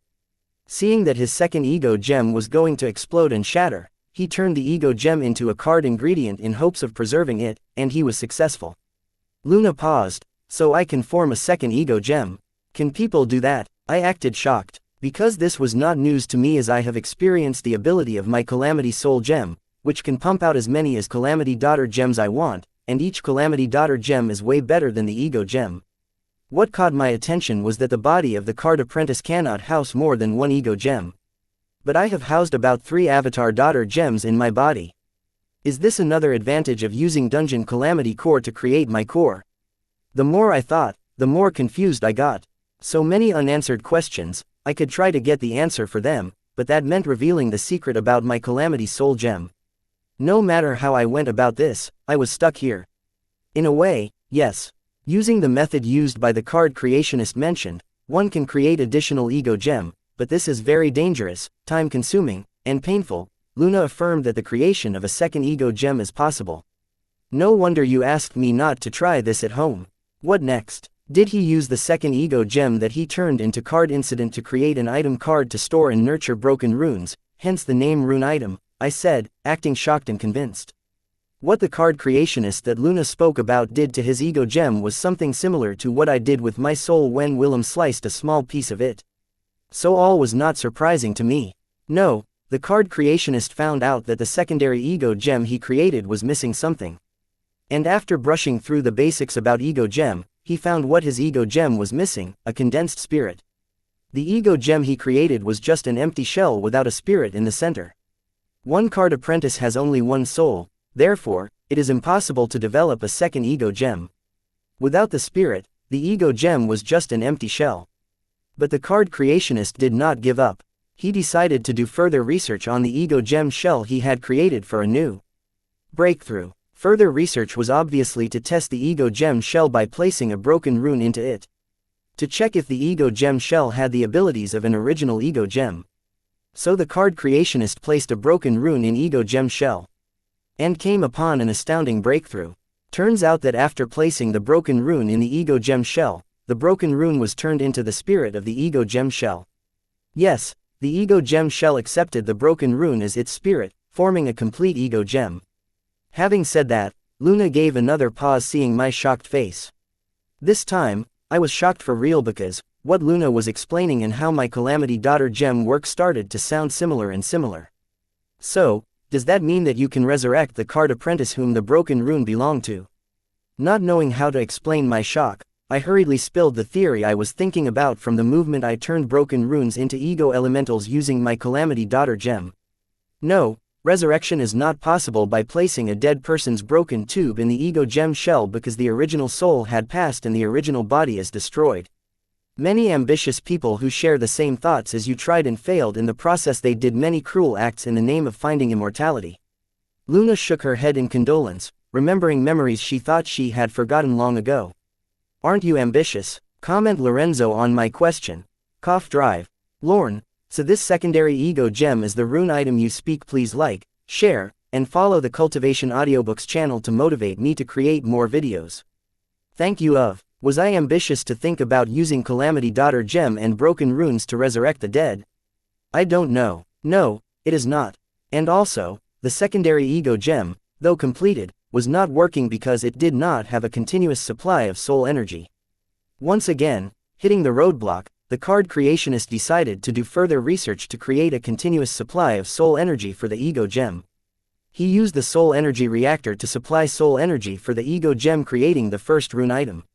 Later, conducting a few more tests, he discovered that the rune item card he made could also be used by the card apprentices who had not forged their ego gem yet. That's when the card creationist realized how big of a breakthrough he had come upon and shared his discovery with the world. With such a revolutionary breakthrough about ego gem, many talented and influential card creationists joined research in that field. After centuries of research, the field of rune items has seen a rocketing development. Luna enthusiastically narrated how the unknown card creationist created the rune items, which allowed even average card apprentices with no ego gem to use runes and rule power. Chapter 386. Soul Energy Manipulation Card. Date the 28th of March 2321. Time 8:47. Location Southern Capital Region, SS Rank Gate Dungeon Stormhorse Grassland. According to you, the rune item cards are cards that allow an average card apprentice to use the runes in rule power. And the process of creating a rune item has 3 steps. 1. Ego Gem Shell. In this step, the card apprentice cuts a tiny piece of their original ego gem and grows it into an ego gem shell by nurturing the small portion of the actual ego gem with refined soul energy. 2. Ego Gem Spirit. In this step, a broken rune is added to the ego gem shell. Thereby, the ego gem shell will accept the broken rune as its condensed spirit, turning the broken rune spirit into the ego gem spirit. At this step, the ego gem is completed and has the ability to connect with the world. But it has no power to maintain its existence, so it enters a dormant state when turned into a card. Ingredient. This card is called Rune Gem Card 3. Ego Gem Host. In the case of the primary ego gem, its host is the card apprentice. Through the card apprentice, the primary ego gem gains a constant supply of soul power to maintain its existence. But in the case of the secondary ego gem that we have created using the broken rune and ego gem shell, there is no host to provide it with a constant supply of soul power to maintain its existence. Therefore, the secondary ego gem is used as a core ingredient to create an item card. Here the item card acts as the body for the secondary ego gem, forming a rune item card. When the rune item card is placed in the card slots of a card apprentice grimoire, the soul energy from the grimoire powers the item card, in turn powering the rune gem at the core of the rune item card. I narrated everything I understood from Luna's lecture on the basics of rune gem and its history. Correct. Do you have any other questions? About the rune items, of course. Luna enthusiastically cheered, seeing her teaching method of involving the students in her lecture work wonderfully. Yeah, I do. Where to begin? There are too many loopholes in your story about the unknown card creationist and his journey to create the first rune item. Luna's story to explain the rune items and their creation process had too many holes, which confused me. Don't focus on the story and the unknown card creationist. They are just props to gain students' interest and keep them concentrated on the lecture, making it easier for them to remember the concept and definition of rune items for a long time. Luna had come upon a study that proved that a story is more interesting to listen to and remember than a theory full of info dump. This study went on to shape Luna's lectures and resulted in positive responses and promising results from her students. What? So there is no story about an unknown card creationist who created the first rune item? Anna exclaimed. It seems she believed the story to be a true story. And hearing Luna say that the story that she narrated about the unknown card creationist was a prop to make her lecture simpler and intriguing to her student, Anna could not help but be disappointed. Luna rolled her eyes at her cousin's reaction and ascertained, yes, there is no such story. That is why the card creationist is unknown. If it is any consolation, somebody must have created the first rune item, and many researchers believe that the story is how some great card creationist had created the first rune item. Leaving the flaws of the story, I still have many doubts about the rune items and its creation. So can we get back to it? The creation rune item gave me an idea of how my Calamity Soul Gem creates Calamity Daughter Gems. But there were still some variables that I was confused about. Shoot, what is it that confuses you? Luna seemed to be okay with helping me with my doubts. The part about healing the ego gem without using the welding or recycling process. You said that regrowing the broken piece of the ego gem by nurturing it with refined soul energy is time-consuming. Why is that? I asked this because my Calamity Soul Gem with enough soul energy could create a Calamity Daughter Gem in a matter of seconds, and that too in large quantities. This was relevant because I thought the production secondary ego gem and my Calamity Daughter Gem were the same. You are asking such a question because your soul energy manipulation card has spoiled you. Unlike you, an average card apprentice requires a lot of time to refine their soul energy, even for the first refining cycle. And as the cycle of soul energy refinement increases, it becomes hard to refine the soul energy, and the time required for purifying the soul energy increases vastly. That is when they are in lower realms and have a small amount of soul energy to refine. But in the higher realm, the amount of soul energy is large, so automatically, it becomes even more challenging to refine the soul energy. Therefore people chose welding and recycling methods to their ego gem over the third option. Before Luna could answer me, Anna blamed me for being spoiled by my soul energy manipulation card and not understanding the pain of refining the soul energy. Quote. I remembered revealing to Anna that my soul energy is in the fourth cycle of refinement because of the soul energy manipulation card. This is not a lie but not the complete truth either. My origin card did have a soul energy manipulation skill which did help me use the basic circulation method. But in reality, my mutated soul with 4 consciousness is the reason why any soul energy I breathe in automatically gets refined 4 times. In the VIP box number 1, when Anna was teaching me the basic circulation method for the soul energy refinement and how astonished she was finding out that my soul energy was already refined to the 4th cycle. I had to tell her about my physique to convince her that I had not used the basic circulation method before that day. I could not help but be proud remembering how jealous Anna was of my soul energy manipulation card. Chapter 387. Rune Items, Calamity Daughter Gem. Date the 28th of March 2321. Time 8:58. Location Southern Capital Region.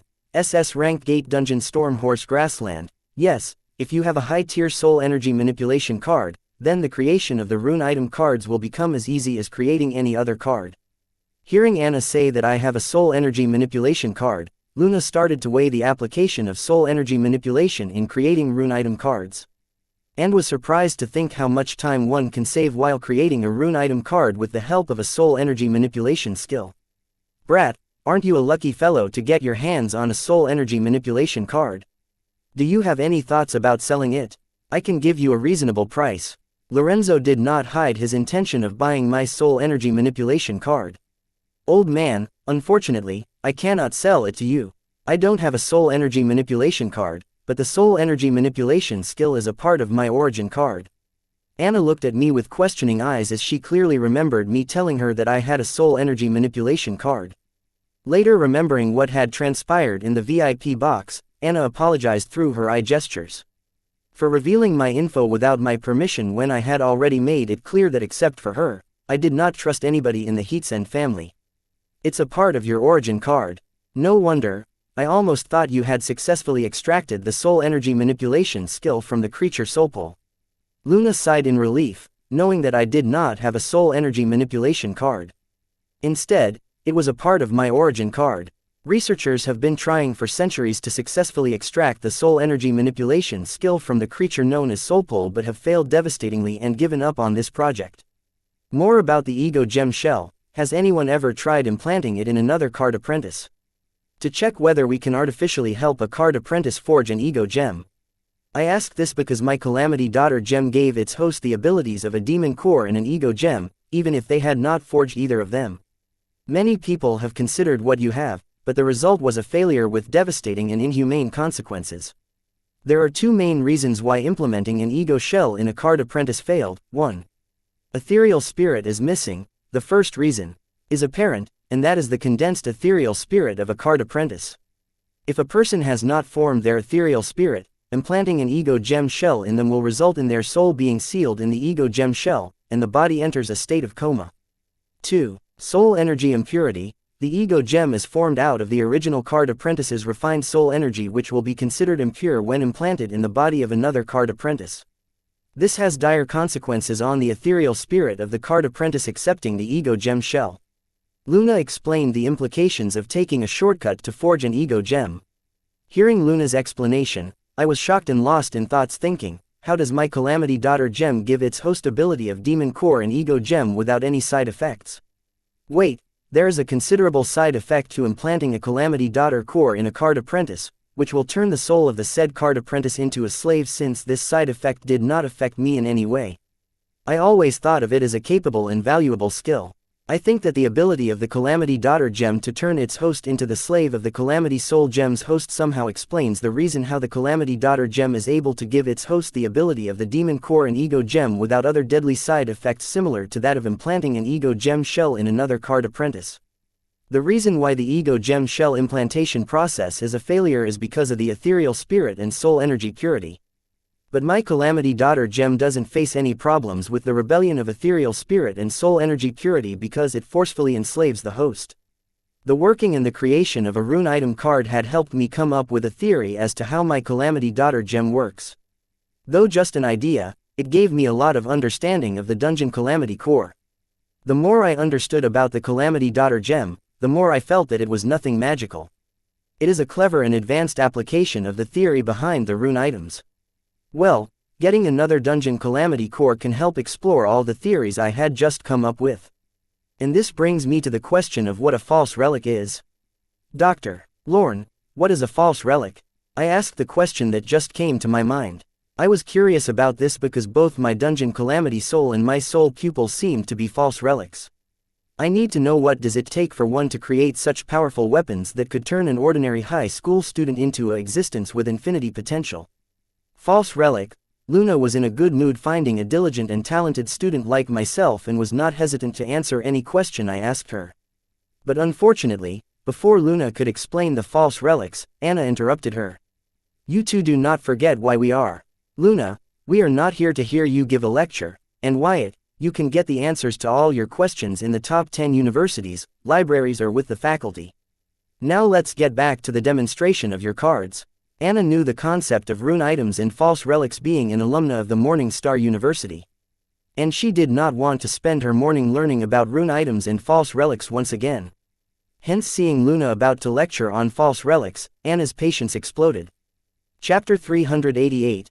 Sky up and above. Date the 28th of March 2321. Time 9:07. Location Southern Capital Region. SS Rank Gate Dungeon Stormhorse Grassland. Wyatt, I appreciate your thirst for knowledge, but Anna is right. We should get back to the demonstration of your cards. Then we can discuss how you created rune cards without knowing what they are. Luna seemed to agree with Anna and asked me to continue. The demonstration. Sure, let's get back to the demonstration. Girls, activate Tier 2 Mecha Exoskeleton Armor. I had no choice but to continue with the demonstration since I could not press Luna to talk about false relics when my client Anna herself was the one who ordered us to stop talking and get back to work. Activate Tier 2, Gale Eagle Rider Mecha Exoskeleton Armor. Activate Tier 2, Terrain Back Tortoise Mecha Exoskeleton Armor. Courtney and her mother simultaneously activated the second tier of their Beast Rider ring cards. With that, blinding green and yellow light burst out from Courtney and her mother's power suit. The next second, as the light vanished, Courtney and her mother were donning green and yellow color 7-meter tall exoskeleton armor, respectively. Courtney and her mother's mecha exoskeleton armor were not only in different colors, but they also were created with different fighting styles in mind. Courtney's exoskeleton had wings and was built to provide support and artillery. In contrast, her mother's exoskeleton was covered in a bulk armory and was constructed to withstand massive damage and act as a tank. But all in all, both exoskeletons increased the physical and close combat abilities of their host by a considerable margin. Not to mention the hot weaponry mounted on both the exoskeleton. They had enough firepower to take on tens of card apprentices of the same realm. Ladies, will you be kind enough to demonstrate what these so-called exoskeleton armors are capable of? I asked Courtney and her mother not to hold back and display the destruction the second tier of the Beast Mech card can create. With pleasure. Activate Gale Wing Force Shield. Activate Terrain Shell Force Shield. Activate Dual Gatling Machine Blasters. Activate Terrain Back-Mounted Gatling Cannon. The clown mask and her daughter happily agreed to my request. They both activated their defensive force shields and fired at each other with their heavy-duty Gatling blasters and cannon. Thankfully, the force fields of both of the exoskeleton were strong enough to handle the point-blank damage. Hence nobody was harmed. Activate Energy Blade. Activate Energy Blade. Once, the dual-mounted Gatling blasters and Gatling cannon were on standby for a reload of ammunition. Courtney and her mother decided to fight in close combat as they activated the energy blades of their exoskeleton. Okay, that's enough. Let's quit while nobody is hurt. Seeing that the clown mask and her daughter were going to clash with each other, equipping their energy blades, I ordered them to stop it and be on standby for further orders. Ah, it was so much fun. Why did you stop us? I promise we will be careful. Courtney complained as she retracted the energy blade of her exoskeleton. No can do. I am not worried about you. I am concerned about the exoskeleton. Any massive damage to the armor can reduce the card's durability. And once the card durability is below 70, the card will automatically deactivate and enter a dormant state until the structural memory recovery ability of the Synonium alloy heals the damaged armor. With that, the card's durability will return to the original durability. And you can once again activate the card. There is an override function to stop the card from deactivating itself once the card durability reaches below 70. Doing this means if the exoskeleton or the beast mecha are destroyed in action, the original card durability will be penalized by -3 card durability permanently. I explained the consequence of the exoskeleton and the beast mecha taking heavy damage. Why do this? Luna did not understand why I would add such a complicated function to the card and could not help but ask me curiously. These exoskeleton and beast mechas are not your typical golem or puppets. Each of the mechas has an energy reactor within them, and these reactors are the heart of the mechas. If the reactor takes any considerable damage, it will explode, detonating the exoskeleton or the beast mecha. Once the exoskeleton or mecha explodes, you can imagine what will happen to the card apprentice riding them. If lucky, his card will be penalized with permanent -3 durability stats. If not, he can lose his life. Not to mention broken runes power these mechas, so the fireworks from them exploding will be deadly. Don't worry, on the battlefield, if the situations were to take such a turn, then the explosion will not only claim the lives of the allies but the enemies too without any discrimination. All I am trying to say is to look at the bright side. Pax's Iron Flesh was an origin card, and it did not have durability, not rating making it impossible for his mecha's reactors to turn into a ticking bomb, so I did not bother to add this function to his mecha. Holy shit, self-detonation. Could this armor become any more awesome? Courtney yelled in excitement. This one was looking past the bright side and was thinking of using the reactor explosion as a suicide bombing. I knew you would love it. Hey, why don't you try the Gale fight system of your exoskeleton? I bet you will love more. I knew Courtney, who loved hoverbikes, would fall in love with this card in an instant. Get out of here. Can it do that? Courtney looked at me with doubt because the flight system for the second tier of Gale Eagle was not mentioned in the card info. Those wings are not for show, you know. Try the command activate Gale flight mode. I affirmed that the Gale Eagle exoskeleton could fly. Gale Eagle exoskeleton armor, activate Gale flight mode. Following my advice, Courtney asked her armor to switch to flight mode and flew to the sky up and above. Chapter 389. Beast Mecha date the 28th of March 2321 time 9:16 location Southern Capital Region, SS Rank Gate Dungeon Stormhorse Grassland. So, did the Tier 2 exoskeleton armor meet your expectations? Remember, you can use the power of the broken rune while in the second Tier 2. That is how the Gale Eagle can fly so swiftly despite its weight. I asked Anna and Luna while pointing at Courtney, who was exploring the skies of the SS Rank dungeon in her Gale Eagle exoskeleton armor. Before I answer that, can you tell me how much physical enhancement an exoskeleton can provide its host? Luna asked. Her question is justified because Courtney and her mother only displayed firepower in defense of the exoskeleton as I stopped them from engaging in close combat. The exoskeleton will enhance the physical prowess of its host by 27 times the original physical power. And you can stake it with different kinds of passive and active enhancement cards. I calculated the data on the spot using Hive AI and answered Luna. I am impressed. The exoskeleton has exceeded my exception in both ranged and close combat capabilities. I cannot wait to see what the beast mechas you promised about have in store for us. Luna finally nodded, acknowledging the capabilities and prowess of the exoskeleton armor. Anna, what about you? Anna has been quiet for a while now. I could not help but ask for her opinion. The exoskeleton is excellent, and you were right. The exoskeleton is a perfect weapon for mass slaughter. I just imagined my Southern Watch soldiers equipped in one of those exoskeletons of yours. Even if we faced an army 100 times the size of our Southern Watch, we would still come out victorious. That's how deadly those cards of yours are. The critical point of this card is that it is an item card. An item card that meets all the needs of the card apprentice. This single item card has weaponry, armory, and physical reinforcement. Equipping this item card is equal to equipping 3 or 4 item cards. With this card, I do not need a weapon item card, armor item card, boots item card, or enhancement potion item card. Equip this one item card, and you are good to go for combat with 3 or more empty item slots in your grimoire.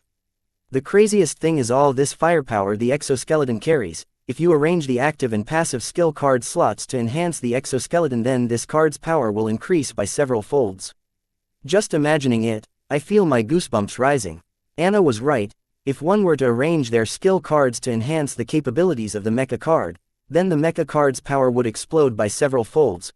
Gasp hearing Anna's thought of equipping each and every member of the Southern Watch with an exoskeleton, everyone present gasped in dread. Haha, you haven't seen the half of it. Let's continue to the third tier, shall we? I signaled Clown Mask and Courtney to activate the third tier Beast Mecha. Gale Eagle Rider Ring activate Tier 3, Gale Eagle Beast Mecha, Terrain Back Tortoise Rider Ring activate Tier 3, Terrain Back Tortoise Beast Mecha. Taking a distance from us, Courtney and her mother activated the third tier of the Beast Ring simultaneously. Under a brilliant, blinding light, Courtney and her mother vanished and were replaced by 20 meters tall giant green eagle and yellow tortoise mechas. Roar! The giant gale eagle and terrain-back tortoise mechas roared, announcing their presence. Impressive craftsmanship, these metal giants appear similar to their original self. If I had not seen the gale eagle and terrain-back tortoise before, I would not be able to tell the difference. Except for their height, obviously. Anna praised the attention to detail on the appearance of the beast mechas. Thank you, I like to be thorough. I did not act humble and accepted Anna's praise. This is fucking awesome. Courtney's excited yell reverberated in the dungeon. She seems to have found the volume and voice option of the beast mecha. Energy cannon. Without waiting for my command, Courtney fired an energy beam in the sky from the beak of her gale eagle as it hovered in the air. Holy shit, looking at the fat beam of energy fired by the giant gale eagle mecha, Anna could not help but curse. I have to say, Wyatt, your attainments in the golem and puppetry have exceeded the graduate syllabus of all the 10 top universities. I have never seen such giant puppets with that much power and move with extreme agility and swiftness.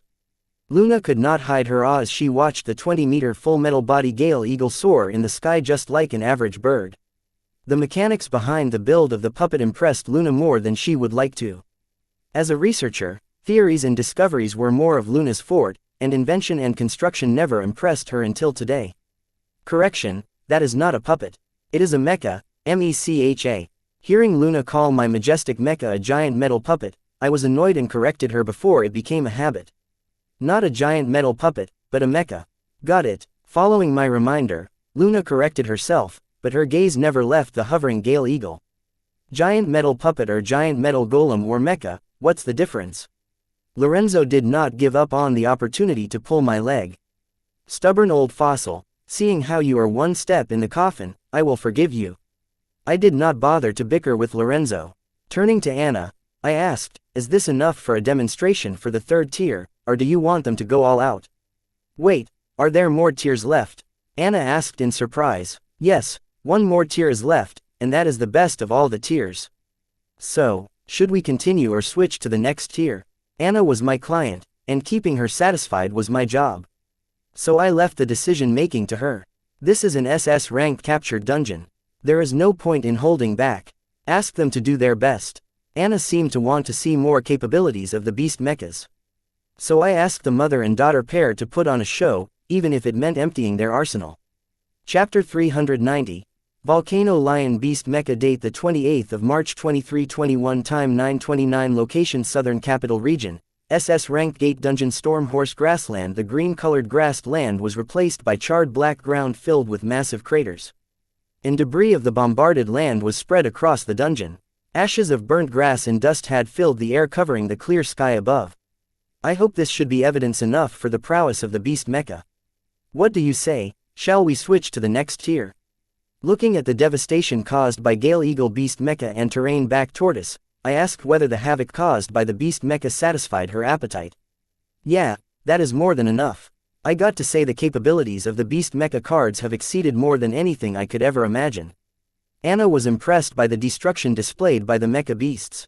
I thought that the Beast Mecha's large body would make them a walking target, but the Synonym alloy body is proving to be a sturdy and dependable defense. Not to mention the movement and reflexes of the mechas are as agile and swift as the original beasts used to design the Beast Mechas. Taking all this into account, the vast amount of soul jade spent in the creation of these cards is starting to seem worth it. Luna did not hold back praise and expressed her admiration for the Beast Mechas. No matter how good golem and puppet cards are, when trapped in an array of a capable card apprentice, they will lose. Seeing his beloved granddaughter sing praises of another man's creation, Lorenzo, as a certified granddaughter Khan, could not hide his jealousy and displayed his hostility towards me by comparing his array mastery with my mecha mastery. Old man, stop comparing your diddly array cards with these monsters of metal. Each one of these things is like a war god. Arrays are helpful, but they are not as badass as these metal giants here. Anna respected both the array and mecha fields, but there was no denying that mechas were more awesome and super cool. Just looking at them in action made her blood boil. It has been a long time since she has been this enthusiastic about something. And she did not want Lorenzo's whining to spoil her fun. Yes, Grandpa, comparing arrays with mecha is not fair for either of the fields as they both have their areas of expertise. And if I have to choose between an array or a mecha card for combat, I would prefer a mecha card as it increases individual prowess by a massive margin. If it's group combat, then an array card would be a better choice. Luna found the idea of comparing two different types of cards ridiculous because each card has its area of excellence. It depends on the card apprentice to judge the situation and deploy the cards appropriately. Speaking of array cards, let's continue to the last part of the demonstration, the Earth, Wind and Fire formation, announcing that I summoned my grimoire and activated the Volcano Lion Rider Ring card. Activate Tier 1, Volcano Lion Power Suit. The Beast Mecha Ring emitted bright red light covering my entire body. As the red glow diminished, my usual attire had changed into a red power suit. Feeling the skin-tight power suit covering my body, clenched my fists excitedly as I felt the power of Fire Broken Rune enhancing the power suit. Activate Tier 2, Volcano Lion Exoskeleton. Armor. Done admiring the red power suit, I activated the second tier of the card, Volcano Lion Exoskeleton Armor. Soon the red power suit started to glow with brilliant red light, and the next second, as the red light receded, I found myself in 7-meter-tall Volcano Lion Exoskeleton Armor. Next, I felt an unknown energy course through my body, enhancing my body's physical capabilities by several folds. After getting used to the new physical reinforcement, I started to use my mental strength to check if all the weapons of the exoskeleton were responding. Plasma claws, force shield, Gatling energy cannon are all loaded and ready to rumble. After inspecting the weaponry, I began to the motory functions and controls of the exoskeleton. So far, all good. Finding no issue with the exoskeleton, I decided to activate the third tier. Activate Tier 3, Volcano Lion Beast Mecha. Bang! Upon activation of the third tier of the card, a brilliant, blinding red flash burst out of the exoskeleton, and I found myself sitting in a luxurious cabin I had built for the beast mechas in their skull region. Roar! The Volcano Lion let out a roar announcing its presence. After admiring the view from here, I began inspecting the beast mecha and its various systems. Both the axillary and primary power sources showed positive responses. Motory and weaponry functions and controls of the mecha were working off the charts. Then I contacted with Broken Rune Spirit, which acted as the central AI of the beast mecha. With its presence, the movements of the mecha became smoother and looked more natural. After all, be it Courtney or the clown mask or me, this was our first time riding a beast mecha. If not for the Broken Rune Spirits acting as the mecha AI, we would not have been able to control the exoskeleton or the breast mecha so effortlessly and smoothly. Finding no fault after inspecting the Volcano Lion Beast Mecha turned on the Earth, Wind and Fire formation, I contacted the mother and daughter pair riding the Gale Eagle Beast Mecha and Terrain Back Tortoise Mecha. Girls, can you hear me?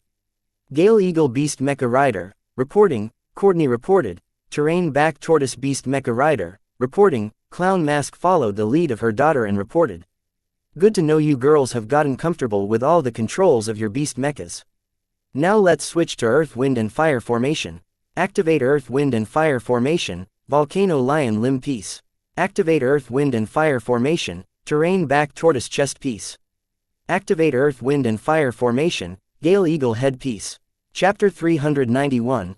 Giant Winged Mecha. Date the 28th of March 2321. Time 9:56. Location Southern Capital Region. SS Rank Gate Dungeon Stormhorse Grassland. Earth Flag Terrain Back Tortoise Beast Mecha Chest Piece detected.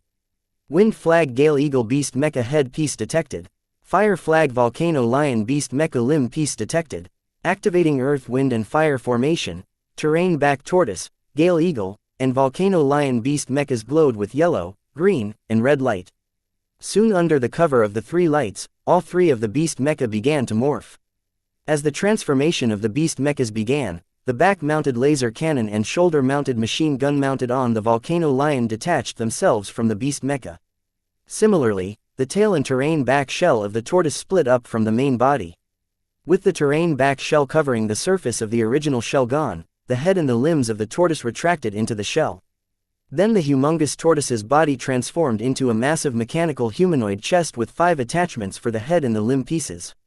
2 of the 5 attachments represented the shoulder joint, the other 2 represented the hip joint, and the last represented the neck joint. The head of the Volcano Lion beast detached itself from its body and then fitted itself at the center of the massive chest formed from the transformation of tortoise's main body. The remaining body of the Volcano Lion split into 4 symmetrical parts. Out of the 4 parts, the two forearms of the volcano lion transformed into massive mechanical humanoid arms and then attached themselves to the shoulder joints of the tortoise transformed humanoid chest. Then hind legs of the volcano lion transformed into massive humanoid legs and attached themselves to the two hip joints of the enormous tortoise turned humanoid chest, forming a gigantic headless mechanical humanoid body. The wings of the Gale Eagle detached and then were fitted to the spine of the gigantic headless mechanical humanoid body, giving it wings. Then the remaining part of the Gale Eagle transformed into a massive golem head with two eyes and attached itself to the neck joint of the gigantic winged headless mechanical humanoid body, resembling a giant winged mechanical humanoid golem or a giant winged mecha. Then the terrain back shell morphed into a gigantic round shield and was equipped by the giant winged mecha's left arm, while the tail of the terrain back tortoise morphed into a giant needle and was held in the right arm of the mecha. Then the laser cannon and the machine guns of the volcano lion mounted to the left and right shoulders of the giant winged mecha. With the transformation complete, the glow on the mecha body vanished, revealing the newly combined mecha formed by terrain back tortoise, Gale Eagle, and volcano lion beast mechas in the earth, wind and fire formation. Wow! Anna, Luna, Susan, and Lorenzo looked at the 70-meter tall metal wonder standing in front of them and breathed in absolute astonishment. The 70-meter tall metal wonder in front of them looked like a gigantic battle angel with its fancy mechanical wings, lion head crest, needle sword, and round shield. The sight was breathtaking. Roar! The lion's head at the center of the mecha's chest let out a huge roar and then fired a beam of laser into the sky, announcing that it was ready for battle. Susan, who was of Card student realm, almost faint hearing the roar of the giant mecha. If not for Anna, who came to her support, she would have fallen on her butt. Amazing, isn't it? Anna whispered as she supported Susan. Yes. Under the astonishment of the mecha, Susan forgot who she was talking to and replied casually. Not that Anna cared about this stuff, but under something so wonderful, all the other things seemed meaningless. Amazing indeed. Luna, standing next to them, also agreed with Anna, but her sight never left the giant metal humanoid erect in front of her. Lorenzo was speechless. He was also mesmerized in awe of the giant winged mecha standing in front of him. So much so that he forgot all his petty grievances with the Card soldier realm boy whom he tolerated just because he had entered a soul agreement with the princess he was meant to protect. While the people outside were mesmerized, admiring the majesty of the mecha, I was busy with my other motives of giving the mother and daughter pair the other two beast mecha cards. Yes, I am talking about the elaborate plan that I thought of to sew my calamity daughter gem into the clown mask and gain all her memories of the alternative future. Since the moment I knew about Clown Mask's secret about her missing third eye and the memories of the alternative future, I have been on the lookout waiting to find some alone time with the clown mask. But unfortunately, like how I gave importance to the clown mask, the Heatsend royal family also seems to be adhering to the mother and daughter with high priority. So much so that the mother and daughter pair were always under constant observation of one of the members of the Heatsend royal family. They continuously monitored the mother-daughter duo and never left them out of sight, even during dinner, and at night they had them mediated in the same room. The security around the clown mask was pretty tight, therefore, I haven't gotten a chance to sew my calamity daughter gem into her. I knew in the presence of Anna, Luna, and Lorenzo I could never get an opportunity to make the clown mask mine, so I decided to create an opportunity for myself. And I had to be quick because once the temporary Southern Watch forces arrive, the Heatsend royal family will erase any presence of the mother and daughter pair from this world. And their names will become coded numbers in a top-secret file. Thereby I will lose any chance of converting the clown mask into a firm believer of yours truly. But thanks to the demonstration of the mecha cards, I have created an opportunity for myself. Right now, in the winged mecha, the clown mask was all alone. Chapter 392. Takeover date the 28th of March 2321 time 10:07 location Southern Capital Region. SS Ranked Gate Dungeon Storm Horse Grassland. After the three beast mechas transformed and combined into the Megamorpher, Courtney and I were transported from our mecha pilot cabin to the Clown Mosque's cabin located in the center of the Megamorpher's chest. The Clown Mosque's cabin also had new adjustments added to it so that the cabin has enough space for 3 pilots and for it to act as the primary pilot cabin for the Megamorpher. Being transported from my cabin, I arrived at the primary cabin of the Megamorpher and met the Clown Mask, who was already present in the cabin. The atmosphere in the cabin became awkward because of the bad blood between us. Me sparing Courtney's life despite her being the only child of the murderer of young Wyatt's parents. You know, the same old Hive AI, activate takeover protocol. Without wasting time, I ordered Hive AI to commence the takeover of the Mega Morpher. Mega Morpher is formed by combining the 3 beast mecha using a 3-person array formation. Meaning that Mega Morpher is controlled by all 3 of us, Courtney, her mother, and I equally. But for my plan to implant the Calamity Daughter gem in Clown Mask to work, I need complete control of the Mega Morpher. Activating takeover protocol, connecting to Mega Morph, connection with Mega Morph established, connecting to Gale Eagle AI, connection with Gale Eagle AI established, contacting Wind Broken Rune Calamity Daughter gem, Wind Broken Rune Calamity Daughter gem responding, activate, Wind Broken Rune Calamity Daughter gem, Wind Broken Rune Calamity Daughter gem on standby awaiting orders, connecting to Terrain Back Tortoise AI, connection with Terrain Back Tortoise AI established, contacting Earth Broken Rune Calamity Daughter gem, Earth Broken Rune Calamity Daughter gem responding and awaiting orders, activate, Earth Broken Rune Calamity Daughter gem, Earth Broken Rune Calamity Daughter gem on standby awaiting orders, Fire Flag in Host's control, Earth Flag in Host's control, Wind Flag in Host's control, takeover Earth Wind and Fire formation complete, Mega Morpher takeover complete. Taking over the other 2 Beast Mecha cards was not a challenge as they were formed using my Calamity Daughter gem.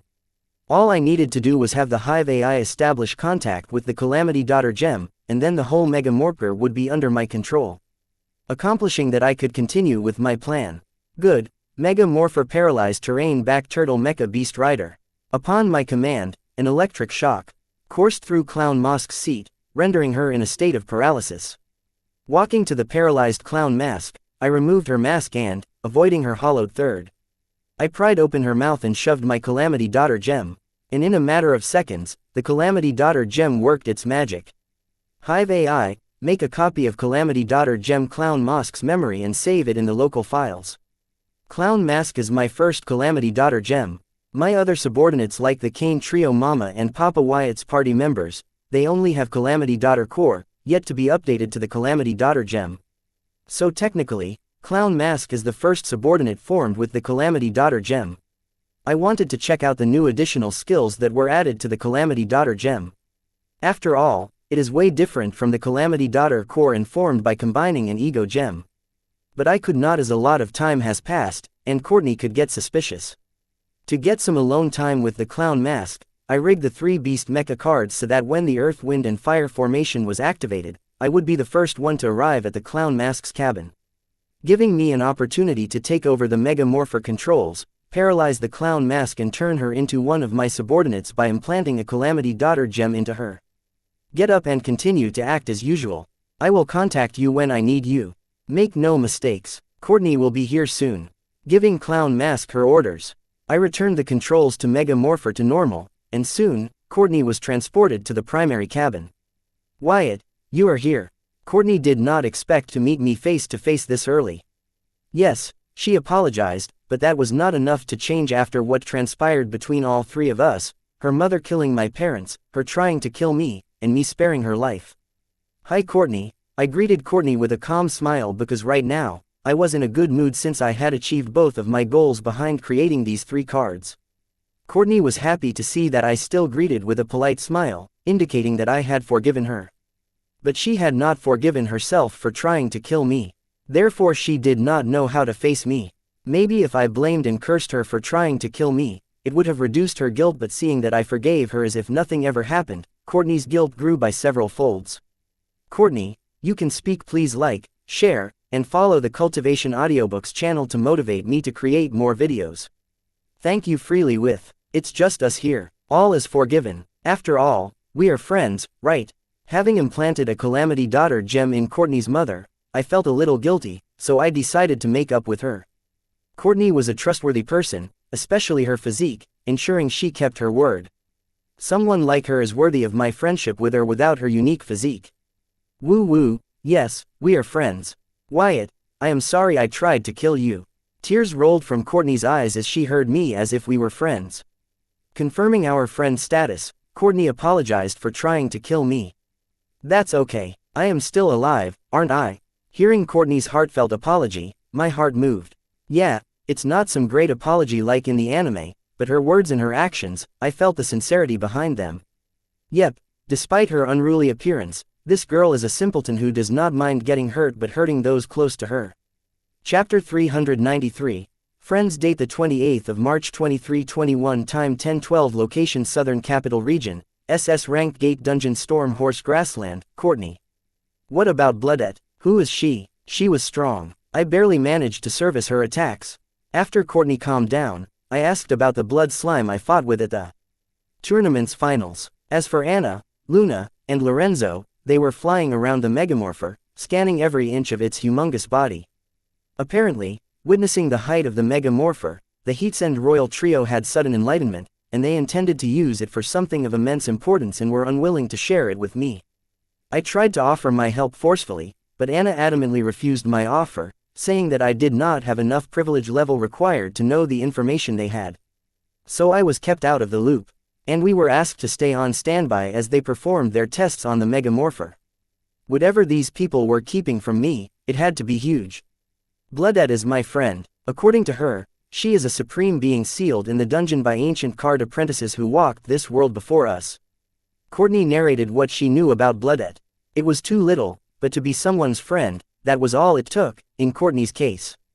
Supreme beings, dungeon seal, ancient card apprentice, another new wave of questions, were added to the list of questions whose answers I had to find.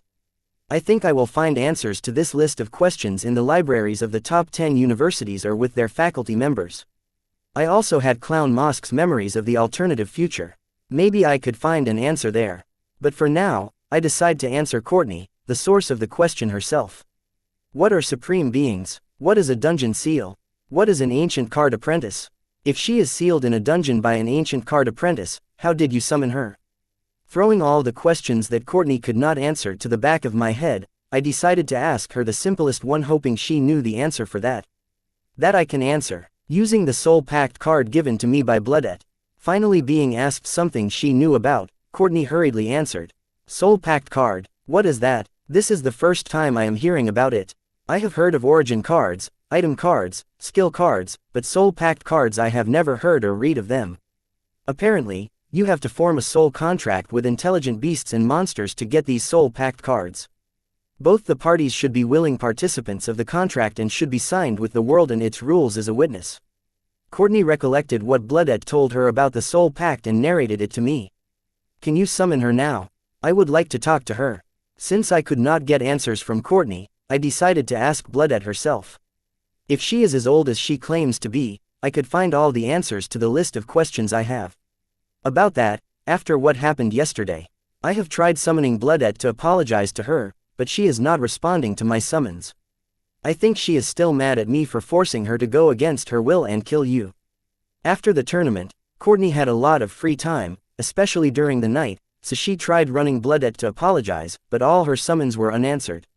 Courtney could forcefully summon Bloodette, making use of her unique physique and origin card. But it could be counterproductive, seeing how that was the reason why Bloodette was angry with her. Are you sure she did not want to kill me? I am pretty sure she came very close to killing me. According to Courtney, Bloodette did not want to kill me for reasons unknown. And I had a hard time believing that because I fought with and knew how close I was to death. That was the world forcing her body to kill you. If Bloodette's will did not oppose the world's control, she would have killed you. It seems due to the opposition of Bloodette. The world could not display her full power, allowing me to survive and win the tournament's finals. And why did she not want to kill me? I was curious why Bloodette would go so far as to oppose the world for me. Oh, she did not oppose because she did not want to kill you. She opposed it because she wanted more blood pudding for the services she provides. Courtney cleared the misunderstanding I had. Just because of a few blood puddings. As simple as that. Haha, she seems interesting. I would like to meet her someday. Knowing more about Bloodette, my interest in her piqued, and I wanted to meet the being that went against the world and its rules for a few blood puddings. Someone so crazy I had to meet her. Resisting the influence of the world and its rules is not easy. When I first came in contact with the world, I was paralyzed in its presence and spent time floating around in the world's pool of rules. And for Bloodette to oppose the world with her will was no ordinary feat. She did lose control of her body to the world, but still, her will did not give in to the influence of the world. What do you think, old man? Is this thing sturdy enough to cross the river? Anna asked Lorenzo, who was using his grimoire to scan the structure and mechanics of the megamorpher. Nope, the waters of the river will rupture and tear this synonium alloy body in a matter of seconds. The moment this thing goes into the river, it will be wrecked by the intense pressure and flow exerted by the water. Lorenzo continued scrutinizing the megamorpher as he answered Anna. I think it can work if we change the ores and broken runes used to create this mecha. Luna expressed her opinion. Chapter 394. Memorconium, date the 28th of March 2321, time 10:22, location Southern Capital Region, SS rank Gate Dungeon, Stormhorse Grassland. I don't think that there are any A rank ores that can withstand the burden of the river. Hearing his granddaughter contradict his statement, Lorenzo pointed out the reason why he stated that the metamorphosed could not help in crossing the river. Luna thinks switching the synonium alloy used to create the megamorpher with something more sturdy. They could use the megamorpher to cross the river. Lorenzo seemed to have already thought of that and found no A rank ore or alloy in his knowledge that could withstand the wrath of the river. Hence he declared that megamorpher could not be used to cross the river. Ha ha ha, yes, finally, working as a researcher at Morningstar University paid off. I know something you do not. Grandpa, it seems you have become outdated. Maybe if you had not skipped your homework after coming out of our lab, you would have known that there is an A rank ore that we could use for our current situation. Finally, being able to best her grandpa after facing decades of suppression by him in the field of study, Luna let you a victorious laugh. She knew some her grandpa did not know about. Only she knows the feelings she is feeling right now. The world thinks of Luna Lorne as a top scholar and top researcher in her field and among her peers, but they did not know Luna's standards were higher than her peers. Her target was to suppress her grandfather, the reigning alchemist. Lorenzo has been at the top of his field for a few centuries. And he has amassed a lot of knowledge and experience during this period. How could a girl who is not even a century old compete with him? He is a lot even for his peers. In front of him and his achievements, Luna and her achievements made no difference. Luna's achievements are significant, but comparing them to Lorenzo's would be foolish, but this was not enough to stop Luna. For Luann, her grandfather was the reason she chose the path of scholar rather than a warrior like the great of her cousins. Luna admired her grandfather, and for her, he was her role model and the target she had to surpass. Luna's goal is to become the best like her grandfather, and only by surpassing him could she prove that she had become the best, as one could be the best after besting the best. A monster like Lorenzo cannot be defeated in a day or two, so Luna does not hesitate to celebrate the first small victory she won against her grandfather. This victory may not be significant, but at least now Luna knew her grandfather was not unbeatable. And her hard work was showing results. Aiming at Lorenzo, who was considered colossal among his peers despite being a junior, took a lot of confidence. But as time passed, the confidence alone was not enough, as her target became an unshakable boulder suppressing her spirit. This is the reason why, despite being the heiress to a massive empire of the Lorne family, Luna chose to work as a researcher at one of the top 10 universities. Seeing his beloved granddaughter laugh at his mistake, Lorenzo was not angry or ashamed. He was happy that she was finally proud of her achievements the same way he was proud of her. At first, Lorenzo enjoyed his granddaughter's admiration, but soon realizing that he became the trauma of his granddaughter, Lorenzo did know what to do, but to let her win out of pity would be doing more harm than good.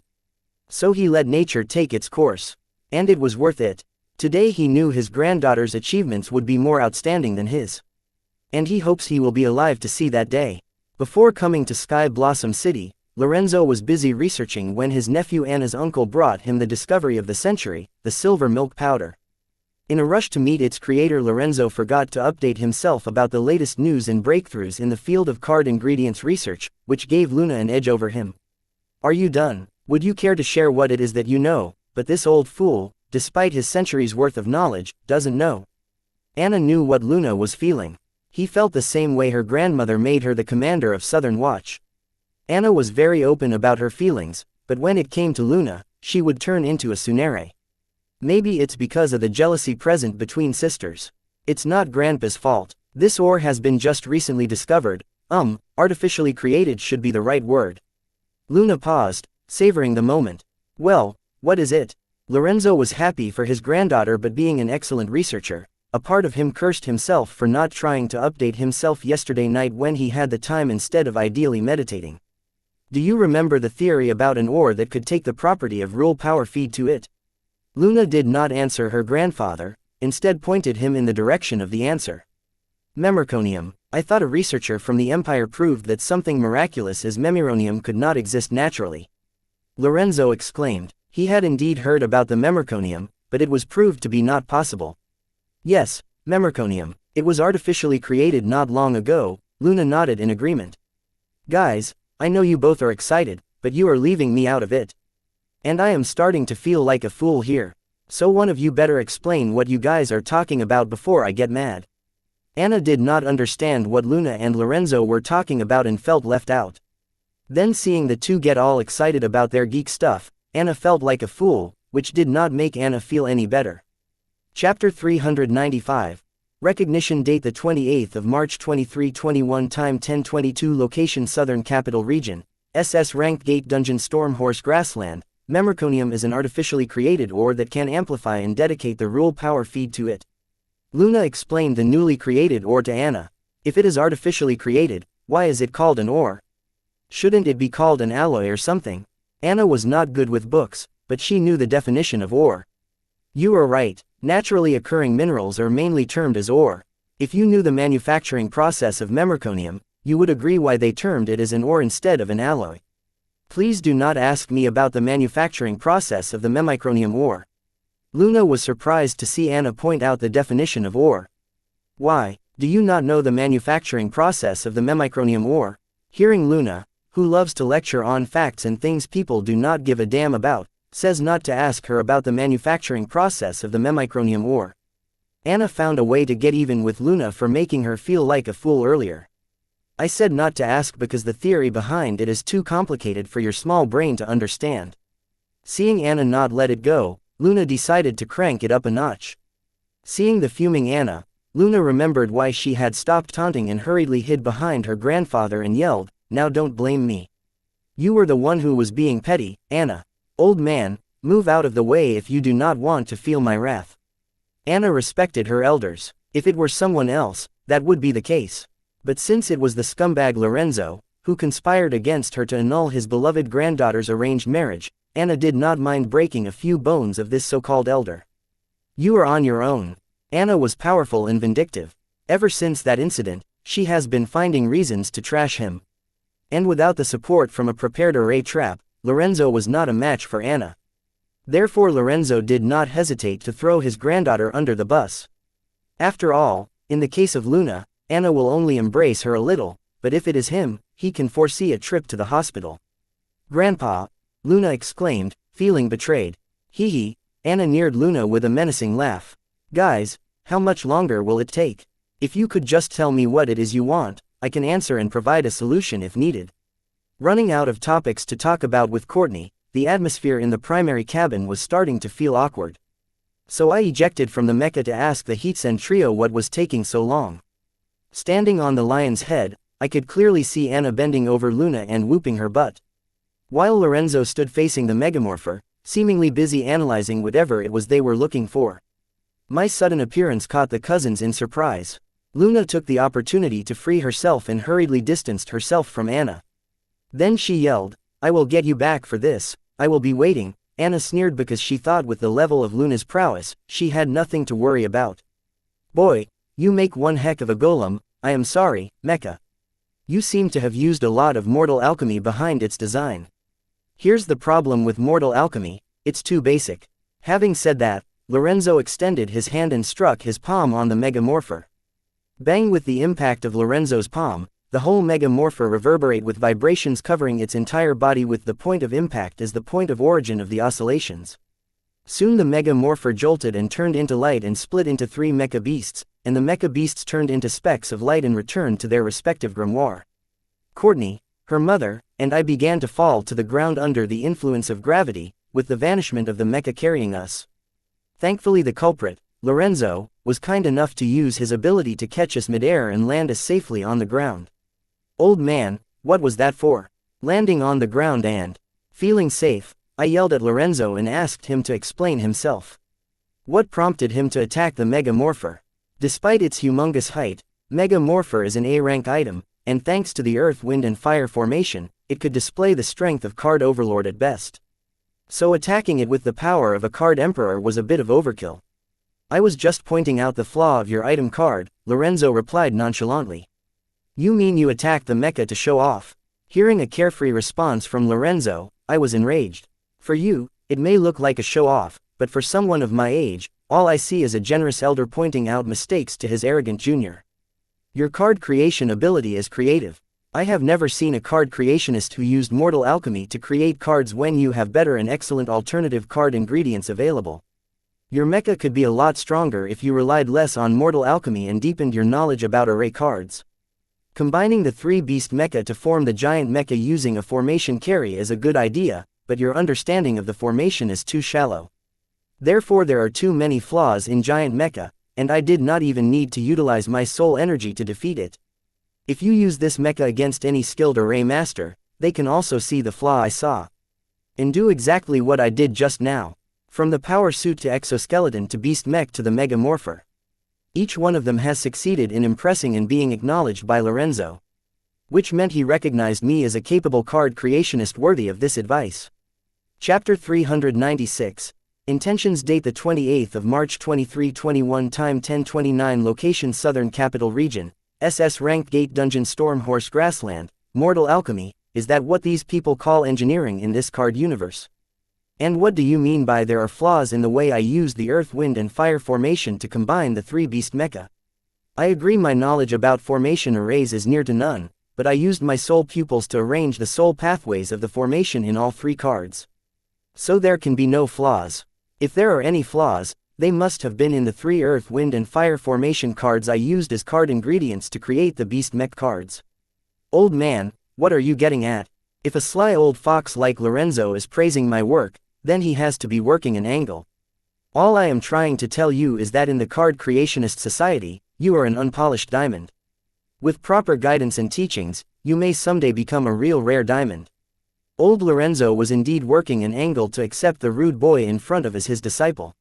Lorenzo did not have a habit of picking up talents and nurturing them. This was a special case where Lorenzo was willing to make an exception considering the circumstance and future gains. After all, the boy in question was an exceptional card creation talent born once a millennium. And whether the boy accepts it or not, by forming a lifelong soul contract with the princess of the Heatsend royal family, he has become a part of the royal family. Though currently, he is the cancerous part mooching off the royal family's generosity. With proper guidance and discipline in time, he can be turned into a pillar that carries the future generation of the Heatsend royal family. Since the Heatsend royal family is basically babysitting him by providing him protection and earning him wealth, they might as well nurture him into something that they could reap profits off. Lorenzo had this plan in mind long since he proposed to pronounce the boy dead to the world and hide for the rest of his life as he slaves off for the royal family. But the boy saw through his plan from miles away. He is too bright and sharp. Treating him like any other teenager with raging hormones would not be a mistake. Therefore this time, Lorenzo decided to handle the matter smoothly and not come out as too strong. Isn't that the reason why I am planning to attend the top 10 universities? Could see Lorenzo had something planned in his mind, and he was slowly building to it. I decided to act ignorant and string him along. Let's see where it heads. If his proposal is profitable to me, I would not mind hearing him out. But considering it was Lorenzo, I did not count on it. Top 10 universities. That place is filled with talents. And the competition there is very high. Someone like you with a shallow background would not be able to handle the pressure and stress. Not to mention other influences. You will not know what hit you and be disposed of in a day. Yep, old Lorenzo was up to something. He doesn't seem to be the type who would waste so many words and saliva caring for others. Whatever, man, you don't know me. Who are you to judge me? Yep, let's reel the old fool in deeper. Old Lorenzo, I thought by now you would have learned that you cannot underestimate me because of my physical age. Boy, I know you. At that age, I was you. I was an orphan and grew up in a slum. My talent was too big for my humble background to handle. If not for His Majesty Anna's grandfather helping me, I could never achieve what I have achieved or become the man I am today. Lorenzo reduced me and started to share his story. I did not know if what Lorenzo shared with me was true or not. But I knew he was trying to establish something common and relatable to me. This way, I would open up to him and give a serious thought to whatever he was planning to say next. What does it have with me? Old man, get to the point. Or else I will be taking my leave. Seeing Lorenzo get serious, I no longer planned to play with him. Because if his intentions were genuine and authentic, then me playing with them could train the relationship between the two of us. All I am trying to say is that you have great potential and more extraordinary talent. All you need is somebody to teach you the ropes of card creation, and you can become like me or even better. Seeing me impatient, Lorenzo becomes more evident about his intentions, but he would not come right out. Without adequately justifying that what he is proposing to me is for my good. I already told you I am planning to attend one of the top 10 universities. And I bet I will become way better than you. That's a fact. This sly fox wanted me to do his job for him. This way, he could shake his shoulders, saying it was my idea. There is no way in hell I am doing that. If he wants to be my teacher, he must say it himself. If he has any fantasies about me begging him to be my teacher, he can forget about it. Not happening, period. Boy, don't you get it? Keeping the political drama in the top 10 universities, hundreds and thousands of talents attend the universities. And each university has limited faculty and resources. With so many skilled and talented students to focus on, the university cannot be partial and will not be able to give you the attention you deserve for your talent. Although it is totally a different thing if you have a deep background. Seeing me revolve around the same point, again and again, Lorenzo frustratedly pointed out to me that the top 10 universities may not be the best choice for somebody with so much potential and talent as me. Chapter 397. Mentor date the 28th of March 2321 time 10:38 location Southern Capital Region, SS Rank Gate Dungeon Storm Horse Grassland. Old man, as far as I know, the top 10 universities are the places where the best and brightest of the world gather because those universities are the hub of all the knowledge humanity has gathered to present. They are the holy land of card creation, not to mention the various opportunities and options that will become available to me just by attending one of the top 10 universities. The top 10 universities are not just about gaining knowledge and experiencing opportunities but expanding my horizon. My encounter with you people these past few days has taught me that the world is more extensive than what I can see from here in the Sky Blossom City. It's okay if the competition in the university is formidable and the political waters are deep there because I do not plan on participating in any form of competition or political agenda. So what if I cannot get proper guidance? As long as the knowledge I require is readily available there, that arrangement works for me. I do not need a professor to spoon-feed it to me. I will learn whatever I want and get help whenever required. That is the way I like, and that is how I come this far. These words were not for Lorenzo but for me. Till today I was not resolute if I wanted to attend the university as it seemed like a lot of trouble just to get a few answers which I could get from Anna with a bit of steamy compromise. What? You will learn the 100,000 years of card knowledge by yourself.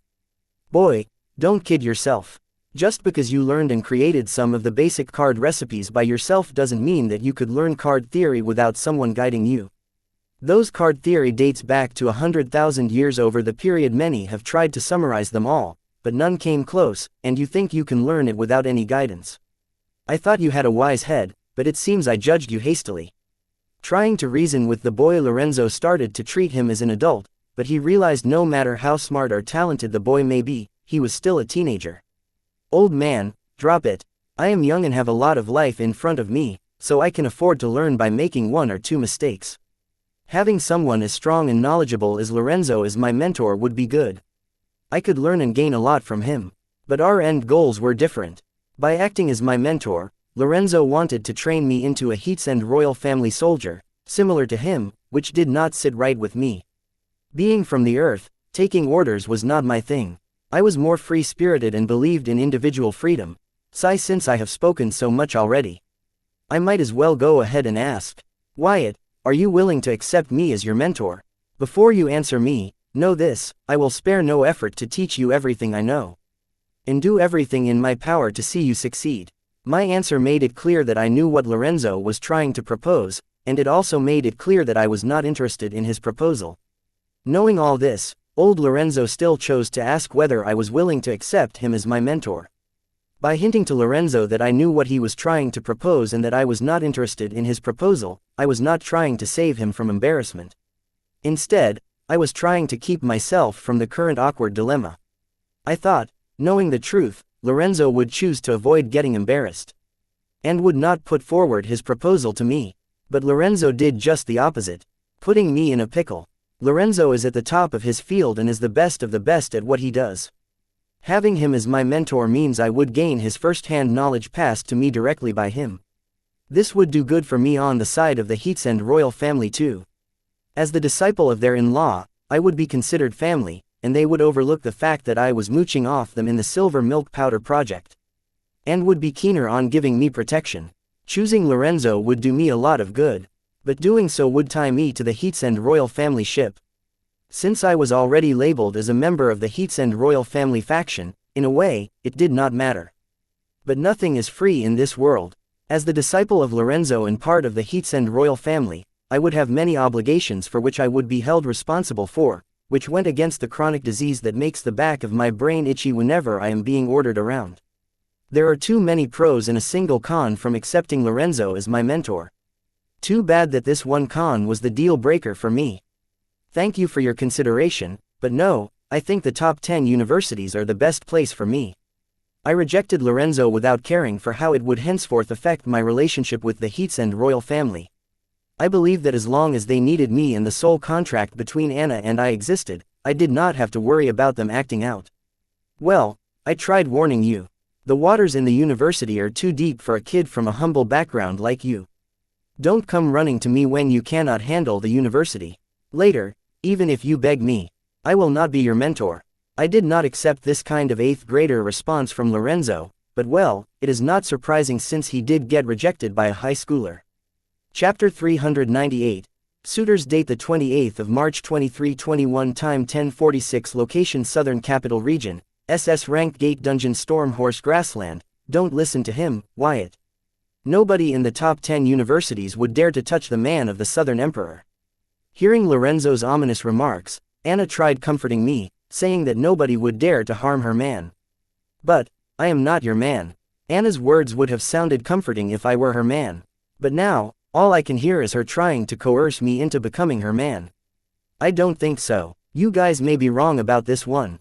The competition in the political waters in the top 10 universities are very vigorous, but that might not be the case for Wyatt.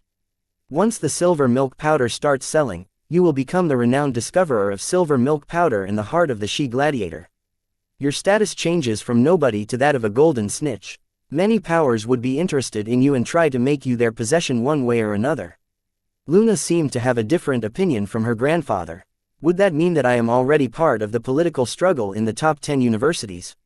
How is that any different from what Lorenzo just said? I did not hear any difference comparing what Luna and her grandfather said. They sounded pretty much the same to me. However, Luna's remarks were more ominous than her grandfather's remarks. My grandfather's version does not involve the most influential and powerful people of the world trying to capture and nurture you into a gold-laying slave. Just like my grandfather was trying to a few seconds ago. Disappointing. Here I thought you would be more interested in knowing about the heart of the she gladiator.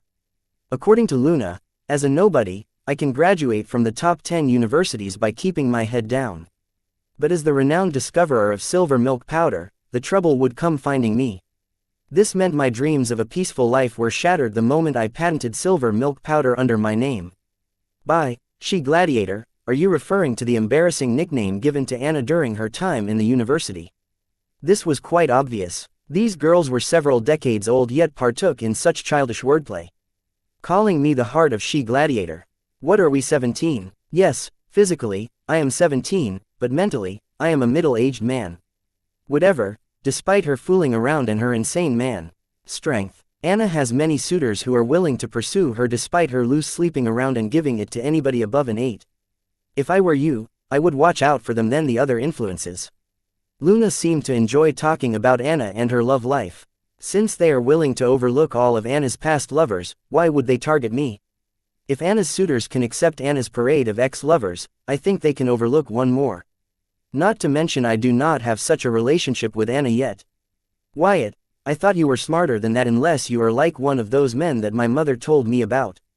The kind of man who becomes dense when it involves the romantic interest in his life. The sole contract between you and Anna. What is it again? Something about my cousin protecting you, your family, and your friends, something. If I didn't know better, I would say that the terms of the sole contract sounded more like a marriage vow. Having heard what transpired, I know better, but the fact remains that my cousin's fate is tied to you for the rest of her life unless you are willing to cancel the soul contract between the two of you. Or be responsible for her. This soul contract is an eyesore not just to the Heatsend royal family but to Anna's frantic suitors. You see, unlike the suitors of most of the wealthy ladies, Anna's suitors are not after her wealth or beauty or power. Instead, they genuinely are infatuated with Anna, and the soul contract between you and Anna should have driven many of them to the point of instantly by now. Yes, many intelligent ones will not read between the lines and see the soul contract for what it is: baggage holding back Anna. And these are the people you truly need to be worried about. These suitors are highly competent with a lot of patience. When you let your guard down, who knows, anything can happen. One second you are enjoying a magazine inside the toilet, next second, you are a dead man inside a men's room with the magazine in one hand and another one on your crotch. Oh boy, you thought the soul contract would protect you from the trouble that the silver milk powder would bring. But now, it is the magnet attracting the real trouble your way. The one thing that made Luna jealous about Anna's life was the ex-lovers who were willing to sacrifice themselves for her and could not bear to see any harm done to her. Most of Anna's lovers are incredible men who make any woman a happy wife, but Anna rejected them all because of her commitment issues which stemmed from her divorced parents. Anna's father, despite his absence in her life, he messed her up. What are you trying to say? Do you want me to cancel the soul contract between Anna and me? If not for that, I would have already become a slave of your royal family. If your point is for me to cancel the contract between Anna and me, then you can give it a rest, as that is not happening. I don't know what Luna was trying to achieve from her speech earlier, but all I heard was a warning that I should lift the soul contract between Anna and me before one of her frantic suitors tries to get rid of me to free Anna from the soul contract. Chapter 399.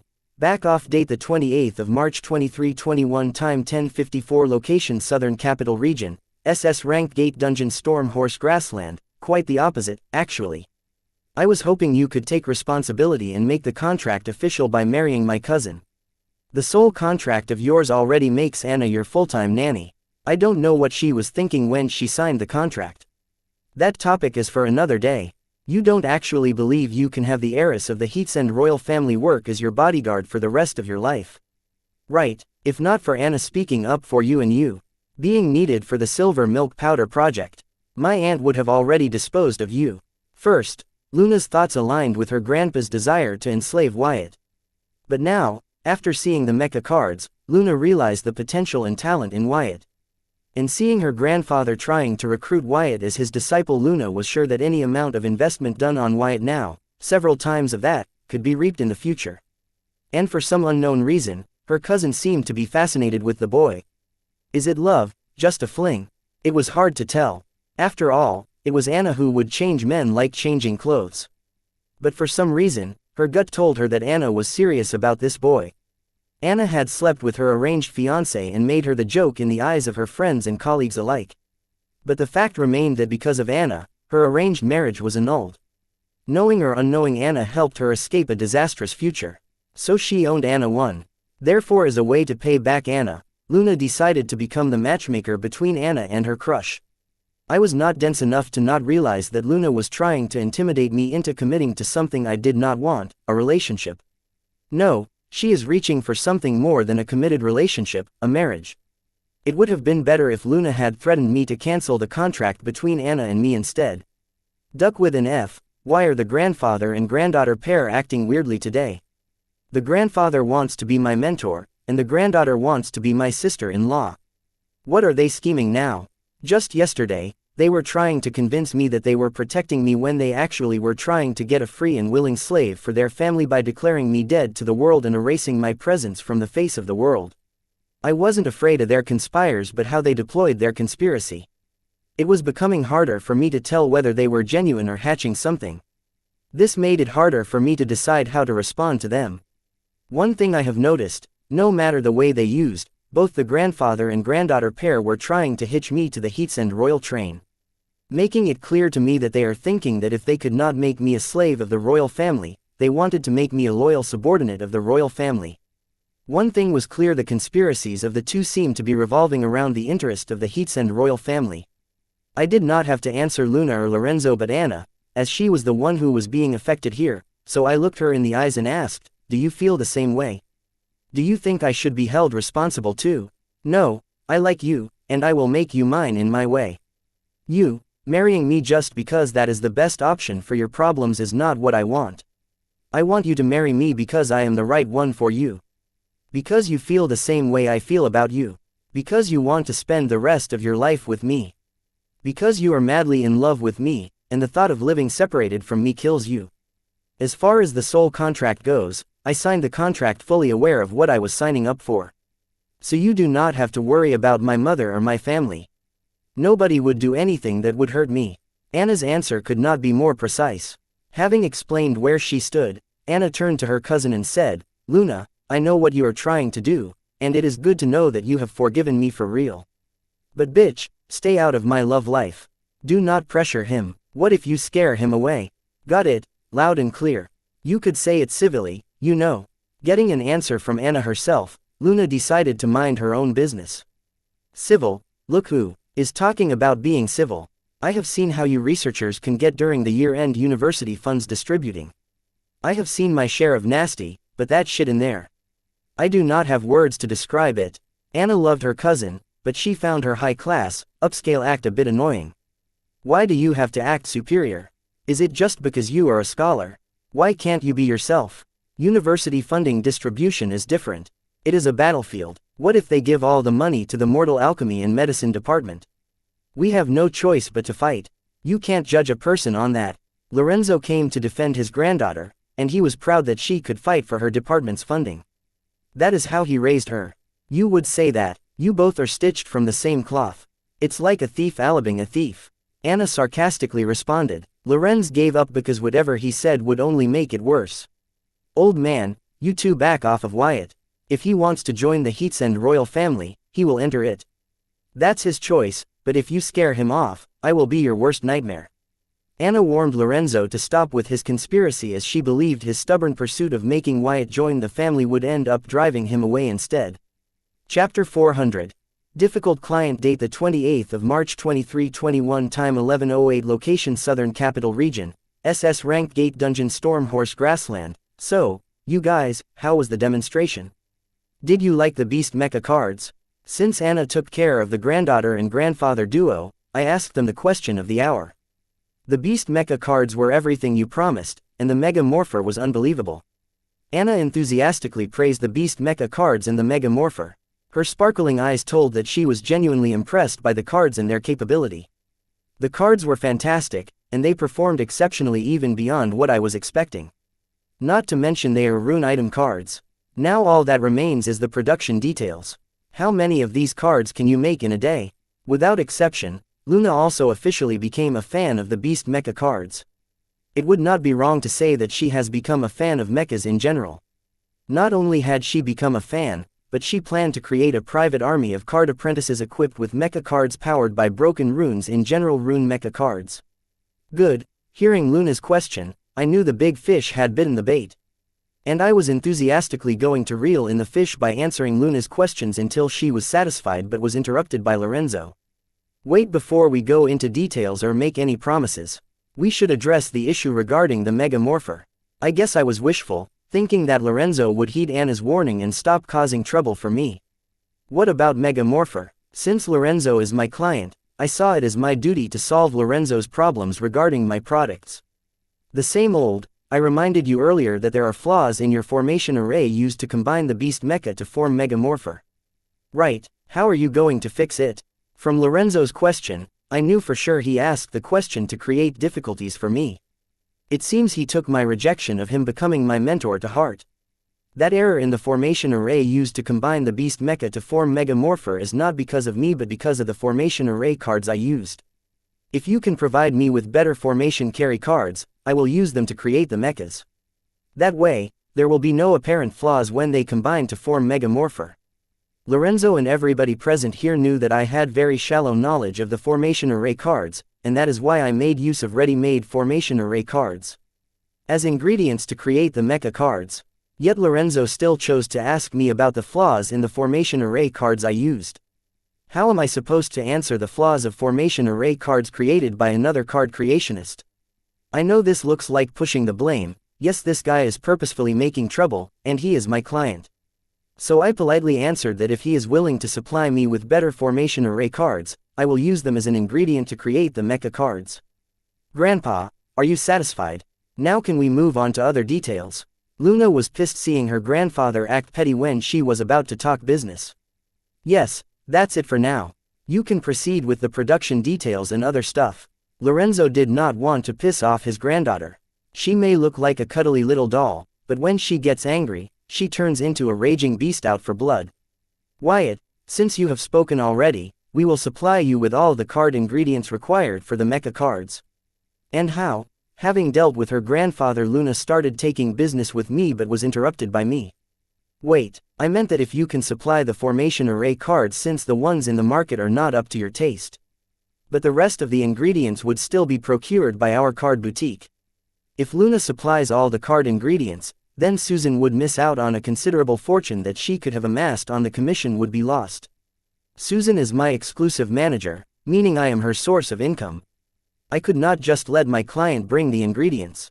That would mean I would be running over Susan, which would not be professional.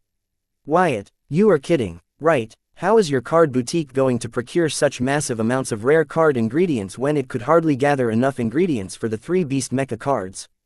Luna looked at me with disbelief. But she did make valid points. It's not that I did not think of this problem. I did and decided to discuss it with Susan later. But impressed by the mecha cards, Luna enthusiastically wanted to please the order on the spot. About that, I wanted to excuse myself and have a discussion with Susan to check what she thought about the dilemma. I know she cannot amass such a massive amount of the rare ingredients, but I want her to supply the other card ingredients that she can procure in Sky Blossom City. But before I could do that, Susan herself stepped in. Wyatt, Emperor Luna is right. By the looks of it, Her Highness is planning to place a large order. I cannot procure such a large amount of rare ingredients. And not to mention, I do not think that the rare ingredients I procure would be as good as the ones provided by Emperor Luna. Susan came clean that the assignment was way beyond her capabilities, and it would be better if Luna provided the ingredients. What Susan said did bump me out. Except for the last part. What does she mean by, the rare ingredients I procure would be as good as the ones provided by Emperor Luna? This part enraged me since I understood Susan blamed herself for the flaws in the formation array pointed out by Lorenzo. Chapter 401. Blame. Date the 28th of March 2321. Time 11:18. Location Southern Capital Region, SS Rank Gate Dungeon Stormhorse Grassland. Sigh. Dr. Luna, please excuse me. I will have a short chat with my employee and get back to you. Susan, let's go over there and talk. Before following Susan, I glared at Lorenzo and said, Old man, you and me, we're not done yet. Fook, what did I do? My glare and remark dumbfounded Lorenzo. And soon he turned to Anna and said, Look, because of you even a brat in Card Soldier realm dares to threaten me. I don't blame him, you deserve it all. Anna enjoyed the aggrieved look on Lorenzo's face. Luna did not care about her grandfather and his grievance. Her brain was now calculating how many mecha cards she should order and if there were different designs of mechas or just these 3. Hey, Luna, just don't think about yourself. What happened to the plan about replacing the Synonium alloy with the Mimeronium ore for the body of the mecha? And to use the new Mega Morpher to cross the river? Anna asked Luna, who seemed to have forgotten the original plan and was busy with the plans of building her private army. Oh, about that, I was going to ask him about it next. Believe me, I was. I will ask him first thing when he comes back from his staff meeting. Luna had forgotten about the Mimerconium and other stuff consumed by the ecstasy of having a personal army of card apprentices equipped with rune mecha cards. Whatever. Anna knew Luna's telltale sign, and right now Luna was lying her ass off. Susan, what were you trying to achieve by yelling out that we cannot amass such a large amount of rare card ingredients in front of the clients without discussing it with me first? Susan was a professional. I do not believe what she did was by mistake. No, I think she did this on purpose. But why sabotage herself and the fortunes she would earn on commission? The reason was apparent. She blamed herself for providing low-quality formation array cards, which led to me being questioned by the client. I am sorry, Wyatt. Because of my oversight, you got blamed for the flaws in the mecha cards. Yep, my guess was correct. She blamed herself for the low-quality formation array cards. That is not the answer to my question. Why did you answer the client without discussing it with me first? I was not looking for an apology from Susan. Susan was not just an employee to me. She was my first friend in this world. These formalities were not necessary between the two of us. I did that because if the customer insisted too much on them providing the card ingredients, you would give up the entire project or demand compensation from me. I know you. You would not care who the client is and follow your principles. Maybe Emperor Luna would go along with your demands. You and I both know that is not good for business, and we will not be able to gather a loyal customer base that way. The royal family is a huge client. I don't want you missing out on them because of me. I don't know what kind of relationship you have with the Southern Emperor, but misusing it too much is not wise. Would you please leave this here? Let the royal family provide the card ingredients. I have already made a massive fortune on the commission for the card ingredients of the 3 Beast Mecha cards. And also, the quality of the ingredients supplied by the royal family will be excellent compared to what I can get you in the Sky Blossom City. Susan recited all the valid and undeniable points she could think of to defend her action. Yes, a big client like the royal family is a career-making client, and I should not miss out on them just because of minor issues. But screwing over my employees is not a minor issue. Yes, I plan to have Luna fork out a massive compensation for Susan. That is why I argued with her when she said that her side would provide the card ingredients. Even though I knew that collecting all the rare card ingredients for the vast order Luna was placing was impossible in the Sky Blossom City. I am not the type to throw my employee under the bus just because I get to sign a huge client. Not to mention Susan is my friend. Yes, the way I am doing the business is not an excellent way to amass a troop of loyal customers. But I am not the type to do business by kissing the customer's ass. I do business by keeping my customers satisfied.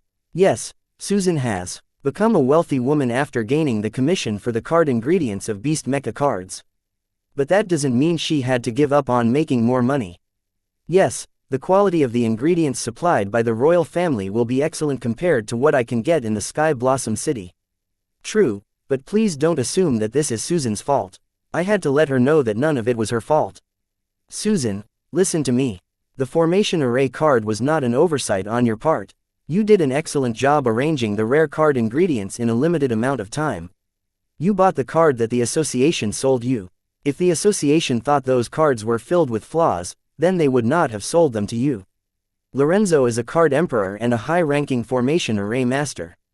Any other average card apprentice could not point out the flaws that he pointed out in the array. That asshole is just making things difficult for me. All this is not your fault. Yeah, if it were an average card lord of the same realm as the mecha cards, they could not point out the flaws in the formation array, as Lorenzo did. But our customers are not average customers, are they? It seems Susan did not share the same thought as me. Chapter 402. Trader date the 28th of March 2321 time 11:24 location Southern Capital Region, SS Ranked Gate Dungeon Stormhorse Grassland. So, what did you decide in your staff meeting? Luna asked, seeing Susan and I return after our little discussion. Having a heart-to-heart talk with Susan, we meaning Susan concluded that the royal family should be the one to provide the ingredients for the cards, and Susan will not be taking any kind of compensation from the client for the sake of maintaining a healthy business-to-customer relationship with Heatsend royal family. Since Susan is sacrificing her commission for the development of the card boutique customer relationship, I decided to award her loyalty towards the boutique with a promise that if Susan were to find her second fate ingredients, I would spare no expense to assist her in acquiring it. And help her create her second origin cards. Of all the expense would be borne by the card boutique.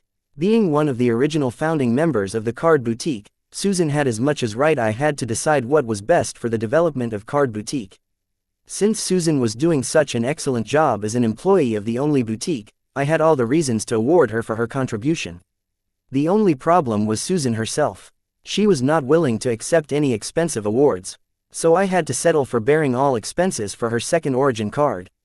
According to status, since Susan has already found her first fate ingredient, the probability of her finding her second fat ingredient was very low. This was what left me disappointed about the compromise Susan and I had arrived at. Well, after a lot of thinking and considering the contribution of the Heatsend royal family to the southern region, we have decided that the royal family can provide the card ingredients. I responded to Luna but chose not to go into detail about the compromise between Susan and me.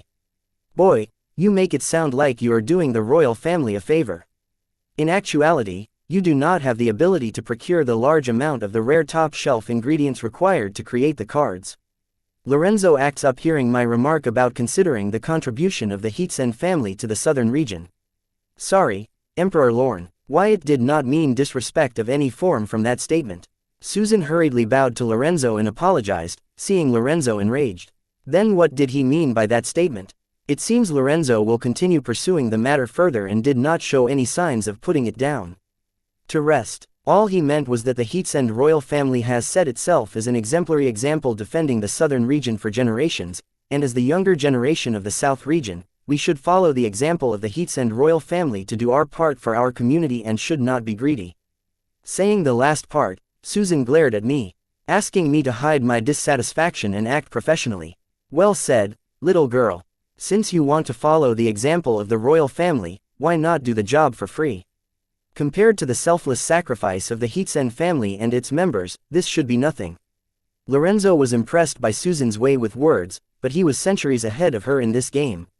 Susan stared blankly at Lorenzo, whose eyes sparkled, feeling triumphant. Old man, shut your trap. Having lived for centuries, you are sitting on a mountain of wealth, and you still dare have thoughts about plundering the chump change in our hands. Could anyone be more shameless than you? When dealing with people like Lorenzo, polite and humble words are useless. You have to be more shameless than them.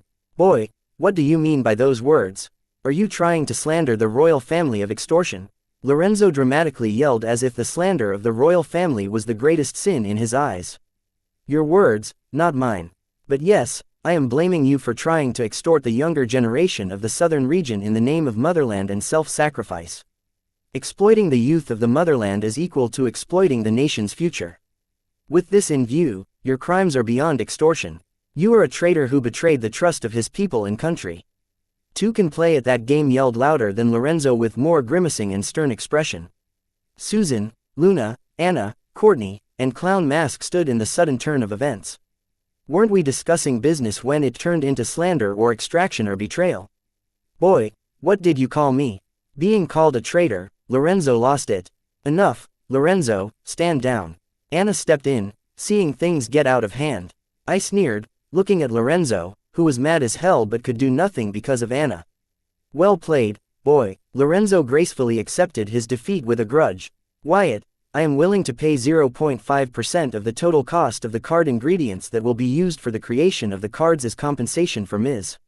Susan's service. I hope this satisfies you. By now, Luna knew where my dissatisfaction stemmed from if she didn't earlier, and proposed to compensate Susan with 0.5% of the total cost of the ingredients used. This percentage is significantly less than the percentage offered to Susan by the Guild Association, but it was better than nothing. Since Susan would be getting compensated without doing any work, I think this was a justifiable amount of compensation. Thank you for your consideration, Emperor Luna. Considering that the royal family brought us such massive business, we have decided to reciprocate the goodwill you have shown to us by rebating the compensation you just promised. Let this be the fountain of a stable relationship between our card boutique and the royal family. We are happy to have you as our customer. Since Luna had already promised compensation, Susan could not reject her compensation. That would not be polite. Instead, she used the opportunity to get on good terms with Luna.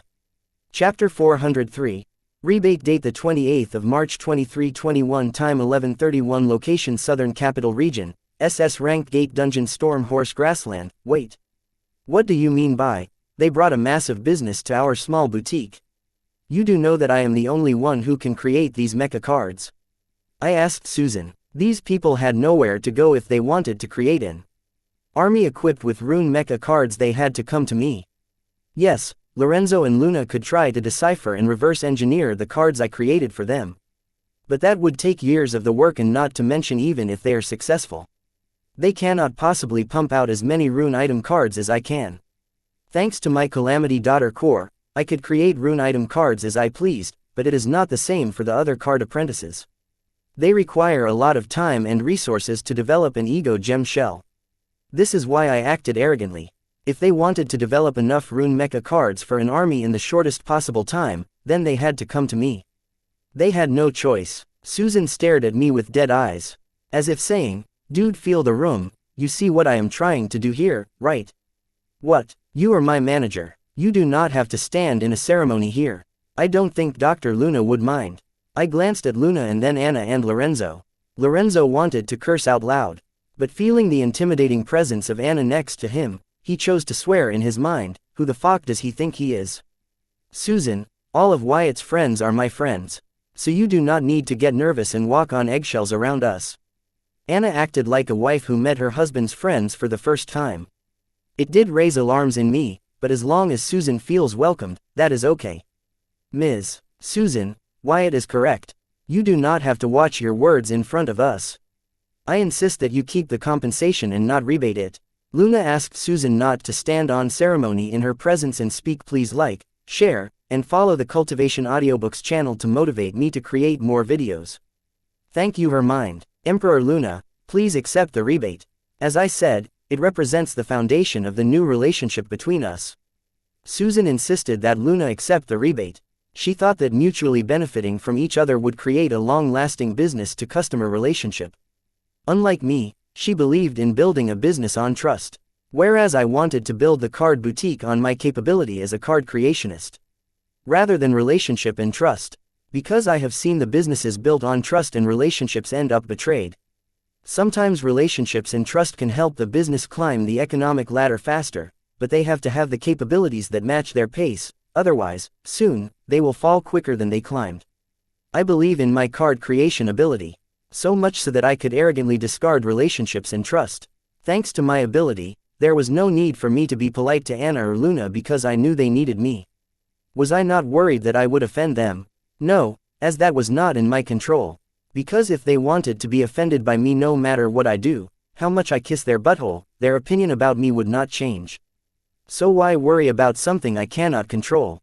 Instead, I chose to focus on my capabilities as a card creationist. Because as long as I am at the top, nobody would dare to mess with me knowingly.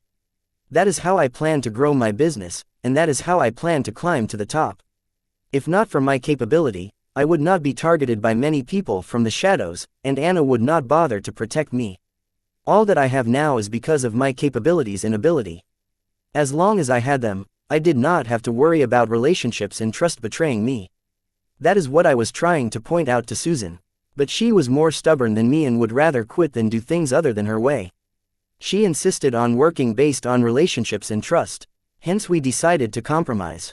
I would handle the capability part, while Susan would manage the relationship part.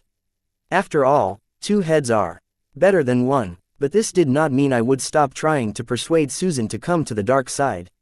Really, thank you. Luna jumped in joy hearing Susan insist that Luna should take the rebate. With the rebate money, Luna could order extra rune mecha cards. Her granduncle did promise her a private army, but there is a limit to how many resources can be allotted for a private army that couldn't be used in the front lines. Luna was worried that, with the high cost of each rune mecha card, her army would be a small one.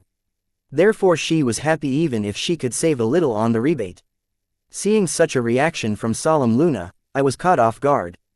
It seems I have underestimated the marketing gimmicks like rebates and discounts. Susan nodded in satisfaction seeing Luna's joyous expression. It seems her 7 years of experience as a sales representative were not just for show.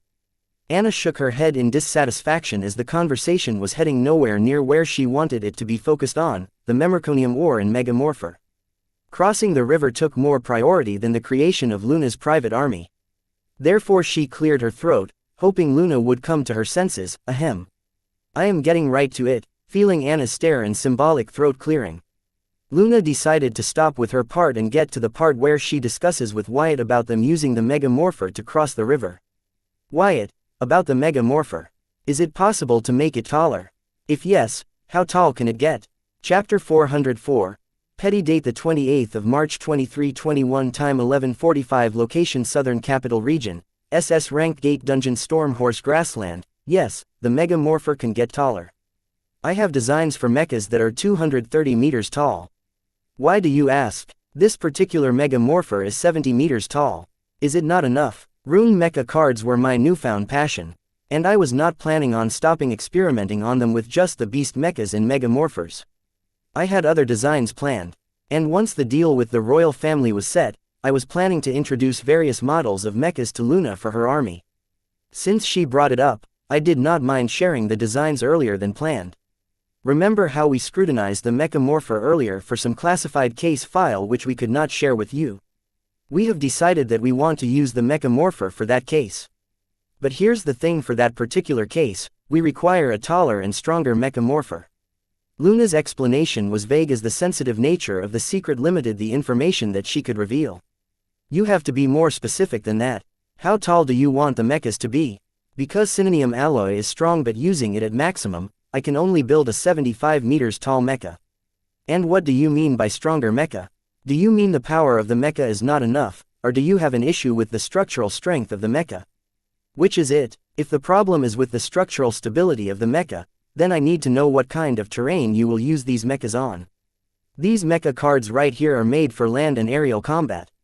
They will do fine in shallow waters too, but I cannot make any guarantees about underwater warfare. Since these cards were just for the demonstration, I did not waste my time adding extra features. When creating the Beast Mecha cards, I was worried that the temporary forces of the Southern Watch would arrive and secure the clown mask. So in order to save time, I skipped many features of the Beast Mechas, which would not be necessary in times of land and aerial warfare. Since these cards were meant just for the demonstration purpose, I focused more on how much combat power they can showcase rather than how they can strive in harsh terrains. I did not regret my decision, as my plan to turn Clown Mask into a subordinate was successful. And also, I was pretty curious about the classified information that even the Southern Emperor Anna did not have the right to reveal. Therefore I listed a number of reasons why to show Luna that without the necessary information, I could not be of much help to them in modifying the Mega Morpher for whatever secret mission they planned to use it on. My plan was pretty simple. List as many excuses and reasons until the cousins are forced into revealing the classified info to me. Well, you do not need to worry about the terrain conditions. We already have an ore in mind, which you can use to build the modified mecha according to our needs. If I provide you with the ore, how long will it take for you to determine what the maximum height of the mecha built with the said ore will be? Luna, however, seemed to be adamant about not revealing even a word about the top secret case. Well, a few minutes. If you have the ore on you right now, I can tell you the answer right away. Do you have the ore on you right now? I did not want to seem like I was prying on the secret information I was asked not to put my nose in. No, I don't, Luna replied dejectedly. Luna, you said you knew how to prepare the memerconium ore, right? Why don't you whip a batch right now? When it came to the talk about the classified secret, Anna chose to let Luna and Lorenzo do all the talking because she read somewhere keeping secrets at the start of a new relationship is bad for the relationship in the long run. She did not want to jeopardize the bidding relationship between Wyatt and her, so she chose to stand back during the discussion of the classified information. Right now, but I don't have the required ingredients or the equipment for producing the ore. I would have to go back to my lab at the university for that. It would be a lot easier if we just bought the ore. Standing in the SS Ranked Gate dungeon, Luna did not expect her cousin to make such a brazen demand to whip up a batch of artificial ore. Not here, cousin, we can go back to Sky Blossom City and buy all the ingredients and equipment you require. Then you can create a batch of fresh artificial memerconium ore. Hearing Luna's response, Anna's face had a devilish smile on it as she once again proposed that Luna should prepare the artificial ore herself. That's just crazy. Instead of buying the resources and equipment and wasting hours to create the ore, why not just buy the ore? Luna made a valid point. Wouldn't it be better if you made the ore? That way, we can be sure about the quality of the material we get. Lorenzo, use your teleportation card and take us back to the Sky Blossom City. Anna started to sound deliberate. Obviously, she had ulterior motives for asking Luna to create the ore in the lad instead of just buying it. Are you high? Don't you understand what I am saying? Luna grew impatient. Aha, I knew it. You do not know how to create the ore artificially. Now, who has a brain which cannot understand the procedure to create the ore? Anna seems to have not forgotten or forgiven Luna for belittling her intellect earlier. How can you be so petty? Yes, I do not know the procedure to create the ore artificially. I was going through the material on developing the artificial memerconium ore, but I was interrupted by grandfather's call informing me that somebody had successfully discovered an item to help mortals cultivate their active soul control. So I left everything then and headed here. Luna explained why she did not know the procedure to create the ore artificially. But it did not seem to matter to Anna as she continued to laugh, feeling triumphant. He, Anna, New telltale signs of her cousin Luna. So the moment Luna rejected the idea of creating the ore themselves, Anna knew Luna was hiding something. Chapter 405. Crossroad, date the 28th of March 2321, time 11:53, location Southern Capital Region, SS Rank Gate Dungeon, Stormhorse Grassland. Lorenzo, take us back to the Sky Blossom City. After one-upping her little cousin, Anna enthusiastically ordered Lorenzo to teleport us all back to the Sky Blossom City. I don't think we'll find Memerconium ore in a small city like Sky Blossom. How about we head to the Royal Palace instead? With the resources and workforce over there, things will become easier. Lorenzo thought that heading back to Sky Blossom City was a bad idea. As a small city, it had limited resources, so he thought it would be better if we headed to the Heatsend Royal Palace, where access to rare resources and an excellent workforce was readily available. No, hell no, I have a business to run. So I need to be in the Sky Blossom City. I glared at Lorenzo. I see what he was trying to do. I thought he had given up on trying to enslave or imprison me. But I was wrong. This old dude wanted to leave me stranded in the Heatsend Royal Family Palace. Really, with the order of mecha cards that Luna will place at your small card boutique, we will be your only clients for the next 2 or 3 months. That's why I think that you should move to the Royal Palace. By the time you are done with the cards, the top 10 universities should be starting the new semester, and you can directly enroll in your choice of university. Lorenzo was right. If Luna does place an order of several rune mecha cards, I would be occupied for the next few months and not be able to take on other customers. And how is that any better than hiding me in a basement and enslaving me to make cards for you? Dude, what is up with you trying to enslave me every time you get the chance? Whatever Lorenzo said would somehow end up with me imprisoned and used as a slave. Boy, how is it slavery when we are paying you a hefty amount for the cards you make? And also this is for your good. You will be safe in the Royal Palace, and then you can be directly admitted to one of the top 10 universities. Just be happy you were invited to the Royal Palace for an extended stay. Brat, for the money we are paying you, I expect that you show some respect and some good customer service. Lorenzo made valid points. I stood to gain a lot by going to the Royal Palace rather than staying at Sky Blossom City. My previous prejudice against Lorenzo stopped me from seeing the tremendous opportunity in front of me. I think I have gained everything I can from Sky Blossom City. Stubbornly staying there would only hold back my growth. But I had laid some roots in the Sky Blossom City, for which I had to make arrangements, so that when I am gone, these roots do not dry. Yes, I was talking about the TSR Guild and my other Calamity Daughter cores. Speaking of the TSR Guild, I almost forgot about a crucial thing: revenge. Revenge on Kevin Jong and his gang. I had asked Van to pick runaway Kevin and his subordinates and lock them up in a dungeon. How can I forget such an important event? Even if I decided to stay at the Royal Palace helping Luna create the mecha cards, I had to return to Sky Blossom City for my revenge and one last goodbye. Wyatt, I know you consider this as an invasion of your privacy, but I think what the old man just proposed is valid. Don't you think so? Anna supported Lorenzo's words, but she did not press on the matter as she did not want to come out too strong. Anna, give me a few minutes. I will give you an answer. Susan, let's talk over there for a movement. Separating from the group, I spoke my mind with Susan. Susan, I am going to tell you something, but please don't freak out. For what I was going to say next needed Susan to be prepared. What is it? Just say it already. Does it have something to do with Emperor Lorenzo speaking about your safety? Having heard the conversation between Lorenzo and me, Susan quickly caught on that something was going on that she did not know. Yes, a few days ago, I discovered a powder called silver milk powder which can help mortals cultivate their active soul control. That is how I met Anna. I got the patent and sold the production and supply rights to Anna. The school tournament was held to kill me. 30 card emperors tried to kill me. Susan did not know about silver milk powder or the assassination attempt. I purposefully kept her in the dark about these incidents because I did not want her to worry. With her strength, knowing all this would be of no help to her or me. Now I came clean about all this because right now, I was at a crossroads and wanted to know if Susan would follow me on the path I chose, or this marks the end of our journey together. To make this decision, Susan needed to know everything, mainly because she should know what she would involve herself in by following me on my journey. All this happened. No wonder you do not trust them. Did they say that when they thought that the assassin killed you? Fucking psychos. This is the first time I heard Susan curse. You know they can hear you, right? I admired Susan's gut for calling a bunch of card emperors psycho. Let them. I was starting to like this new side of Susan. Are you not mad at me for keeping you in the dark? I asked Susan. For some reason, I felt a little nervous when waiting for her answer. Yes, but I can understand why you did that. But is that all, or are you hiding something else too? I was grateful to Susan for being so understanding. Oh, apparently I have a big family in the capital city of the central region. It's a long story. I will tell you about it later. Chapter 406.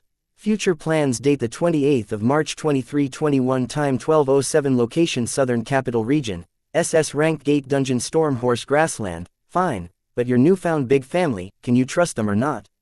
Susan did not pry into the matter but asked if we could trust the estranged family that found me after gaining a lot of wealth.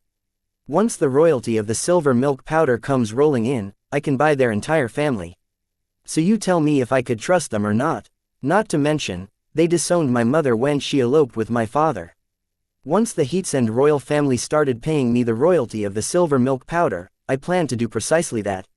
I will make sure that the Duskborn family will face the same misery and pain that my mother experienced being disowned by these so-called relatives of mine. Sorry, Susan apologized, feeling the rage in my words and understanding that talking about my estranged family made me moody. Why are you apologizing? They are the ones who are going to be sorry. Enough about them, let's talk about the future of our card boutique. I finally decided to talk about what I was avoiding till now. Is it about you attending the top universities? I heard, attending any one of the top 10 universities is a great opportunity. You cannot miss out on this. We can talk about the card boutique once you graduate. Having heard the conversation between Lorenzo and me, Susan seemed to have already guessed that I would be attending the top 10 universities. Then what will you do until I graduate? I could sense Susan had already made plans for herself. I guess she had no choice after hearing that I would soon attend university indirectly from my conversation with Lorenzo. She must have felt betrayed hearing that I was planning to attend a university. Indirectly like this, it would have hurt a lot, especially after rejecting Lorenzo's job offer as the managing director of sale of the Lorne Pharmaceutical of the Southern Academic City branch for me. I cannot imagine her pain after all. She had done nothing wrong but be a loyal friend and employee for all that I awarded her with a betrayal. I guess it would have hurt less if she got to know that I would be leaving soon, directly from me. I owed her that much. Don't worry, thanks to you. I am a rich woman now. I plan to quit my job and attend the prestigious colleges at Southern Academic City. Susan laid out her plan. Aren't you too experienced to attend college? Age is a sensitive issue to a woman, so I chose my words carefully. Good save. Who says that I cannot attend college? I am a rich woman now, I can do whatever I want. Attending a card apprentice college has always been my dream. Now that I have money and the time, I plan to live this childhood dream of mine. The commission from the ingredients for the 3 mecha cards did make Susan filthy rich for a card student. And she was right, money talks. Too bad, knowing that you want to attend college, I will have to find a new manager now. Hearing my words, Susan's eyes narrow and sternly, she asked, what do you mean? I thought I was your exclusive expression. I don't plan on closing the card boutique, instead, I plan on shifting it to the central academic city where the top 10 universities are located. Now that you are attending a card apprentice college at Southern Academic City, I will have to find a new manager. I spoke those words, barely able to hold my laugh inside. WTF, I only said that because you said that you are going to leave to attend a university. Startled, Susan swore before she began to explain herself. Her startled expression reminded me of the viral startled hamster meme back on Earth. I love it when Susan curses. I know she does an excellent job concealing the bad girl inside her with her professional front, but I have already seen that side of her and will do my best to bring it to the surface. I guess there is a little sadism in me. It's unsettling to know that Susan brings that out in me. As long as it is limited to this, I guess it is okay. I never said that. You jumped to a conclusion hearing the conversion between Lorenzo and me. So, I'm afraid I have to disagree that it's my fault. And when should I be expecting your resignation letter? At this point, it was getting hard for me to keep my face straight without letting out a laugh. Susan's face turned red from rage, embarrassment, and then relief that her gut to follow this boy was not wrong. In a fit of mixed feelings, Susan started punching me with her small balled-up fists. Ha ha ha, Ignoring Susan's soft blows, I burst into laughter. Go ahead, laugh. Laugh at foolish Susan. Susan finally started to express her dissatisfaction over how I handled the talk. Okay, I am sorry. But seriously though, you know what you will be getting yourself into if you tag along with me, right? I asked Susan if she understood the gravity of her decision. Susan did not outright say that she would follow me, but her actions clarified it. Why do you ask? Do you think I will become your weakness? Answering a question with a question, this is the professional Susan I knew. If I had thought Susan would become my weakness, I would have never considered taking her with me to the central academic city. You know I don't think that. I want you to decide what's best for you after understanding the gravity of the situation. The silver milk powder has not been released in the market yet, and 30 Card Emperor assassins have already tried to assassinate me. There is no telling what I will have to deal with. Then, I had to make sure that Susan made her choice, knowing how dire the situation would turn once the silver milk powder hits the market. Good, do not underestimate me. I dared to trust the creation of my origin card to a high schooler I had just met. And look where it got. I know what I am doing. Come to think of it, Susan does act rigid and formal, but when she believes in something, she doesn't hesitate to go all out. I was the living example of that. Chapter 407. Missing date the 28th of March 2321 time 12:16 location Southern Capital Region, SS Ranked Gate Dungeon Stormhorse Grassland. Cousin, your man seems to have a better relationship with his manager than you. If I were you, I would be worried. Seeing Susan and Wyatt so close to each other, Luna took a dig at her cousin. Good thing that I am not you. I am confident about my charm and femininity. If you have any doubts, ask your ex-finance. Anna's mood was already unstable seeing Susan and her love so close. Especially when Susan flirtatiously punched Wyatt. Anna was bummed out and, when Luna tried to pull her leg, she defensively lashed out. Luna gave Anna a death glare and decided to ignore her for another few years. Too soon, I am sorry. Anna apologized, but it did not seem genuine. No, that was funny. I hope you find it funny when that happens to you. Seeing that Anna had no remorse, Luna decided to change her tactic from ignoring Anna to getting revenge on her. What do you mean? Anna asked Luna, squinting her eyes at Luna. Nothing. I said pranks are only funny when it happens to others. Anna's brute strength frightens Luna, so she chooses not to taunt her dimwit cousin further, otherwise, Anna would force her into embarrassing and compromising poses. I know, right? Anna considered Luna harmless, so she did not dwell too much on Luna's words. So, Wyatt, have you decided? Anna asked me as she noticed Susan and I headed towards the group. Anna, I have decided to take you up on your offer. But I still have things to take care of in Sky Blossom City.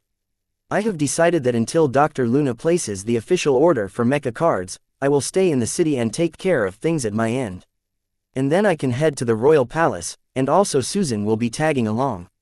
I narrated what Susan and I had decided to Anna. Susan too, no problem. After all, she is your exclusive manager. Anna suppressed her discomfort and agreed to the request with a warm smile. Luna's mood finally turned up seeing her elder cousin go out of her comfort zone to accommodate her love and his requests. So, now we are heading to the Sky Blossom City next. Lorenzo asked Anna, are you deaf? Didn't you hear him say he has some things to attend to there? Take us to the Sky Blossom City.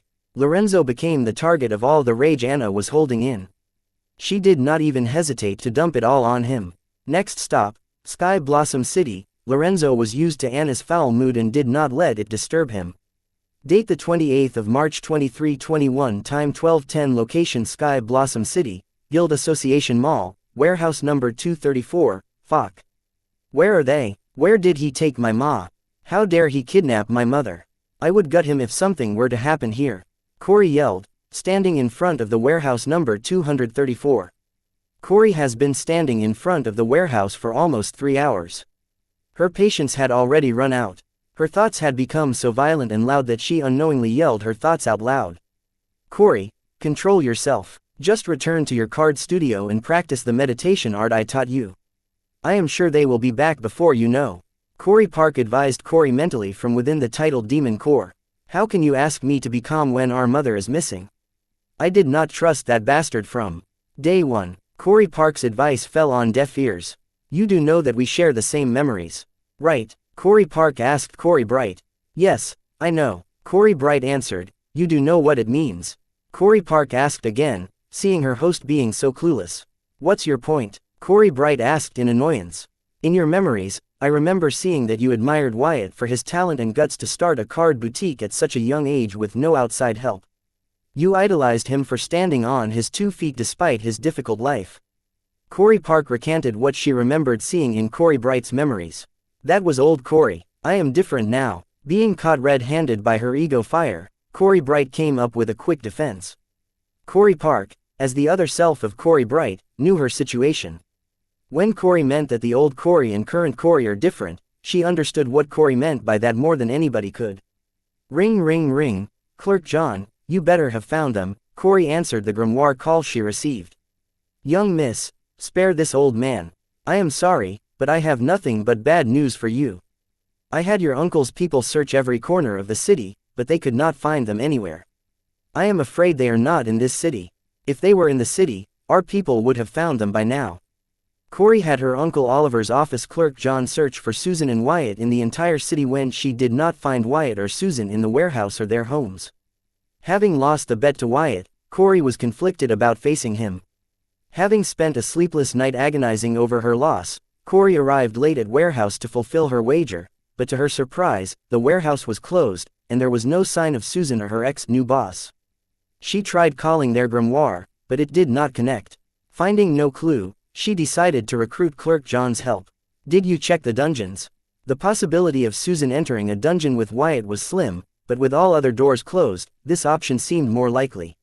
"Yes, young miss, we checked, but unfortunately, no one fitting the description of Ms. Susan or Master Wyatt entered a dungeon in Sky Blossom City today." "Where was Big Sis Susan last seen and with whom?" Miss Susan was last seen heading into warehouse number 234 after making a mass purchase of rare ingredients. And never came out of the warehouse. It's as if they vanished into thin air. Chapter 408. Return date the 28th of March 2321, time 12:22, location Sky Blossom City, Guild Association Mall, warehouse number 234. "I am starving," I said, rubbing my belly, looking at the familiar surroundings, having been teleported inside of the warehouse by Lorenzo. "Well, we did skip breakfast. Since it's lunchtime, shall I order some food?" Susan started to speak. "Please like, share, and follow the Cultivation Audiobooks channel to motivate me to create more videos. Thank you more freely in the presence of the 3 card emperors after our conversation in the dungeon. I want pizza. What about you, Wyatt?" Anna answered what she wanted for lunch. "Pizza again." Before I could report what I wanted for lunch, a loud shout interrupted me. "Wyatt, you mother-stealing bastard." The loud outcry from the outside dumbfounded every one of us in the warehouse. Especially me, because that cry called me out. "Mother-stealing bastard, ha ha ha, why would you steal another's mother?" laughed the girl whose mother already worshipped me as her master. "Whose mother did you steal, Wyatt? I thought you were a quiet boy, but it seems one cannot judge a book by its cover." Lorenzo did not miss the chance to mock me. "That must be Corey. I will go get her." Susan's face was red out of embarrassment as she knew the only person who would call Wyatt a mother-stealing bastard, and why? Who else could it be other than Corey Bright? By Corey, does she mean the Bright couple's daughter? Luna asked, trying to grasp the situation. "Yes," Lorenzo replied, "isn't her mother serving at the way beyond? Does she have a second mother we don't know of?" Unable to understand the situation, Luna questioned Anna. After all, she was more close to the Bright couple than her. Corey's father is kept on a short leash by her mother. He wouldn't dare to step out on his marital bed. "Wyatt, what is that little girl talking about?" Anna knew the Bright couple. Both of them were honest people, so Anna ruled out any possibility of an affair in their marriage. "She is here. Why don't you ask her?" "Corey, answer them." Susan opened the warehouse and laid Corey inside. Being put on the spot, Corey was rendered speechless. "I told you to control yourself, but you wouldn't listen." Corey Park rubbed the "I told you so" salt on Corey's wounds. "Shut up. How many times have I asked you not to speak? Please like, share, and follow the Cultivation Audiobooks channel to motivate me to create more videos. Thank you to me when I am in public." Corey Bright mentally argued with her ego fire. "I lost count, but are you sure that you should be arguing with me right now? When other people are trying to converse with you?" Corey Park reminded Corey Bright that she was being watched. "Hello, Corey, What's wrong with her? Is she shy? Seeing Corey stunned, Luna thought she was an introvert.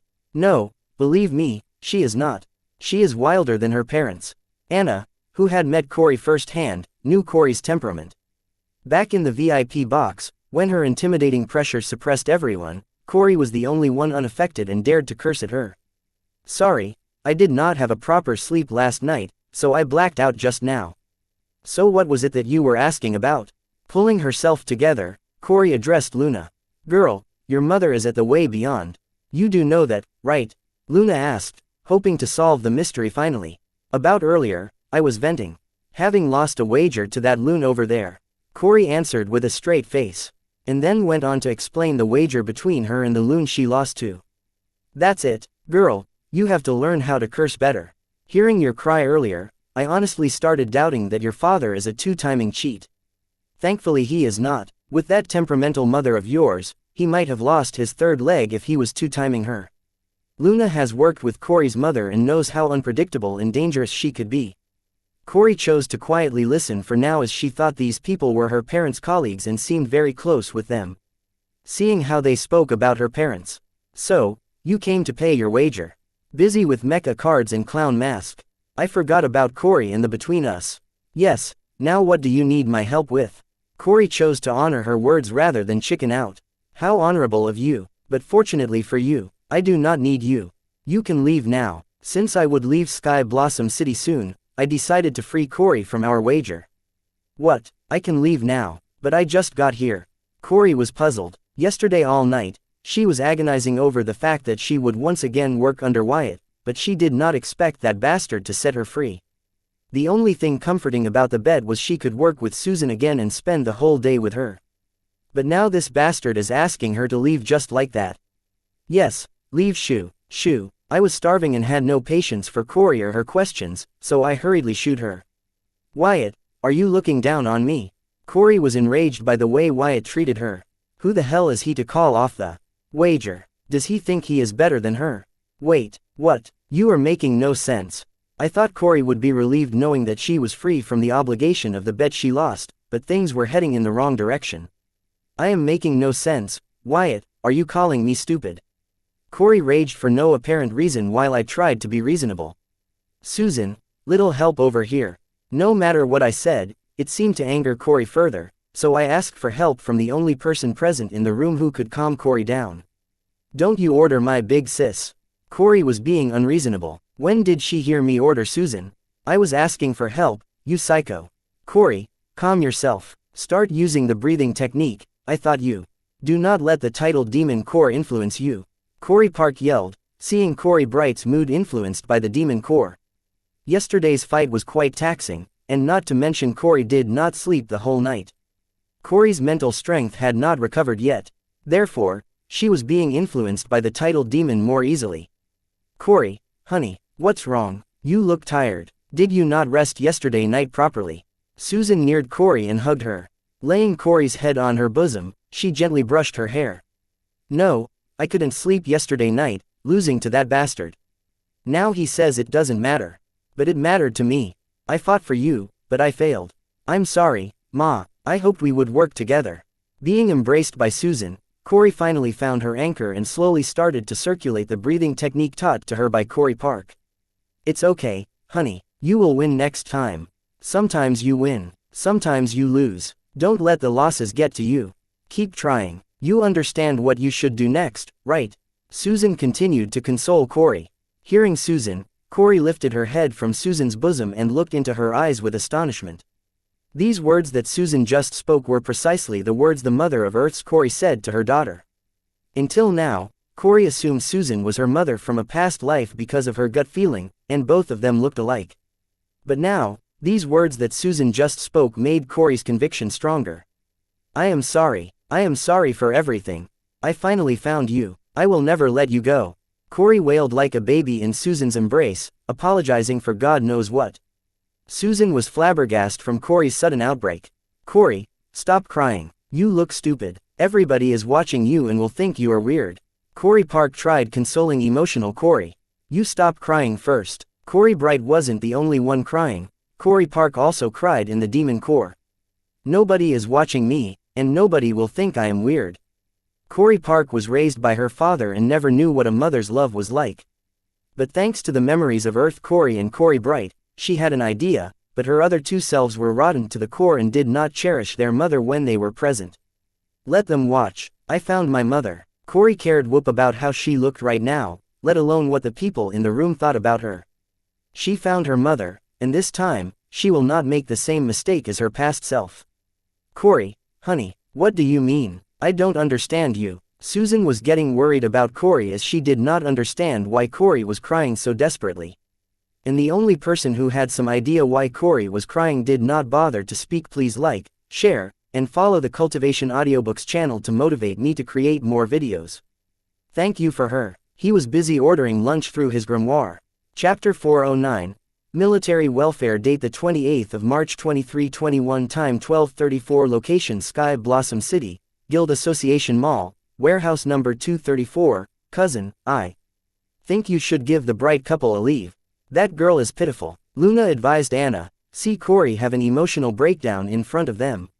I always believed soldiers don't rest till the enemy is dead, but never considered the impact of their absence on their loved ones.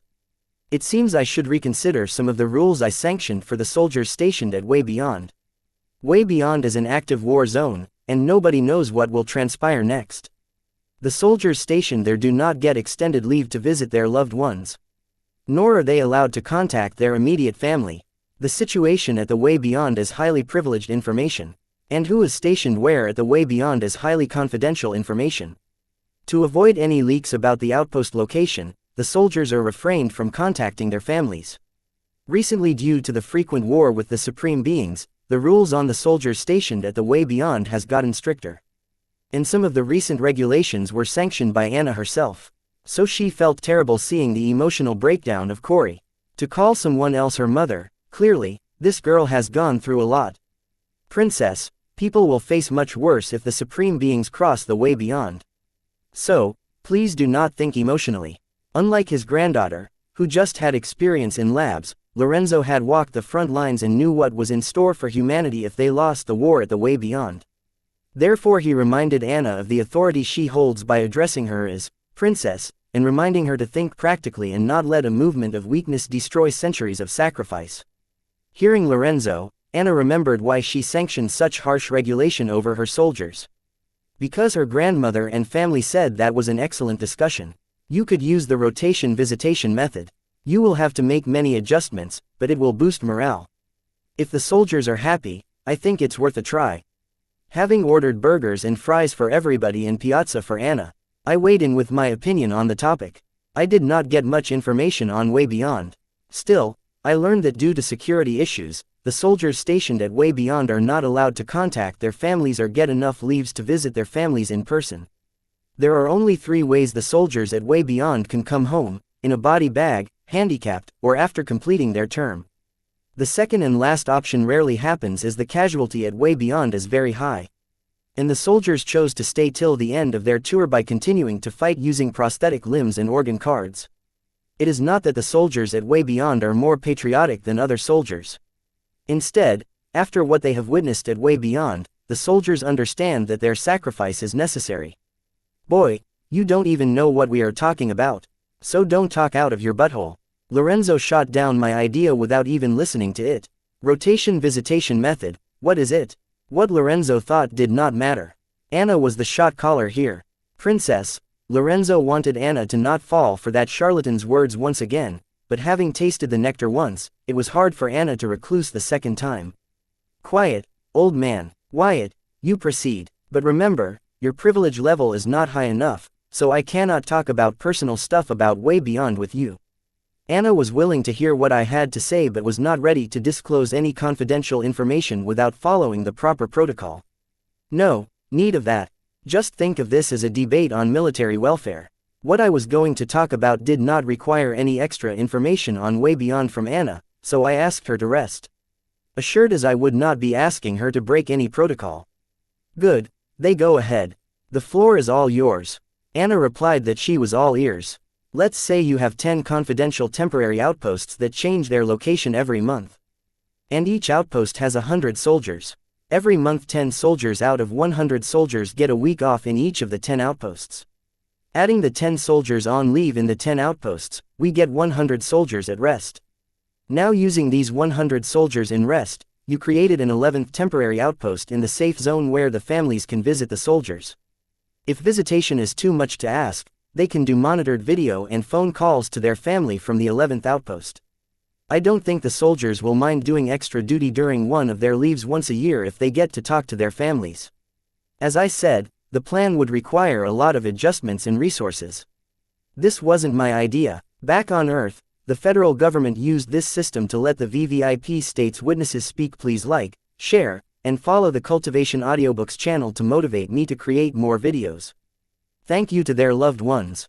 This example I used makes the rotation visitation process sound more manageable, but in an actual army with millions of soldiers, this was very difficult to arrange. Great, that could work. But why only once a year? Can't we do this rotation visitation once a month? Luna, who had the slightest knowledge about the military and its protocols, was quickly hooked on my idea. No, during this visitation, all the outposts will be a few soldiers short. Seeing the question mark on Luna's face, I knew she did understand what I was trying to say. So, I celebrated. According to military protocol under enemy attack, all personnel present in the outpost on duty or leave should respond to the commanding officer's call. So every month, those that are on rest leave for visitation. Then the outpost will be 10 soldiers short the whole year. Therefore the visitation can only be allowed once a year for every soldier. Can't they allot extra soldiers to each outpost to fill in the soldiers that left for visitation? Luna came up with an obvious way to solve the problem: more soldiers. If they had enough soldiers in the first place, the military would have given their soldiers extended leaves to visit their families in person. This simple thought did not cross the mind of the great researcher, Drive. Luna, I guess her expertise is only limited to the field of research. Anyway, what she thought did not matter. Once again, Anna was the shot caller here, and what she thinks goes. Chapter 410. Rotation visitation date the 28th of March 2321 time 12:43 location Sky Blossom City, Guild Association Mall, warehouse number 234. Boy, you think you're the only one to come up with that idea. People have thought of such methods but could not follow through because theorizing and practically applying it are two different things. So please don't interfere with something that you do not understand. Lorenzo, as one of the ministers of Anna's grandfather, has heard many such proposals and has discarded them because they were only good as a theory and did not meet the conditions to implement them practically. Old man, I never thought of myself as such and never said the method would be easy. If it were easy, you would have already done it. Lorenzo accused me of thinking that I am the only genius, but I am not guilty of thinking so. I agree, I think I am a genius, but I never felt that I was the only genius.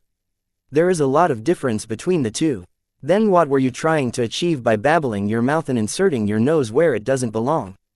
Lorenzo was on a roll, and I think he is trying to use this opportunity to get me down off my high horse. Stubborn old fool, have you ever heard of the saying, where there is a will, there is a way? Right now, I just pointed a way for you guys. It's up to you guys to conjure the will to walk it and see it through. My mentor used to say if you give it your all, there is nothing you cannot achieve.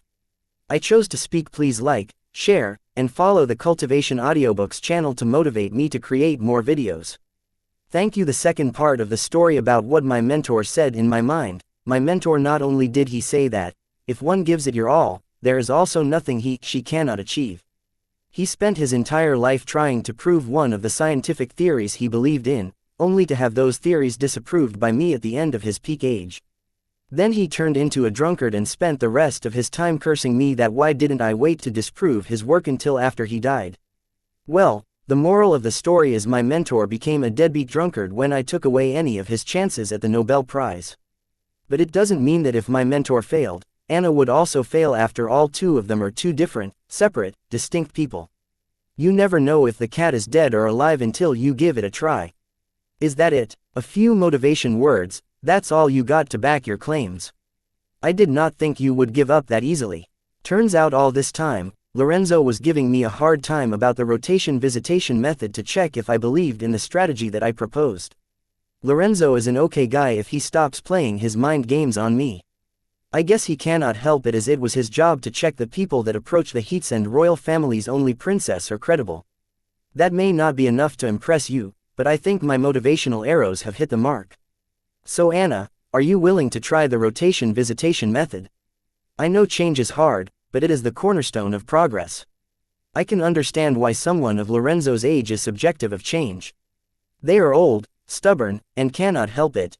But you are young. Don't tell me you are afraid of change, worrying about the few mistakes that might happen with progress. If you do that, instead of progressing, you will be stuck with the old ways that you know are wrong and not doing any favors for you, your soldiers, or their families. I did not know whether the rotation visitation method would work, but it was worth mulling over if it meant it could help increase the soldiers' morale. Being on the battlefield for years is not good for the soldiers or their families back home. Why did I show a sudden interest in military welfare? At first, I spoke to participate in the conversation, but provoked by Lorenzo, I became passionate and spoke more than I should have. After all, Earth and this card world are two different worlds. There is no guarantee that what world there would work here. So pushing Anna to think about something I was unsure about myself felt wrong. Being ignored by me, Lorenzo did not get angry or enraged. Instead, he monitored the effect of my words on Anna. It's as if he was judging my influence on Anna. This gave me chills. Does he have to be this calculating and conniving all the time? Folk, all those words earlier, did he purposely plant them to provoke me? But why? What is this old fool trying to gain here? Knowing him, he is always trying to work an angle. At least with him, I can be assured whatever he is planning is best for Anna and the royal family. As for what he is playing at, only time would tell that. Anna was quiet for some time. Nobody knew what she was thinking. But when she finally came out of her trance, her eyes were shining bright with brilliance, with solid conviction and will. Wyatt, you are correct. Change is the stepping stone to progress. I have decided that I will go through all the proposals proposed by the council once again to see which one is the best for our current conditions and do my best to implement them. Princess, that, Lorenzo spoke, but before any negative words could flow out of his mouth, Anna interrupted him. Shut up, old man. I have made up my mind. Call the council to prepare all the necessary documents again, this time instead of using the family's help. I will go through them myself and decide what's best for my military. Anna declared that she would no longer tolerate the family's input in handling her soldiers in the politest words she could think of. Though Anna was the Southern Emperor, all the paperwork that came with the most prestigious title of the Southern region was handled by the royal family. That is how Anna got the time to fool around and have a good time despite having one of the busiest jobs. Until today, Anna never really felt or witnessed another side of the title she bore, the side which she cannot find on any battlefield. This side became vivid to her when she saw Corey's emotional breakdown. Suddenly, the paperwork that she hated started to make sense, and it became clear to her how much weight those paperwork held in the lives of her soldiers despite the paper's actual weight being negligible. Chapter 411. Failure. Date the 28th of March 2321. Time 12:51. Location Sky Blossom City, Guild Association Mall, warehouse number 234. Food is here. I informed others after reading the delivery notification I had just received in my grimoire.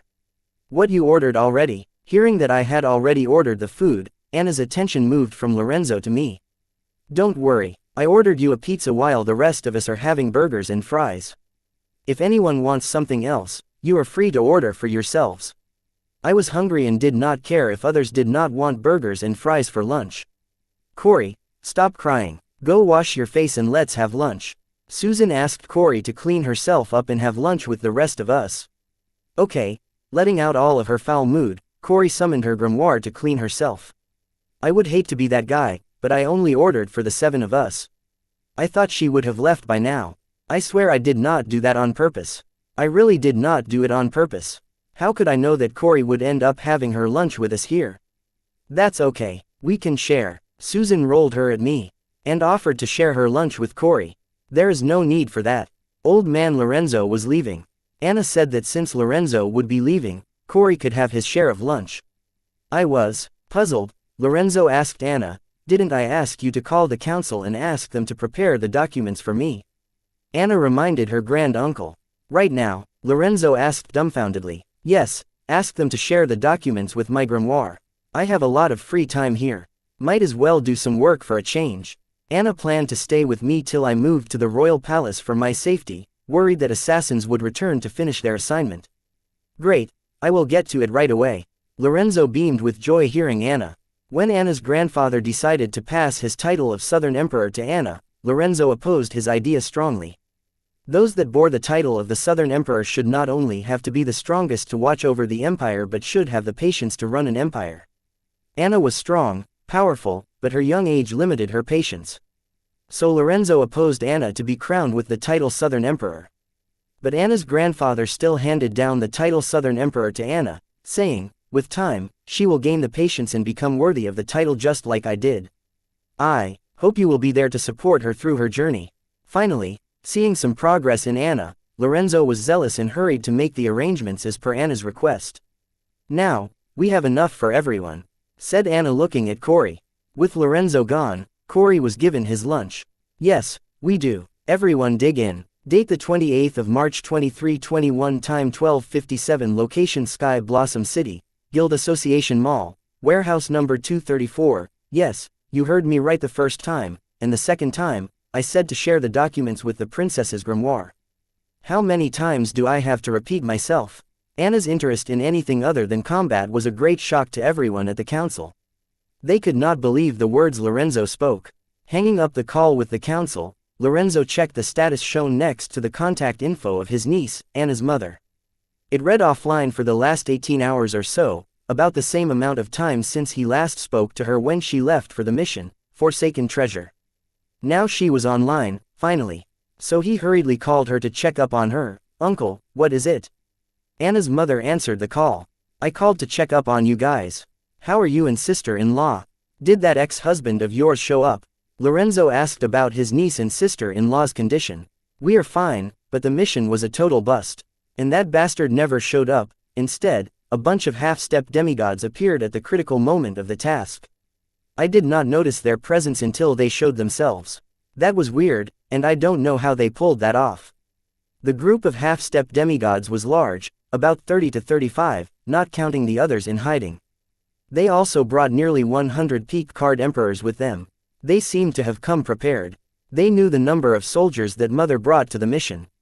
They knew every little detail about the mission, including the card realm of the soldiers that followed Mother on the task.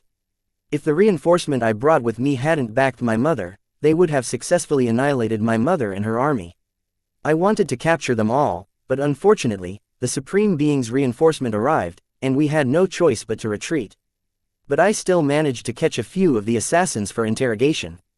That was a bust because, miraculously, their memory was wiped clean as they entered some kind of vegetative state. I should have known that he would not show up in person and was the type to get others to do his dirty work. Anna's mother thought that her ex-husband had sent the assassins. I faced the same problem interrogating one of the assassins caught trying to assassinate that boy Wyatt. Lorenzo narrated his situation with Grinch to Anna's mother. You think my ex was behind the assassination too? Seeing the similarity between the ambush and the assassination attempt, Anna's mother speculated that her ex was behind the assassination attempt on Wyatt. No, I no longer think that your ex was behind the ambush, let alone the assassination. There is something else as afoot here.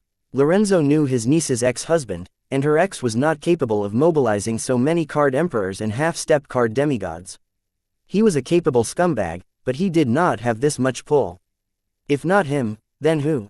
Anna's mother asked. After all, Lorenzo was the one who told her that her ex might be trying to ambush her mother. I think your daughter knows the answers, but for some reason, she chose to stay quiet. I bet she will no longer remain silent, knowing that the person behind the assassination attempt was behind the ambush on sister-in-law. Lorenzo knew Anna was holding back on the information that she got from the assassins trapped in her field card. He did not know why Anna was holding out, but he decided to trust her for now. But now things have changed. The person behind the assassination attempt tried to ambush his sister-in-law, Anna's grandmother. Chapter 412. Divinity. Date the 28th of March 2321, time 13:08, location Sky Blossom City, Guild Association Mall, warehouse number 234. Becoming a card demigod was not straightforward as breaking through from one realm to another.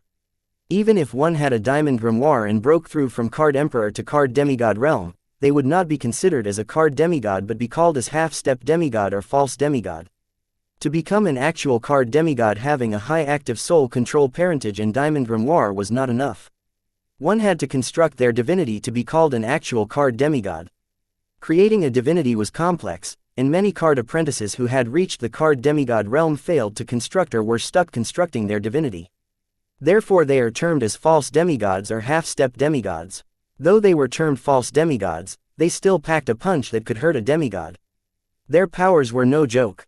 They were also given similar respect given to an actual card demigod in society. And for someone to be able to gather 3 to 4 dozens of false card demigods to ambush a single card demigod, such existences working together for one goal could be only seen during the war. Be careful, you have already seen what they are capable of. And also, considering that the enemy knew every little detail about the mission, Forsaken Treasure, it's time we entertained the possibility of a traitor within the walls of the royal family palace. I believe Anna also suspected the same thing. Therefore, she held back the information she had gained. She must be waiting to confirm her doubts and then reveal the traitor, but right now, we do not have the time for that. So I will talk to her and contact you soon if I get any information. And let this matter stay between us. Until we know who the traitors are, for sure. The information about the mission, Forsaken Treasure, was a highly confidential one. Only the selected few higher-ups of the royal court and Southern Watch knew about the mission and what the plan was. Yet somehow, the information leaked to an outsider, meaning there is a traitor among them. Thankfully only a select few people outside the royal family knew about the mission, making the suspect list short. I thought so too, and I'm already investigating everyone that knows about the mission. You talk to Anna and check if she has anything worth sharing. And check back with me later. Anna's mother already suspected that the leak about the mission was from inside and had already started investigation on her side into the people who knew about the task. At first, she thought her ex was behind these, so she had limited her investigation to searching if any relationship existed between her ex and one of the suspects to find the guilty. After this conversation with Lorenzo, she knew why she could not get any result from the investigation till now. She was going about it all wrong. Turns out her ex had nothing to do with the ambush on her mother. With her one lead about the ambush gone, Anna's mother decided to start over again, but this time she would follow the money. After making arrangements for Anna's request, Lorenzo was planning to visit the Sky Blossom City Card Creationist Association Hall to discuss about the changes he made to array formations surrounding the city. But that could wait. Right now, he wanted to talk with Anna and hear what she knew about the assassins that tried to assassinate her little crush. I have some work at the TSR Guild. You guys can make yourself at home here. Having filled my stomach, it was time for revenge. Informing the gang I have out. Where are you going? Aren't you going to show us the other designs for the mecha cards? Luna hurriedly stopped me from leaving, asking me to show her the other designs I had prepared for the mecha cards. About that, it will have to wait. I have some urgent work. After I am done with that, I am all yours. Since work can wait, I decided to seek vengeance for young Wyatt. What am I supposed to do here? Luna implored. How am I supposed to know that? I am giving you guys a place to rest. Isn't that enough? Why don't you go get the Memorconium ore? That way, I can analyze it, and we can talk about the custom Mega Morpher you guys asked about. I said the first thing that came to my mind. I have ordered it online. I paid extra for fast delivery. So it will be here soon. How about I tag along with you? After all, we are here to protect you. For some reason, Luna was being clingy. From the time spent with her, I know she is not the kind of woman who would flaunt over opposite sex, but ever since we returned from the dungeon, she has been acting weird and is making a lot of eye contact with me. If I didn't know better, I would think, no, that's not possible. I am overthinking it. I do not think you tagging along would make me any safer considering what happened in the card stadium. I was still pissed about what transpired in the VIP box. However, the assassination attempt was unsuccessful. Still, I lost a body and had to undergo the recreation process. About that, I am sorry. I will do better this time around. Luna did not argue with me, instead apologized and said she would do better. This is not the frigid and icy drive. Luna, I know. What is going on here? Are you alright, Luna? I was not the only one shocked by Luna's apology. Even Anna was shocked and asked whether Luna was fine. Luna rolled her eyes at her cousin and thought whether she was overdoing it. After all, she did not want her dumb elder cousin to suspect something. Fine, you can tag along. I did not forgive Luna for what happened. But since she asked for forgiveness and seeing how I had no reason to say no to a willing Card Emperor bodyguard, I let her tag along. Chapter 413. Edgy date the 28th of March 2321 time 1317 location Sky Blossom City, Guild Association Mall, warehouse number 234, where are you going? I wanted to talk with you. I cannot catch a break, done with Luna now, Corey questioned me. Can a man not get his vengeance in peace? I am sick of people interrupting me when I want to think of different ways to torture Kevin Jong and his gang. I am going to seek vengeance on a few people who deserve it. If you let me, I can get back to it. People say revenge doesn't pay. But I tell them they are doing it wrong. What comes after the satisfaction of getting your revenge, you ask? The opportunity to brag about it. It's like the aftertaste of your sweet vengeance. That's what I am doing right now. Seriously, Corey thought I was being sarcastic. You can tag along. I will let you watch as I torment them to death. Do you know what makes an act of revenge more satisfying? An audience. Yes, the audience's presence to your revenge makes it more pleasurable and sweeter. If you're going to do something, do it right. No, I will pass. But for your information, I will be working for you as per the wager between us. Corey ignored my edgy attitude and stated her purpose without caring for my opinion. If you are going to do as you please, why announce it to me? This again, let me be clearer if I wasn't the first time. I free you from the wager between us because I am shutting down the card boutique in Sky Blossom City. I decided to give Corey a reason to back off. What? Why? Then what about Big Sis? She has trusted you. If you shut down your card boutique, what about her? I knew we should not have trusted you. You are a scumbag. Who knew? Instead of giving Corey a reason to back off, I gave her a reason to be more unreasonable. Susan, handle her from me, will you? Also, I will share with you an ingredients list. Could you procure them for me? Let's clear the liquid spirit gold stock in the warehouse before leaving. I did not have the patience to explain to Corey why I was shutting down the card boutique. So I tapped Susan to handle the trouble named Corey. While I was at it, I also asked Susan to run a few errands for me. I had a massive stockpile of liquid spirit gold dusting in the warehouse that I brought from the Whiteburn family. I planned to use it for the wave of customers that would visit my card boutique after seeing the majesty of nanomorphers in the tournament. But due to the recent change of plans, I decided to clean out all the stock of liquid spirit gold to create a bunch of nanomorpher cards before leaving for the Heatsend Royal Palace. Why? Hearing me order around Susan, Corey fumed and wanted to yell at me but was stopped by Susan. Sure, share it with me, I arranged the ingredients accordingly. And also, I sold all the E-rank women's armor cards yesterday in the auction. As expected, they were a big hit. I have deposited the money I got from auctioning the cards to the card boutique's funds account. Susan affirmed my request and reported that she had sold the E-rank armor cards at her auction yesterday. I forgot about the auction. But anyway, good job. By the way, weren't you at the card stadium? When did you get the time to organize the auction? Busy with the tournament, I forgot about the auction and the E-rank armor cards.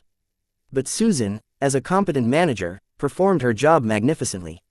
These qualities of Susan were why I planned to have her manage the card boutique I would be opening in the central academic city. Instead of answering me, Susan put on her usual mysterious professional smile.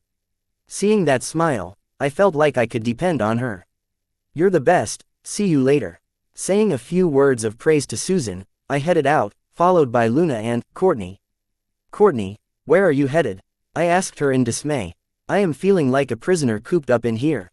So I decided to tag along with you and watch you get your vengeance. Am I not invited? Courtney explained herself. You feel like a prisoner because you are one. I wanted to yell this at Courtney, but instead, I said, you are invited, but if you are not a fan of gore and blood, I advise you not to come. You don't have to sell it to me. I am in. Do I get to torture them too? Courtney seemed to be more excited than me. No, they are mine to enjoy. After taking over this body, I promised revenge to young Wyatt's remnant. So I am going to do just that. The circle and its important members were still at large, so for now, I could only settle for revenge on Zhang Mercenary. Ooh, Courtney sighed in disappointment. Don't be disappointed if I get bored. I will let you have a go at it. Yay, Courtney cheered and followed Luna and me out. Date the 28th of March 2321 time 1325 location Sky Blossom City, Foulwoods D rank gate dungeon, welcome, boss. Let's head in. Arriving at the dungeon gate, I saw Van was standing at the entrance of the dungeon, waiting for my arrival. Van, any report on the circle or its members? Were you able to find them? Were you able to capture somebody important in the circle? The circle has fled the city with its core members. Before the man behind the circle climbs to the card demigod realm, as shown in the memories I had copied from Clown Mask. I had to find them and whip them all out. Before, they once again gathered and managed to become a threat to me. Chapter 414. Mission. Extraction Part 1. Date the 28th of March 2321. Time 5:39. Location way beyond, Madam Webb's unknown underground safe house. Madam Webb, the intel you gave us was wrong. There was another demigod with reinforcements laying in wait. Just when we thought we would complete the mission, the female demigod and another elite force of Southern Watch attacked us from behind. We had no choice but to abandon the mission and flee. A false demigod with the appearance of a youngster reported the events that transpired during their mission to Xianxia. Codename Shota, not only did you fail the mission, you are blaming your incompetence on me. Sansa's voice grew cold hearing her men forget the hierarchy and raise his voice at her. No, Your Highness, I was stating that we failed because of the bad intel, and almost got killed in the hands of the two Heatsend royal family demigods. I had no other meaning behind my words. Being a false demigod who answered to a mere card emperor was humiliating for Shota. But Shota had no choice but to swallow his anger and embarrassment because he had made a deal with the devil. If not for that deal, he would have been stuck at Card Emperor realm till today. Yes, the reason he was able to become a half-step demigod is because of the help provided by Madam Webb. When he was in the Card Emperor realm, Madam Webb had already enslaved his memory and recruited him as a member of her club. He was one of the first-generation members of the Madam Webb club. Shota believed that as his realm grew, with the increase in his strength, the grip of Sansa on his memory would weaken, but he was wrong. Because of this assumption, Shota gave up resisting and did everything he was asked of and had to gain enough merits for him to get resources enough to become a false demigod. When Shota finally became a false demigod, it was too late for him to realize that his assumption was wrong. The influence of Madam Webb on his memories had not weakened with him breaking through to the higher realm. Instead, her mark on his memories had undergone baptism with his breaking through and had become more vital than its previous self. Therefore, despite gaining strength, Shota still lived a life of slavery. He was not the only one with such misery. The other false demigods with him on this mission had the same predicament. I understand that you all have escaped death narrowly and are a little edgy. That is why you are still sane, otherwise, I would have turned you into a mindless vegetative corpse long ago. Sansa was a leader who ruled with an iron fist and reminded every one of her slaves whenever she got an opportunity to. But his time, it was not. So, Sansa chose to show mercy to those who dared to question and point fingers at her. This time she let it slide as she had other plans in motion to take care of the current blunder. Thank you, Your Majesty, for your generosity. This slave shall forever cherish this opportunity. Shota thanked Sansa for not getting offended and not punishing them for failing the mission assigned to them. How many of you guys survived? Sansa asked this question to Shota deliberately. She knew how many of them had survived. With the death of her slaves, their mark in her origin card also disappears. Sansa knew how to count, so she knew precisely how many of them had made it out alive from the mission. 28 false demigods and 78 card emperors, Your Highness. After the death of the original commander of this mission, Shota was the new commander. So all the members reported to him. This is how he reported to Madam Webb about the card apprentices captured and taken as prisoners by the Heatsend royal family forces. Okay, have all of the surviving members reached the safe house? Seeing Shota truthfully answer the number of surviving members, Sansa asked if all of them had made it safely back to the safe house. Yes, Your Highness, all the surviving members have made it to the safe house. And do not worry, all of them had followed the protocol during the retreat and made sure that none of them were followed. Shota reported honestly as he had no choice. Because Madam Webb would verify the truth using her origin card by going through his memories. As Shota expected, Sansa used her origin card to go through Shota's memories to check if he was telling the truth. After confirming that he told the truth, she replied with one syllable, "Good. Madam Webb, what are we supposed to do next? The Heatsend family dogs have received an order to search and eliminate all of us. They will find the safe house soon. What should I do?" Shota and the other members were all now trapped in the southern part of Way Beyond, which falls under the jurisdiction of the Heatsend royal family, whom they had pissed off by trying to ambush the queen of the royal family. It was only a matter of time before the royal family army would find them all. Do not worry, I have made arrangements. You, people, wait for the reinforcement. The reinforcement team has a card emperor with an origin card that has the ability to summon a unique nightmare beast. The nightmare beast's mouth can open into a space transfer door. With that, you guys can make it out from behind the enemy lines. Sansa explained her plans to Shota and asked them to wait for the reinforcement patiently. There is such a magical beast. No wonder your highness is not worried. This takes a load of weight off of me. Thank you, your highness, for your infinite wisdom. If not for that, we all would be lost. Shota did not spare any words to flatter Madam Web. Just make sure that you guys do not get caught for another hour or so. I will call you when the reinforcement is near your location. Saying that, Sansa hung up the call and contacted Grey Fur. Hello, madam. Grey Fur hurriedly answered the call. Chapter 415. Mission, Extraction Part 2. Date the 28th of March 2321. Time 5:58. Location way beyond, Madam Web's unknown underground safe house.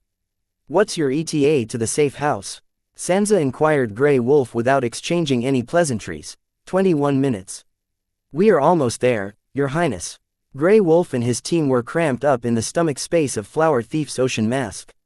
The south way beyond is right now under high alert, and many Southern Watch soldiers are searching for intruders that ambushed their general. Therefore, to be safe, the team decided to travel the way beyond, crawling with Southern Watch soldiers in the ocean mask's stomach. Do you remember the contents of your mission? Sansa asked Grey Fur if they remembered the contents of the mission as assigned by her. Yes, your highness. First, I have to use the Diablo olfactory card you provided to check all surviving members and whether they are marked by the Supreme Beings or the Heatsend royal family. If they are marked, then we have to dispose of them. Grey Fur narrated the contents of his team's mission. By now, it's clear that the royal family did not mark the surviving members. If they did, they would have already found and raided the safe house. Therefore, the possibility of the royal family marking them can be ruled out. But the same cannot be said on the Supreme Being's side. Did you guys get any information from that side of way beyond? Sansa, after carefully thinking, concluded that the royal family did not mark her slaves. Now the question remains about the Supreme Beings. Did they mark slaves? That is what Grey Fur and the team have to find out. There is chatter that the army of a specific Supreme Being is assembling at the other side of the way beyond. It seems they want to breach the treaty and invade. Considering the situation, I think we can conclude that that specific Supreme Being has marked one of our surviving comrades or all of them. While on their journey to the safe house, Grey Fur and his team spied on the Southern West soldiers to check how much and what information they had. Except for the information about the Supreme Being who is planning to breach the treaty by invading, they found nothing worth mentioning. You guys should hurry. I think by now, higher-ups at the South Way Beyond will be trying to reason with the Supreme Being. And if the Supreme Being reveals everything it knows to the people of the royal family, then your team's mission will be in jeopardy. For your own sake, hurry to the safe house and complete the mission. There is no way that the Heatsend royal family would watch as a Supreme Being tries to invade their territory. And they are not foolish enough to go to war every time a Supreme Being is acting out. That would be too stupid and wasteful of human life. Therefore, the royal family would try to reason with the Supreme Being and come to a compromise that suits both parties involved. The royal family is not the babysitters of the Supreme Being. Since the Supreme Being is the first to show signs of breaking the treaty, it must pay a reasonable price or be punished. And also an extra to help it solve its grievance. If the Supreme Being is calmed down and hands over the tracker of the mark it left on Madam Web's slaves to the royal family, then they would find the safe house and arrest all the surviving members. This meant that Grey Fur and his team can no longer complete the special mission assigned to them by Madam Web. Therefore, Grey Fur and the team had to hurry up and reach the safe house before the Supreme Being came to its senses and recruited the help of the royal family. But the problem was the speed of the ocean mask. It's fast but not fast enough for their current situation. Besides instant teleportation, any different speed would not feel enough for Grey Wolf and his team. Thankfully, facing an attack at its home turf had pissed off the Supreme Being, and it was too angry to calm down or listen to reasoning. So they had time but weren't sure if it was enough. Codeman Shota, the reinforcement has arrived. They are at the fake gate of the safe house. Receive them. Sansa called Shota and informed him of their arrival. Reinforcements are here. Great, Finally, we can't get out of this hellhole. Hearing that the reinforcements had arrived, Shota exclaimed with joy. Hearing Shota's examination, other card apprentices in the safe house sighed, thinking that they could finally go home far from this hellhole. The safe house they were currently hiding in is a tiny underground safe house and is not meant for 100 people.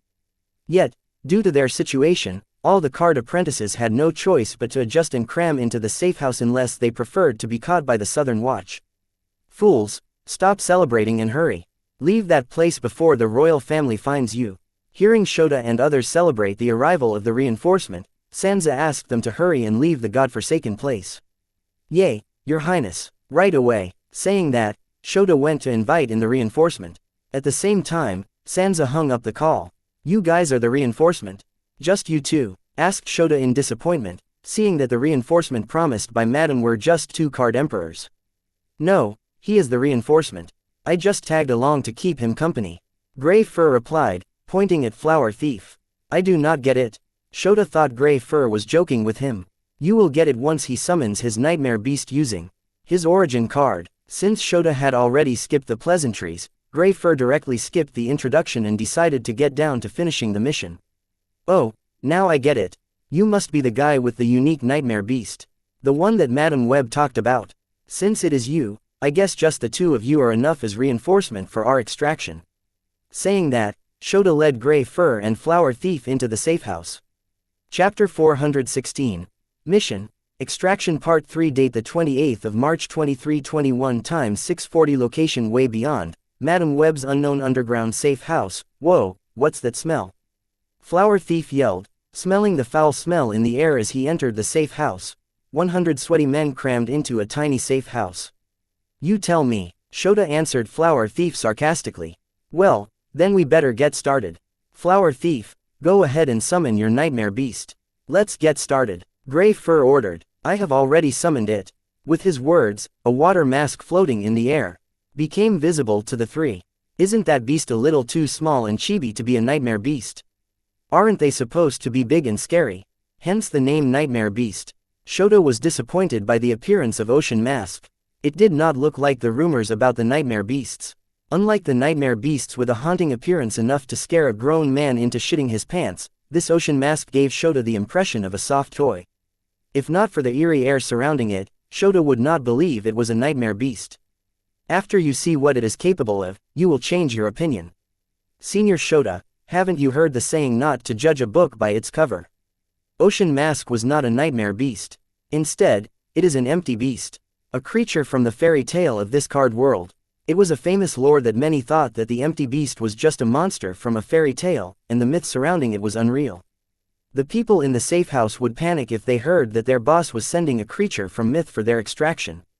Therefore, to keep the card apprentices in line and unsuspecting of the motives of their leader, Sansa concocted a lie that Ocean Mask was a nightmare beast with the ability to open a teleportation gate in its mouth. And now it was up to Grey Fur and Flower Thief to maintain Madam Webb's lies. I believe you. So how does it work? Asked Shota curiously, as it was his first time seeing a unique nightmare beast like the Ocean Mask. Nightmare beasts are beasts born from the fear of the host. Since they are the spawn of their host's fear, their appearance is as hideous as the thing that breeds apprehension in its host. Like its ugly appearance, the nightmare beast has bizarre supernatural powers unique to them. The method of extracting energy from one's fear and breeding a nightmare beast card is called fear breeding. Side effects include losing fear towards the thing that conjures enough fear to create the nightmare beast card. Sometimes one's nightmare beast card can be their fate ingredient. Why don't I demonstrate it to you? Senior Shota, please bring a volunteer to try the teleportation door in this beast's mouth. When Shota's curiosity asked more about the Ocean Mask and its abilities, Flower Thief averted his question, saying that a demonstration is worth more than 1,000 words. Sure, codename Tree Frog, you go first. And show the others how it's done. Shota randomly yelled a name and asked him to try the teleportation ability of the nightmare beast in front of them. Yes, Senior Shota, the rookie card emperor did not hesitate and walked towards the Ocean Mask. As the Tree Frog neared the Ocean Mask, Flower Thief advised, do not resist. Tree Frog nodded and waited for Ocean Mask to do its thing. He did not have to wait long, as soon the Ocean Mask opened its mouth, and a suction force directly pulled him into its mouth. With that, He vanished from the safe house. Gasped seeing the ocean mask swallow Tree Frog, everybody gasped in shock. Not waiting for them to come to their senses, Flower Thief asked, "Who's next?" Seeing everyone hesitate and not coming forward to go next, Flower Thief asked, "What's wrong?" "We are waiting for him to come back." One of the Card Emperors gathered his courage and answered. His voice was shaky because what he said pointed out that he did not trust the words of Madame Web. "He cannot come back. This is a one-way door. If you go in from here, it teleports you to a predetermined position." Flower Thief pointed out that what they were waiting for was not possible. Gasp! Hearing Flower Thief's explanation, the crowd grew suspicious. "Hey, I don't blame you guys. If I saw somebody swallowed by a weird creature, I would also be worried. Let's clear your doubts, shall we? How about one of you close to Tree Frog call him and check up on him? That should calm all your nerves, right?" Gray Fur came forward to decrease the tension in the crowd. "No need for that. Tree Frog had already contacted me informing me that he has teleported safely and sound to another safe house near the border of the southern and central region." One of the Card Emperors in the crowd announced, and walking out of the crowd, he added, "I will go next." Following the example of that Card Emperor one by one, everyone let the ocean mask swallow them, thinking that it would teleport them to another safe house out of the way beyond. Inside the stomach space of Ocean Mask, "Where am I?" Tree Frog asked in confusion, not knowing what had just transpired. "Hello buddy, I am Sniper. What's your codename?" Sniper introduced himself to the guy that appeared in the stomach of Ocean Mask. "Hi, my codename is Tree Frog, and where are we? Why is it so crammed in here?" Tree Frog politely introduced himself, following Sniper's lead, and asked why the four of them were crammed in such a narrow space. Tree Frog, "Enough questions. Just do as I say, and you will be fine." Sniper grinned as he asked Tree Frog to call one of his friends back at the safe house in way beyond, informing him of his safe arrival, and warned him not to try any funny business. Overpowered by 3 Card Emperors, Tree Frog had no choice and did as they said. Getting what they wanted from Tree Frog, Sniper murdered Tree Frog and waited for the next parry, and then the next. If the prey were a false demigod, Sansa would assist by erasing the memory and turning them into brain-dead idiots. Having killed his prey, Sniper and his 2 comrades would collect the head as a trophy and incinerate the rest of the body. This continued until all the survivors of the Way Beyond mission were killed and had their heads collected as trophies. Chapter 417. Harvest date the 28th of March 2321 time 7:35 location Way Beyond, Madame Web's unknown underground safe house. Senior Shota, you're the last one. Flower Thief invited Shota to step forward and enter Ocean Mask's mouth. Finally, it is my turn to get out of this hellhole. Saying that, Shota offered himself to Ocean Mask. As the acting commander of the survivors, Shota chose to go last to stay and help maintain the order in the safe house. Soon Shota was swallowed by Ocean Mask, and after a few seconds, Sniper and the other teammates came out of the stomach space of Ocean Mask after killing Shota. Despite killing 100 Card Apprentices in a narrow area like Ocean Mask's stomach, not a drop of blood could be seen on the 3. Well, this is disappointing. It took us nearly half an hour to decapitate 100 unsuspecting Card Apprentices. Coming out of the Ocean Mask, Sniper complained that killing 100 unsuspecting Card Apprentices took more time than he had expected. Those 100 Card Apprentices were of Card Emperors and false demigods' realm. Killing 100 of them under 30 minutes should make a sort of world record, and here you are complaining about it. Flower Thief exaggerated. Forget about that. Did you guys properly harvest the ego gems and the incomplete divinity from their severed heads? And did you guys store them appropriately? This is the primary goal of our mission. If you screw this up, then no place in the world can save us from the wrath of Madame Web. Gray Fur reminded Sniper to focus on the mission's primary objective instead of unimportant stuff, and checked whether the harvested ego gems and incomplete divinity were stored with appropriate care. Yes, please do not worry. This time the reward offered for the mission is so appetizing that there is no way I will risk losing the bonus by screwing this up with my carelessness. Sniper assured Gray Fur that the rewards promised by Madame Web were worthy of him being at his best behavior. And turning to Flower Thief, he exclaimed in jealousy, "Rookie, you were made a killing in your first mission. Not only will you be given the first pick in the rules we collected today, but you will also be awarded a false divinity. This never in the history of Madame Web Club did a rookie gain such rewards. With these rewards, you can soon break through to the card demigod realm. Sniper, where is your gratitude? If not for the rookie and his origin card, we would not have gotten such an opportunity. He is our team's mascot. You better treat him properly as long as he is in our group. We will keep getting such simple tasks with tremendous rewards. And why are you whining? All of us are being awarded an incomplete divinity, so we all can soon break through to the Card Emperor realm. I will make a report to Madam Webb, and then we can leave this place before the Southern Watch raids it. Grey Fur stood up for Flower Thief as he knew Flower Thief's origin card was why they made a killing today. Hello, Madam. Mission accomplished. Where do we deliver the goods and collect our rewards? The usual place. Grey Fur called Xianxia and reported the successful completion of the mission's primary goal and asked where to deliver the harvested ego gems and incomplete divinities. No, the usual place is for ordinary members. You and your team have been promoted to true membership. First, head back to the central region, then I will text you the location of the mission item drop point and your reward pickup point.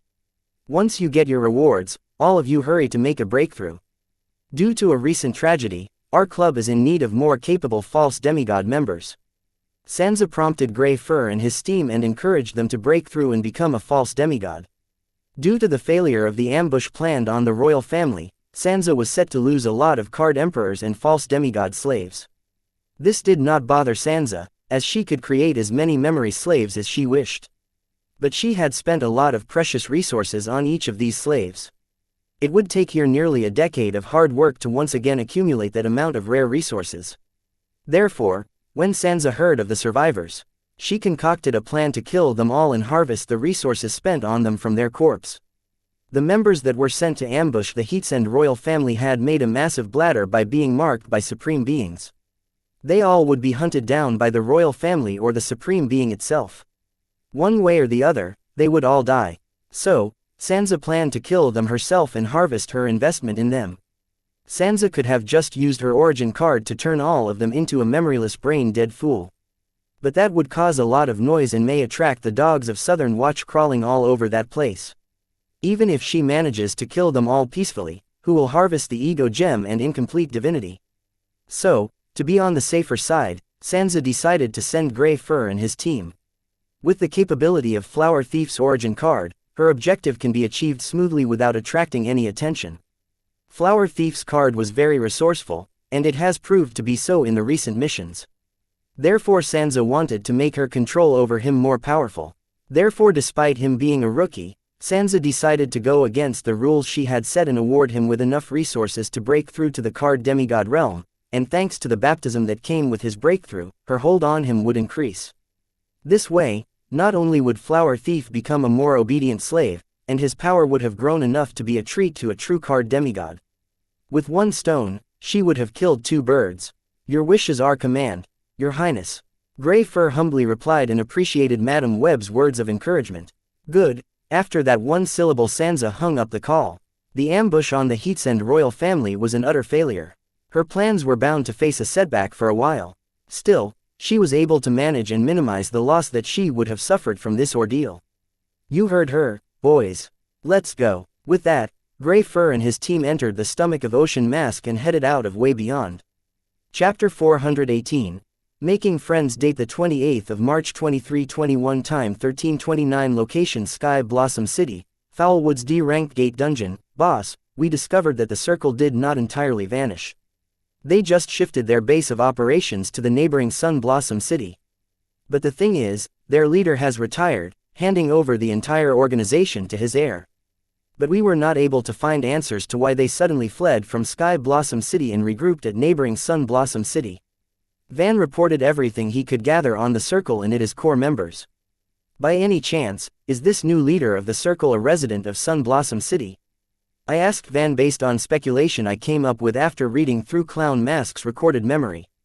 Yay, boss, how did you know? We also thought that this should be the reason behind the circle suddenly fleeing and moving to Sun Blossom City, but this reason seems too whimsical. Therefore, I hesitated to add it to my report. Van was surprised to hear me point out something he had not reported yet. Leave this matter here, I have an idea what the circle is up to. Next, you have your people investigate Sun Blossom City officials, those that are connected to Circle. And prepare for war. It's about time I got a small installment of my revenge on them. I ordered Van to prepare for war. Hearing that the circle was still active in Sun Blossom City, thanks to Clown Mask's memories, I knew what circle was up to. This time I wanted to foil their plans as I did in Sky Blossom City by taking the false relic soul pupils for myself.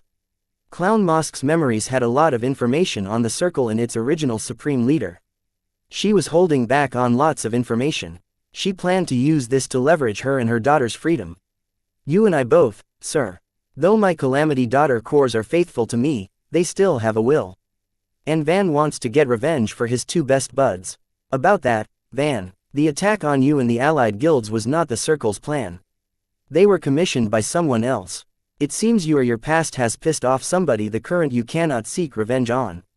Yet, I informed Van what I knew from Clown Mask's memories. Boss, if I may, can you tell me who this somebody is? Hearing that the circle was just a tool in someone else's quiver, Van asked to know the real culprit behind the death of his best buds. Unfortunately, I do not have an answer for that yet.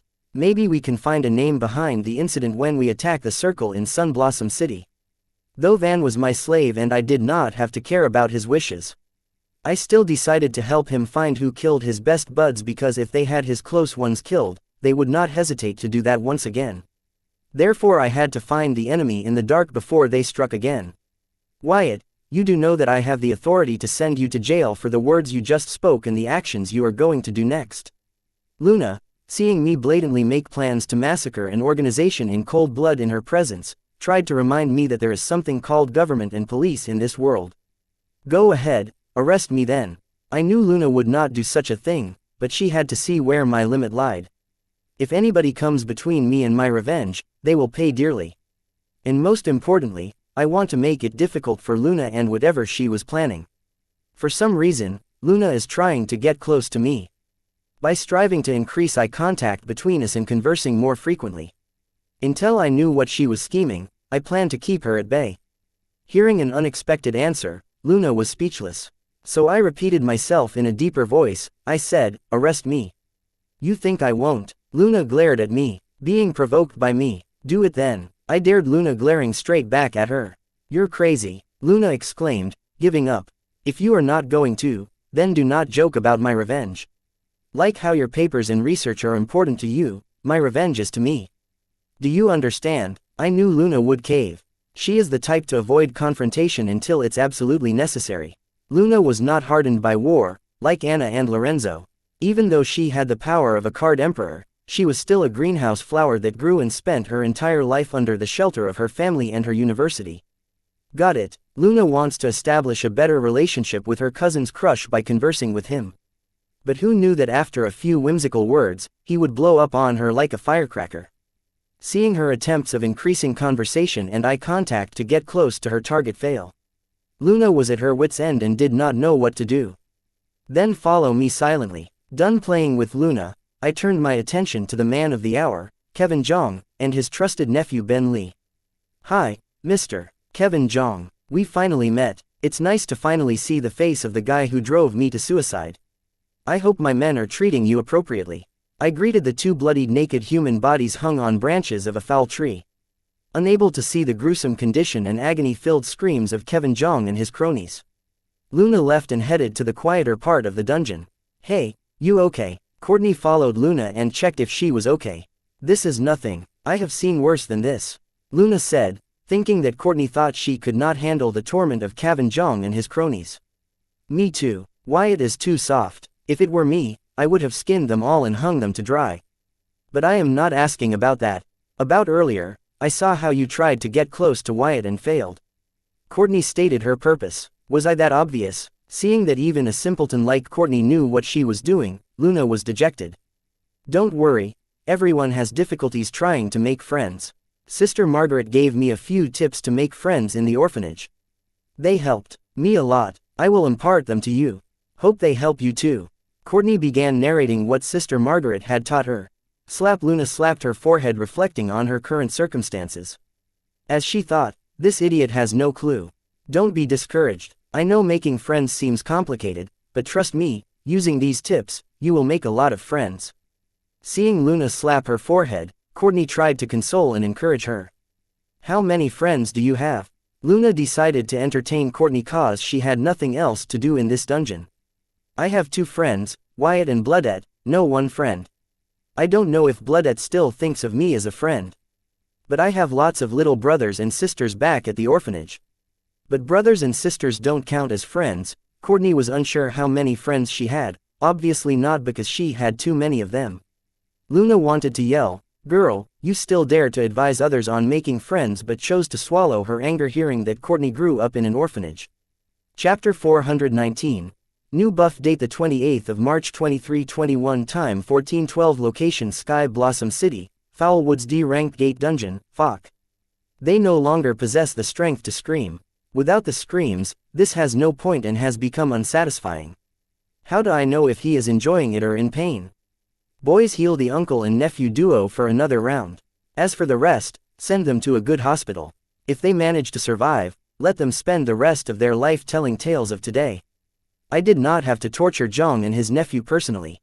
But the eerie fog that covered my soul when I possessed this body in rebirth in this world, which I thought to have dissipated with my promise to it, somehow resurfaced when faced with Kevin Zhang and Ben Li.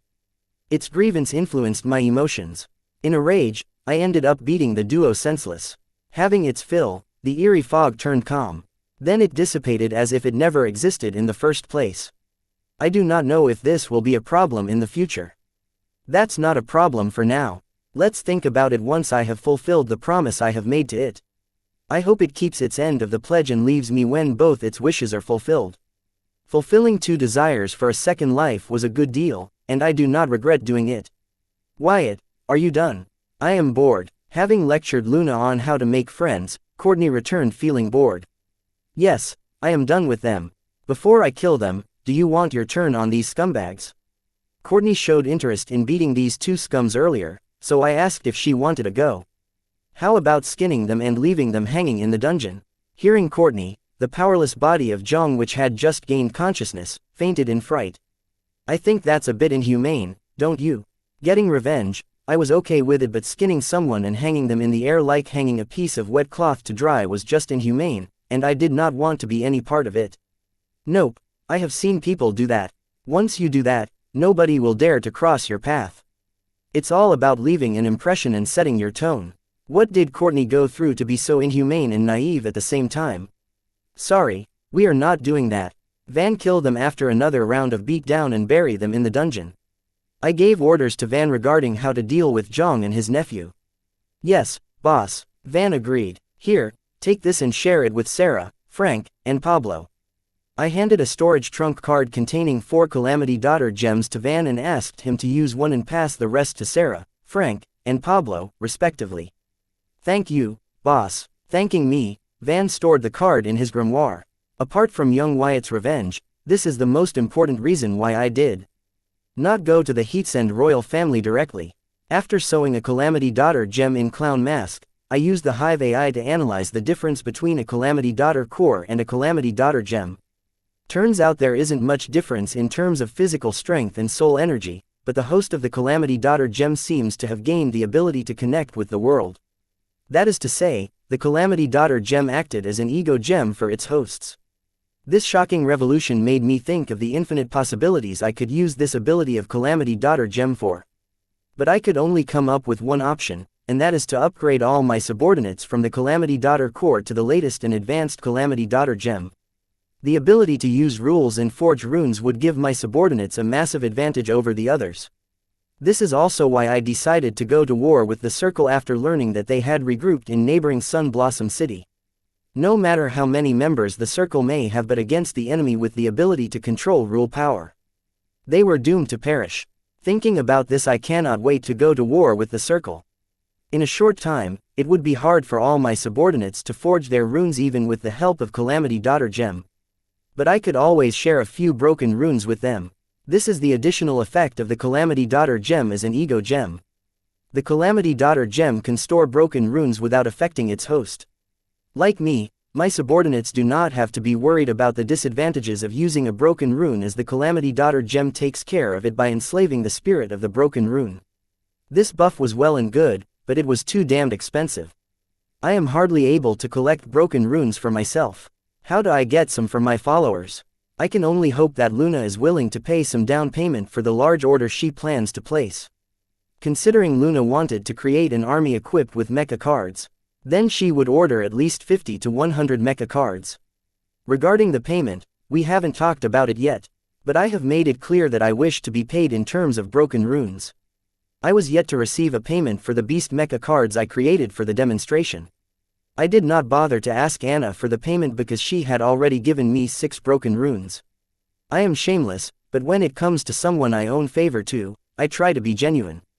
That is the least I could do, because if not for Anna's gift, I could not have been able to stage my death against Card Emperor level assassins or won first place in the tournament.